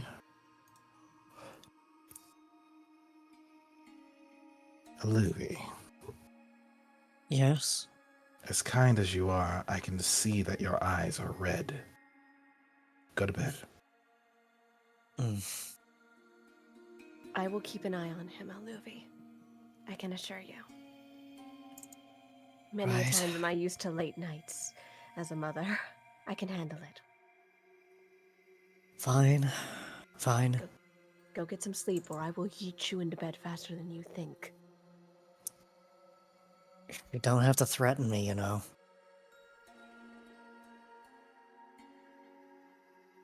Besides, I have a feeling everybody involved is going to make sure they can watch their back. Especially for the time being. As you look away and then look back at him, you see him that he's like sitting up, but his head is like dangling downward. He's already Is- out. Z just stares for walking over, grab, places in main, and walks off. Damn, premium cargo. Am I right?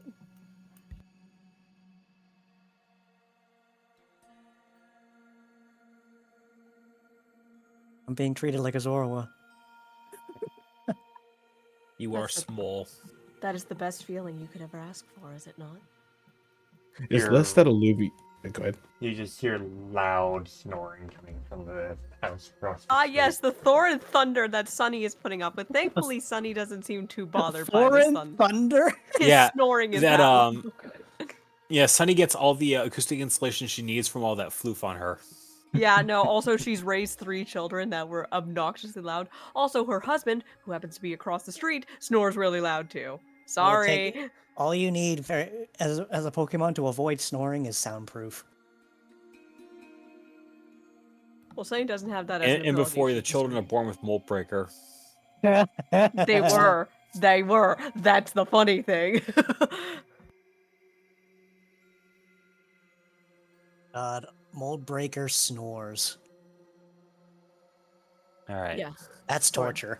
Thor and thunder doesn't bother Sunny. In the south, Rain hears a sound.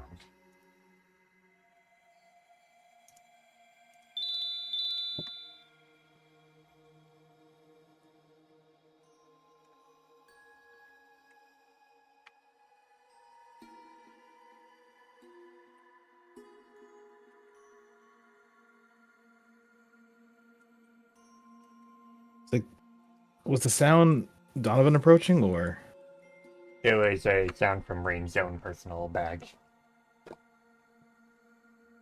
Rain looks at it and just says, "Why are they summoning us?" It seems to be Lincilla calling him. Hmm? It seems to be Lincilla calling him. Out of character, the badges work like phones, or it's just a pager? Just a picture. Okay. All right. Rain would look at the needle and then look around. We're looking to Padrock.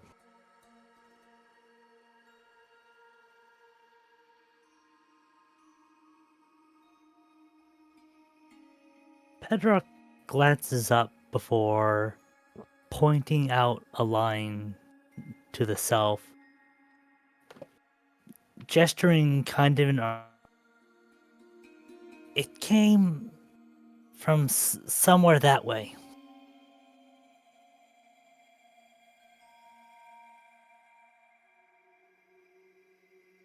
Which Kind means of like Apollo was. this. Which means Apollo is most likely over here. It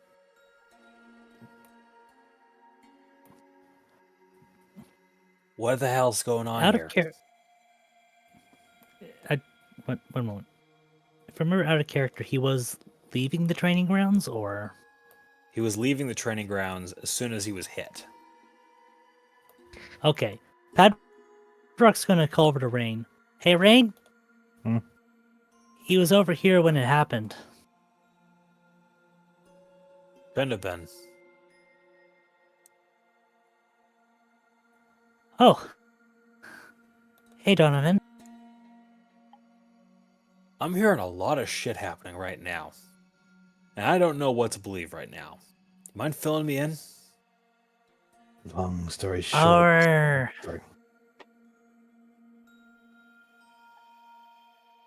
well, member of our team was struck by a dart here. Judging by how their body looked in the vision, they were headed that way. He says, pointing towards the exit.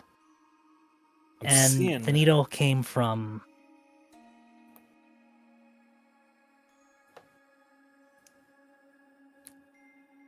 What are you seeing? I'm seeing Apollo having done a lot of work up here. Check out those footprints there. Yeah, that's what I was looking at. So I'm seeing him starting to walk away from there. Yet right about here, see how that particular footprint slides out? There's only two reasons why an Absol's footprint would fall out of would slide out like that. They're either on shaky ground, or they were stumbling. But because there's no other obstruction out here, stumbling was something that was induced. So he probably got hit while he was up here, started walking away, and starts coming over here. If we combine both theories, then he was hit with a dart while he was focused on hitting one of the training dummies. Judging by the injuries on this one, I can see the slash marks. Yeah. Comes over here, and you see the way those logs and sandbags are out of place? He fell pretty hard there. And then we have the ground disturbed over here. See the way the grass is pointing towards the street? He was clawing his way out to the street. Made it probably about there before he finally passed out. To say nothing of the drag marks, because at this point you could see the loose bits of loose fur along the road. Who the fuck was dragging him all this way? A drunk. Sometimes the simplest explanations are the correct ones. Thoron? Thoron.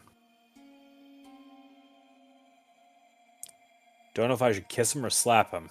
Maybe both, just to be safe. You figure that out. Pandrock, Yes, sir? where did you say the dart came from? Padrock points out to the woods in this direction.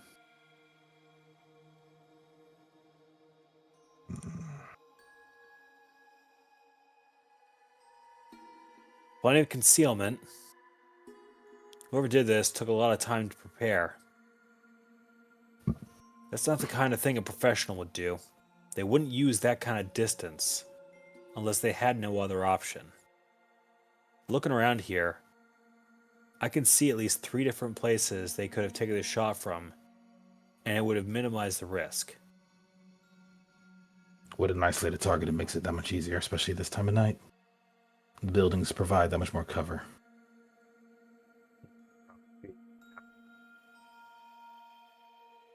I was just holding it down. Well,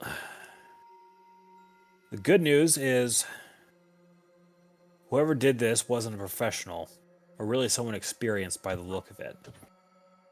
Bad news is, well, two pieces of bad news. One, they've had ample time to get away.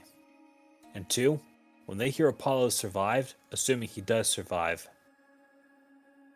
they're going to want to come back for round two.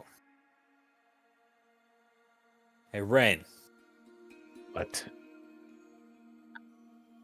the second that guy can walk around, you need to keep him moving. easy enough. It goes for the rest of you. They may have picked Apollo for a target of his ire, but people are not using their best judgment right now. Either one of you could be a target for this sort of thing.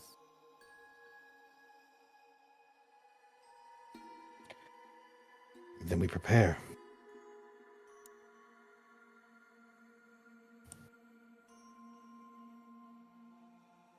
Are Hey, you Patrick. sure it wasn't professional? 'Cause it looked like a pretty professional toxin.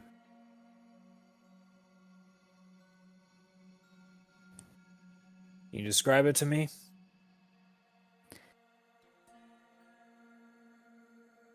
Well, it knocked him out pretty bad. And considering how fast acting it was. It's not that difficult to whip up a fast-acting toxin. Can you give me, like, symptoms? Someone mentioned that his temperature was higher than even a fire type should be. Okay. That- That's I know a few poison type Pokemon that can put out that kind of poison. And if you're the kind of you know a thing about or two about chemistry, you can actually distill that kind of stuff. What else? Anything else? I think we left before the whole details were discussed. You'd probably have. He's in the infirmary right now. You could, if you wanted to know the details, you'd probably have to ask them.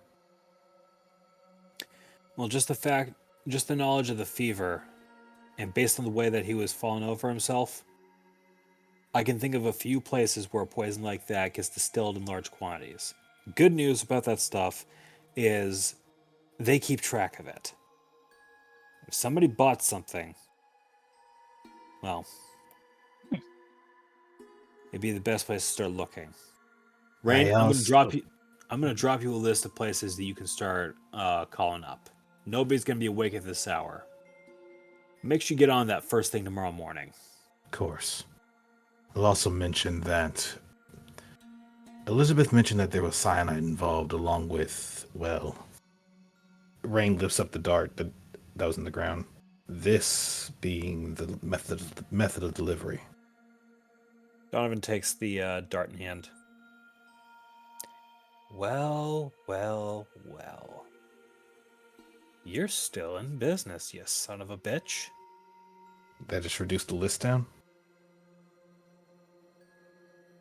I might even know the exact metal shop down in Seneschal Village where this thing was made. And I'm on a first name basis with the guy who made it. Same. Give me 500 poke for drinking money. I'll have a name for you by tomorrow afternoon. I'll give you 1,000. Just for the Done. trouble.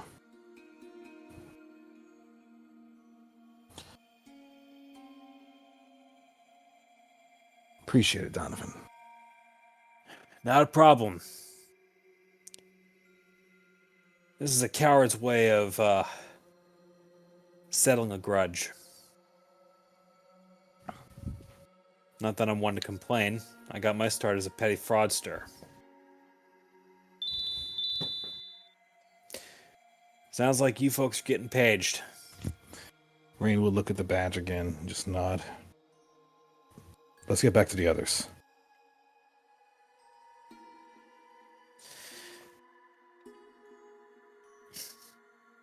Meantime, I'm going to start legging it south. Tread careful. I always do.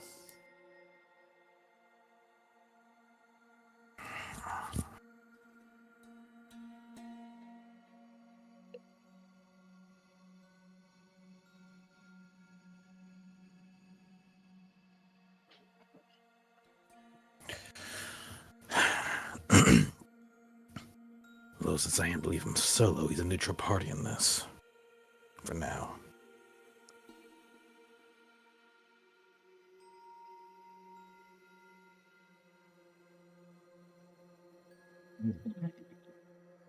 Come on, Patrick.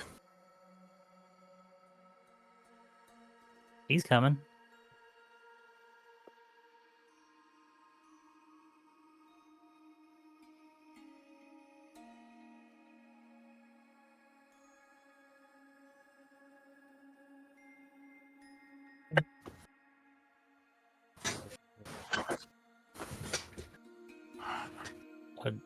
Oh, I hit the wrong spot. Rain would just stroll to the door, and while he does consider it a moment, he just gives actually, you know what? Fuck it. Undo this. He doesn't consider it a problem, but he Pick carefully. lifting the hand to knock a little harder, just get attention. He just pauses and then just. Huh? Just a moment. Hello? Hey, son. How you doing? Rain. Yeah. Yeah, you muffled. Try that again, please. Can you hear me now? Yes. Loud and clear. Good. Hey, Sunrose. How you doing? Rain. Yes, I'm doing quite fine. What has you at my house this late? Where's Thoron? Oh, you mean the drunkard? He's right on the couch in here. Come in, come in. On the couch, his mouth is just wide open.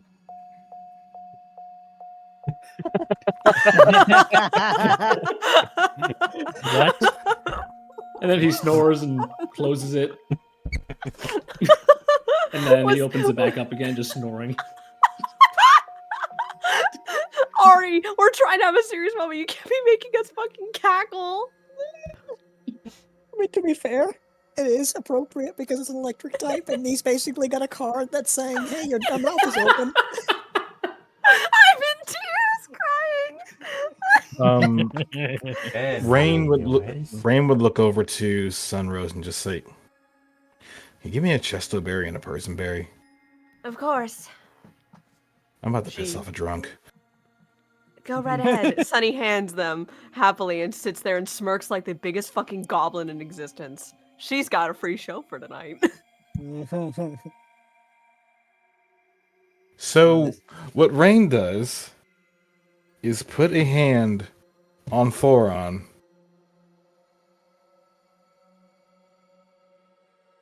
and rapidly shake. Shaka, shaka, shaka.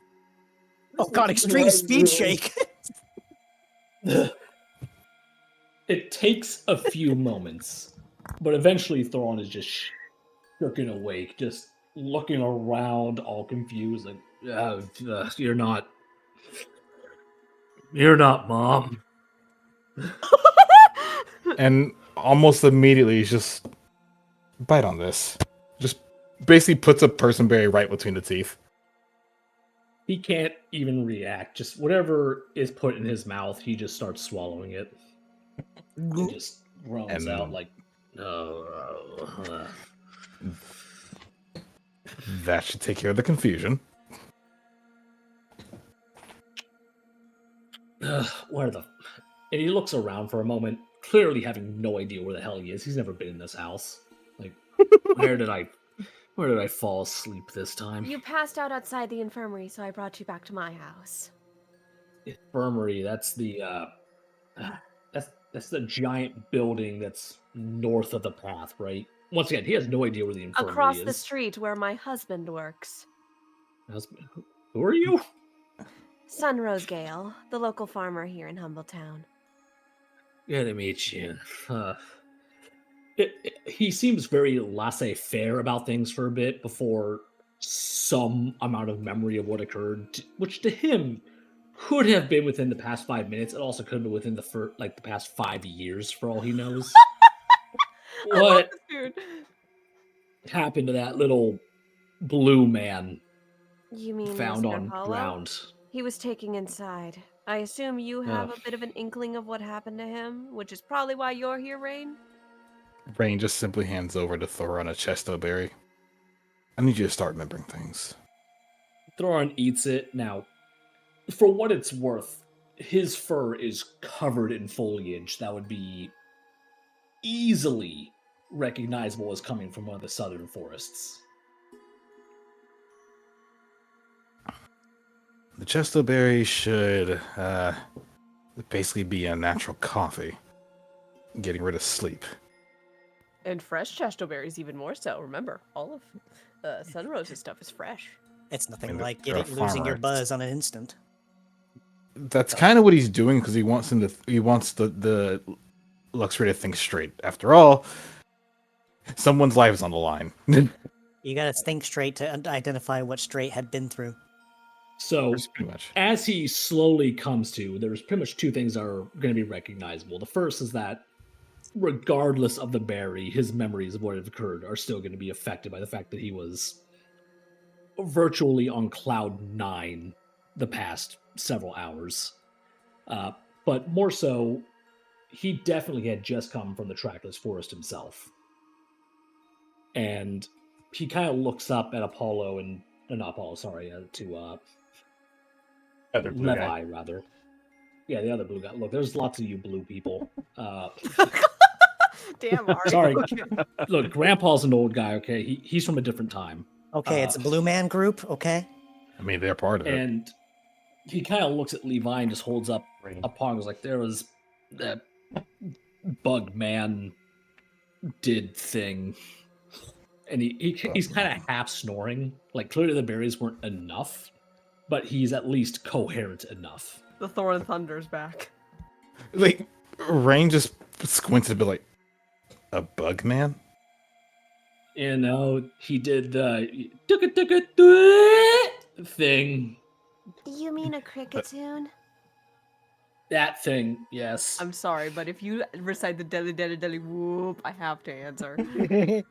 No, you're fine. It's that thingy-majig. Yeah. I imagine he uses electrical signal to imperfectly replicate it. He When just did you- focuses in on himself and just goes, that.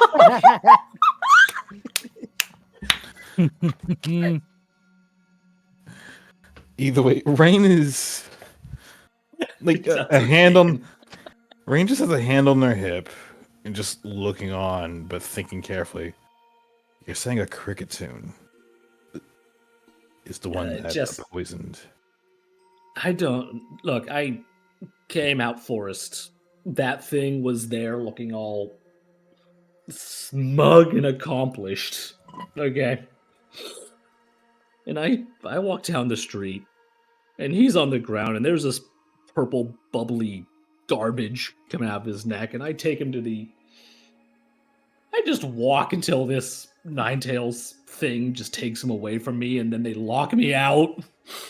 And then this person takes me into their house. Yeah, the years have not been kind to this Luxray. He is Oh, poor baby. he is a mixture of reliability and utter just destruction. What? Okay, I'm out of character. Tell you what, I appreciate the heads up on this. Even if it's a little information, I appreciate that much. I'm guessing you want another drink, or you'd rather, what, shower, food? Jeff, do you have more Graham Marnier? Yeah, by the way, Grand Marnier, not what he needs right now. He needs to be given like 10 glasses of water and being told it's vodka.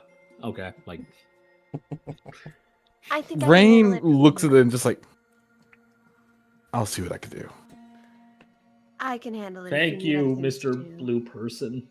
Mr. Blue. For the time being, though, until we get that far, Sunrose. Yes, Rain. I'm guessing you have him in your care for now. Yes, I can handle Alright. him. Nothing I can't do. Understood. I'll get some, what was it called? Grand Marnier? If Emmy's awake. By the time he turns back to a Thoron, all he sees is There it goes again. You have a good night, Rain. Don't worry, I can handle the Thor and Thunder. 3 kids does wonders to become immune to sounds. May Arceus see you through the night, Sunrose. Oh, he will. He always does. your god can't help you now. Scream all you want. Your gods won't hear you. Rain basically said, God bless you. All we're gonna hear in the morning is a solar beam go off as she finally had enough. Thorin, I hope The you can entire handle this. SWAT team of this town is going to be around here for the noise complaint in the morning. Don't worry, Sunrose has ways of handling it. Either way, Rain would step out of the house and look over to Padrock and Levi before shaking out the arm that they used to wake up the cat.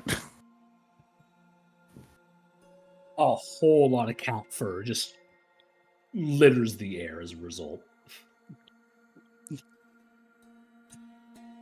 Shedding is not the word we would use here. like Levi just looks over like, did you get in a fight or something?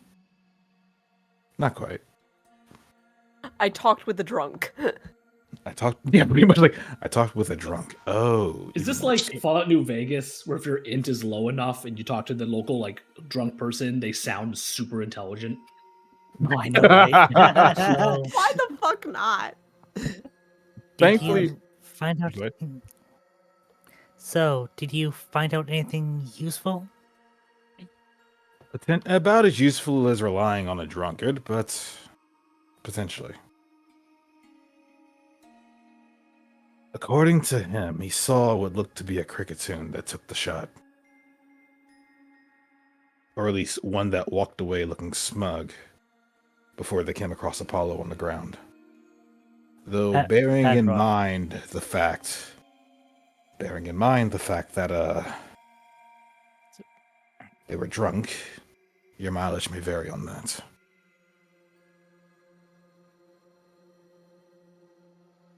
Well, if that is true, that'll be easy to deal with. I remember when you were this shy Finnegan. That was one of the most menacing things I've ever heard you say.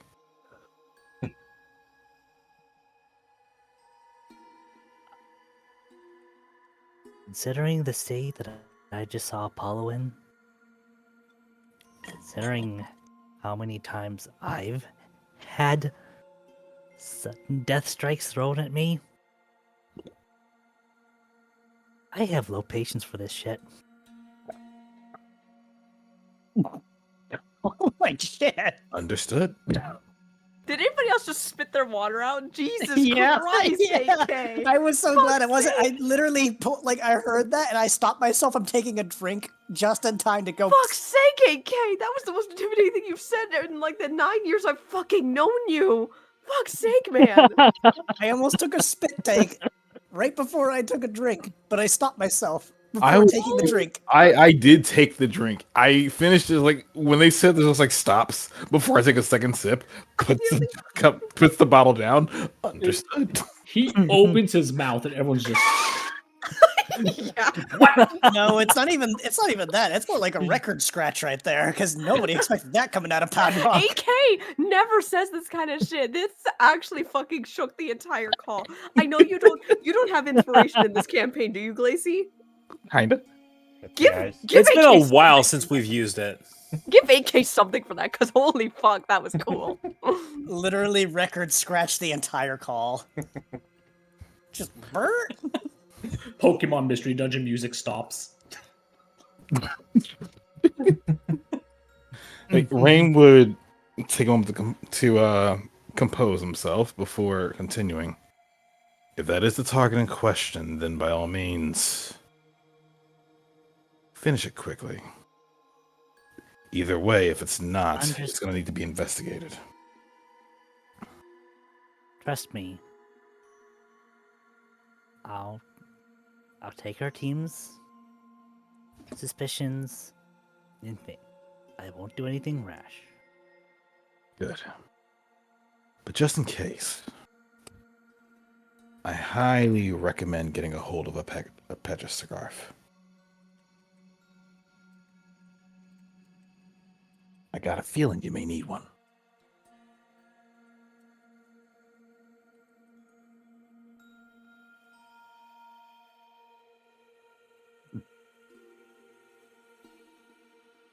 Beautifully noted.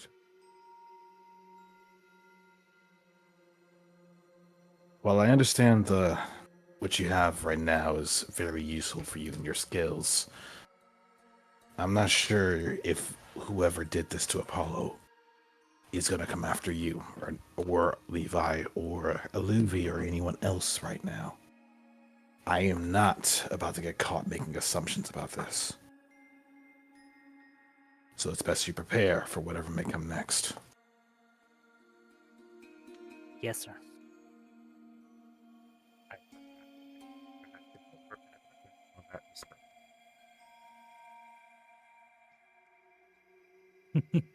That wasn't a whisper. It was. The intimidation roll? Oh, you didn't Yeah. see the whisper. Never mind. There was an intimidation roll. Yeah, I think they used that hit for you for whatever reason by accident. No, I did on purpose. Oh. Well, I guess we know that 16 was most certainly intimidating. Indeed. But no.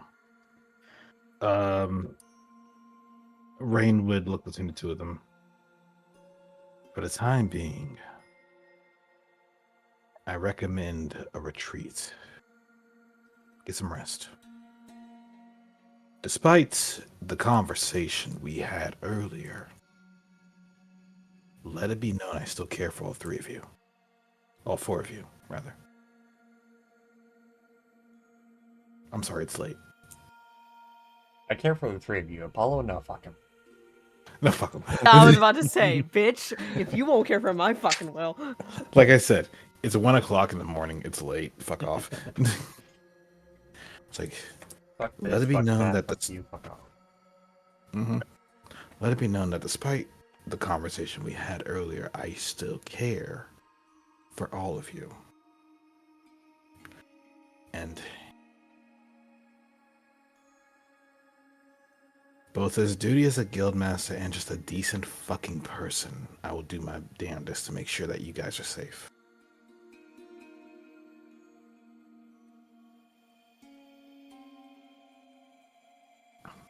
But for the time being, safety comes in more forms than just external threats, but also internal, considering the combat that you have been in and the trials that you have faced today. Sleep must come sooner than later. So please, head to bed. Make sure you speak to Z before you go.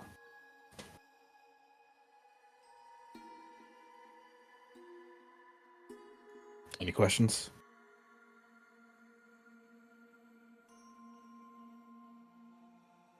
I guess not.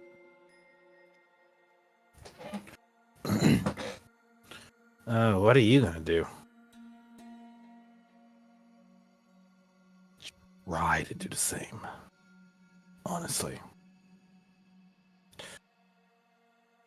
Z's guildmaster during the night, and with Linsula up and about, along with other members akin to her and her capabilities, we have a night watch.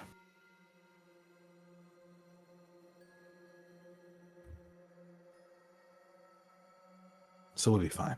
Where is Z? You'll see him on your way back. I believe they.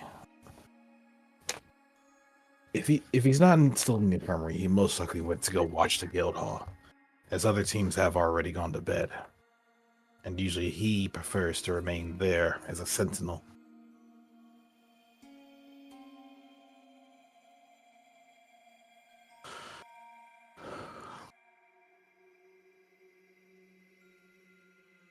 But I do have a few other matters to Padrock attend bells. to. before taking- Hmm? I was just going to say Padrock bows before taking his leave. Levi follows shortly after.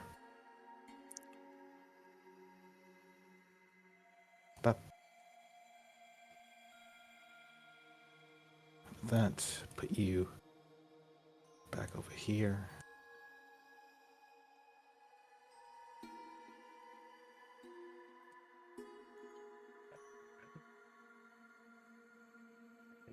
At a time to call it a session. Yes, it's 1:04. It's late o'clock. It's late o'clock. Ah! Levi's dying. Thorin, the door's locked. Don't even think about it. The Thor and Thunder does not know the meaning of locked doors. With that, I'm sorry, but I'm sorry, but Sass, you signed up for your own funeral. Don't worry, he'll just get solar beamed in the morning. Yes, but they're a cat. They're electric typed. anyway, And Oh, they don't make, worry- and don't they worry. make noises Sunrose- with that electricity. Don't worry, Sunrose knows how to do drywall. She learned from Apollo. Yeah. so, anyways, Holy fuck. Aura, honey, love of my life, darling. What the fuck? Don't give me bleed like that ever again. And people fucking hate Apollo right now. I don't hate him. I'm just mad at you because you're like, oh yeah, you're gonna be surprised tonight. Yeah, I'm surprised. I just got fucking major character bleed because you had a near-death experience for the second campaign in a row. Stop doing this to me, dear. You're gonna have some words later, honey.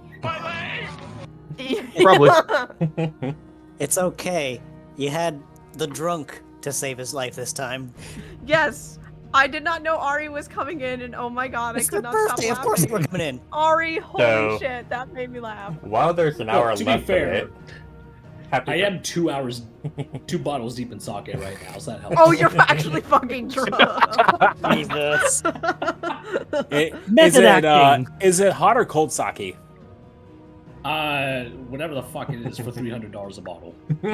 So cold, yes, but Damn. So while there's an Spence. hour left of it, happy birthday, Ari. Happy Yeah. birthday, Ari. Happy late birthday, Ari. He's already won for me. To be fair, it was already Right. said in chat too.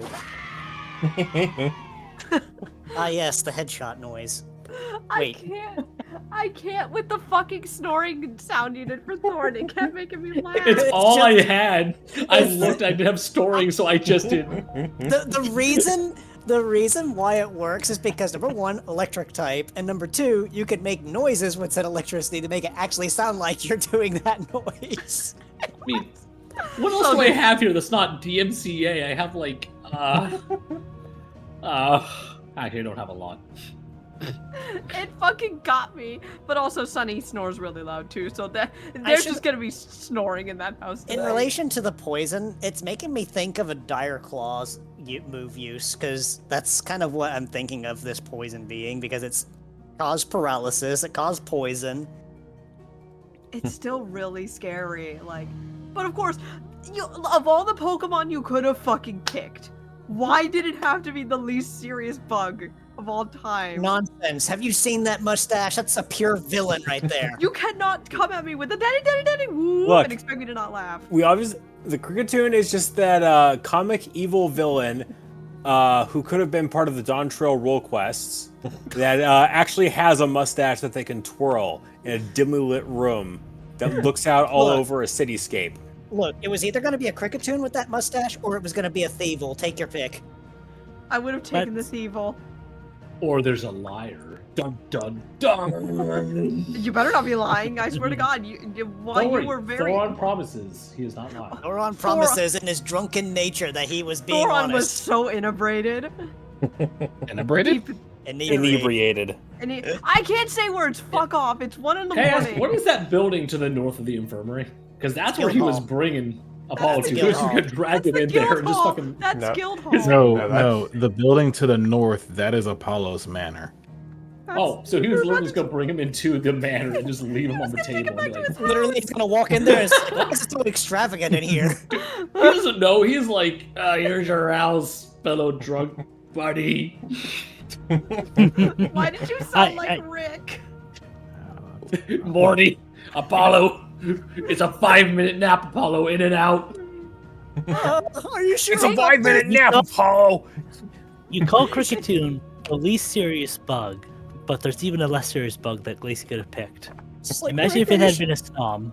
It's like, Rick, are you sure about Oh. this? It Snom doesn't can look do like no a wrong. infirmary. That's the thing. You wouldn't pick Snom. You Jeez, wouldn't. You know what? Thoron, I think we're gonna bleed to death here. It's okay, Apollo. You know, when I was doing the dex roll, I did roll a snob once. You did roll But a I did, snom? I did like a few dozen dex rolls before I settled on a Pokemon to do it with. You, So you almost Cricketune landed is- on a snom. That would have Oh. been so fucking hilarious. I That's just land on had the- Latios and I have to pull an Ari and be like, "Whoa." Perfect idea. What you get? It's a Snom who did it, but by getting that strike, they got enough experience to evolve. Into a fucking Oh, that's Frostmoth. horrifying. That's I a hate that. Frostmoth. Ah. He's like, yes, now I don't. Nobody will make fun of me anymore. You're literally the cutest bug alive, Frostmoth. Shut up. Oh, it doesn't evolve with experience. Never mind. It's No. friendship So- at night. By the way, I literally messaged Ari 2 hours ago. I'm like, hey, you want to jump in? Oh, And I should note, at that point in time, I am in the middle of the fanciest, swankiest restaurant in Seattle, just sipping sake, eating some wagyu. I just look at my phone, like, give me a couple hours, you know? shows Literally, up like, you drunk. have like the Valdi's first movement from the Four Seasons playing in the background. Literally- Shit like that. Literally comes in session drunk, having their character in character drunk. Hey, look, I blew a Look. .07, okay? I am legally only kind of drunk. It's called method acting. I mean, There goes Stephen Yeah, Cat. Your Works, Honor, works. Your Honor, I was not driving, I was method acting. Let it be known, I was method acting to not have Sarah cry about 3 times this session because of the fucking heart attacks that you guys gave me. I mean, Also, Olivia was just having like complete and utter like speechlessness problems. Like I can't vocalize this particular expression without making it come off as being out of character Yeah, because meanwhile, he doesn't AK know the just word. Meanwhile, you couldn't speak. AK just comes out with the most intimidating line I've heard him say in the Yeah, 9 years I've known this really did. motherfucker. He really did just fucking record scratch the entire call. Yeah, what the hell was that, AK? Where did that come from? That's called years of fucking torment coming back to bite people. Also, Jesus. Bryce. Huh? Also, Bryce. look, say what you will. I am proud of what I did at the start. Well, not the start, but when I started playing as Rings. Over here, I'm pacing. I'm trying to find the right words. And I'm not the most articulate person in the room. I had no script. I had a little preparation. I should have prepared a bit more, but I'm just like pacing the room and just going. See, that's kind of what I do. I tend to wing it every time I'm doing any amount of role play because I usually work better on the fly rather than pre-planning it. Let it be known all of my lines are improvised. Right. Yeah, no, like, it's like, yes. I'm not the most articulate person in the room. Pulls a poem out of his ass within 10 minutes. Okay, Okay, that okay, doesn't count. that doesn't count. First and foremost, Yes. that doesn't count. Secondly, That's the only reason why you lived, because that was a badass fucking rhyme you busted out. She was like, damn. thank you. He's just like pause, looks over. All right, I'll give you that. Yeah, just like looks at the camera, looks at the DJ, is like, damn. All right, we'll see you later. But no, Yeah, the fucking the poem for the butcher was obviously pretty good. by articulate, I mean I can't just like off the cuff come up with word.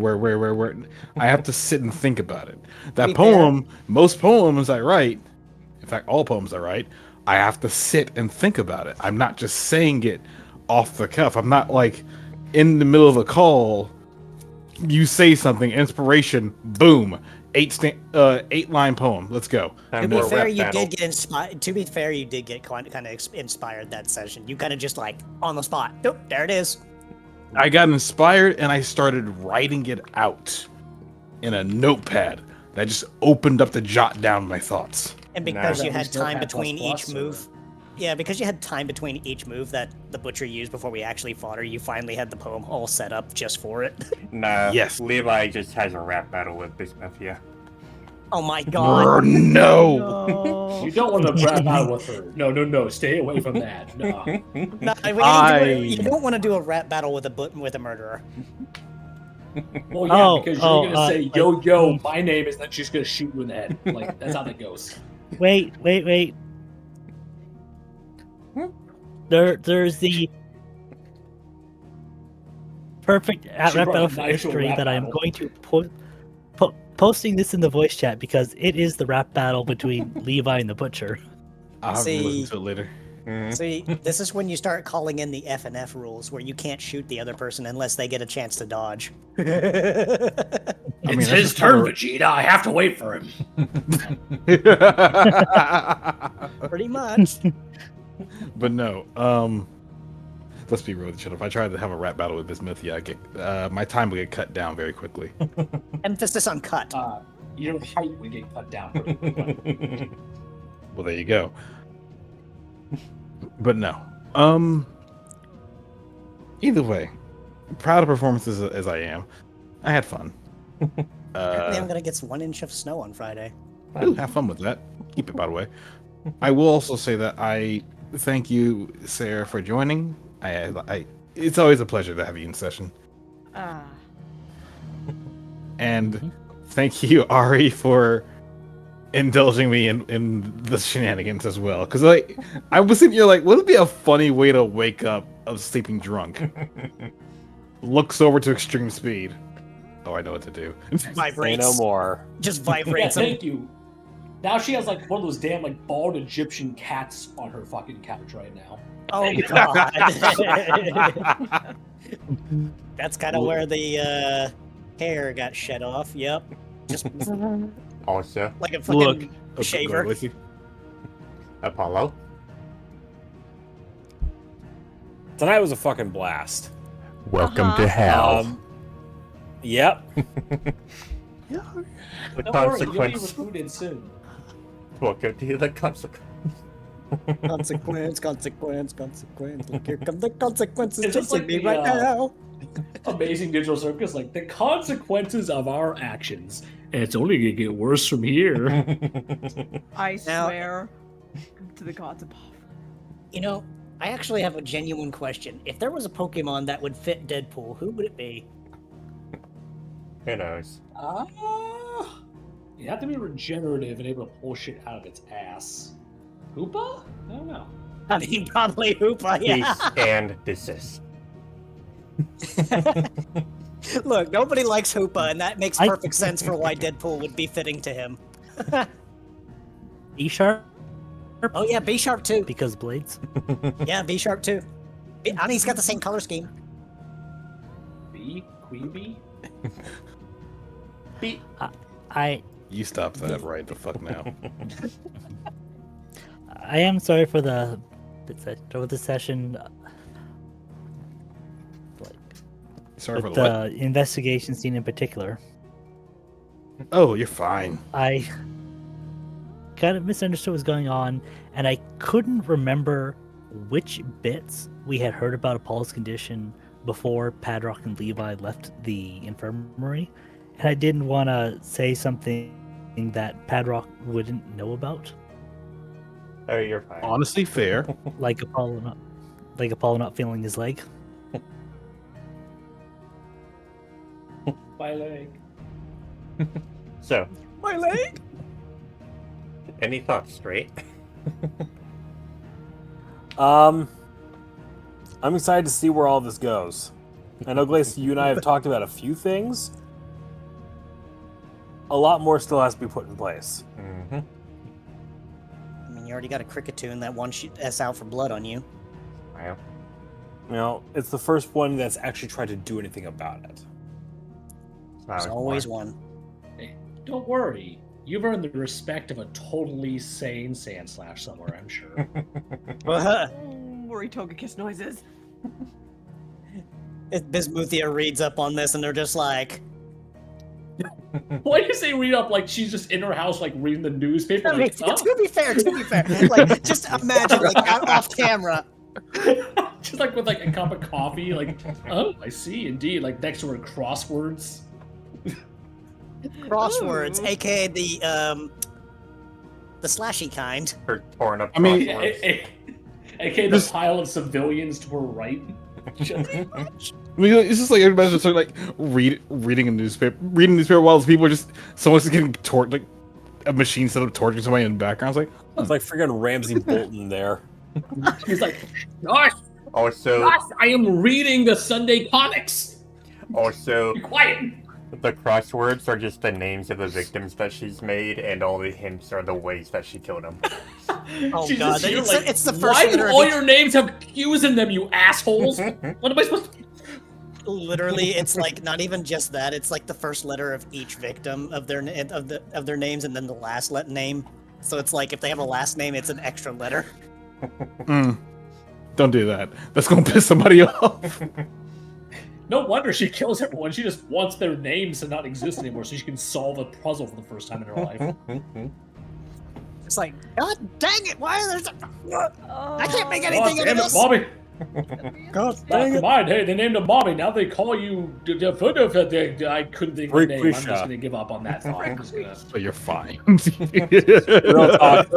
Real talk, there was actually a girl in my high school whose name was Three Quisha and spelled with the number 3. What?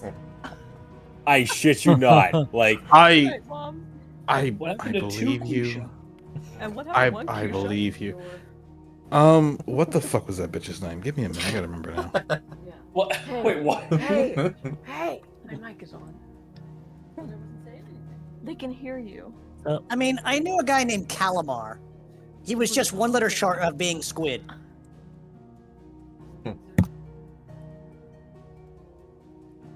So, any ideas on who we should rate tonight?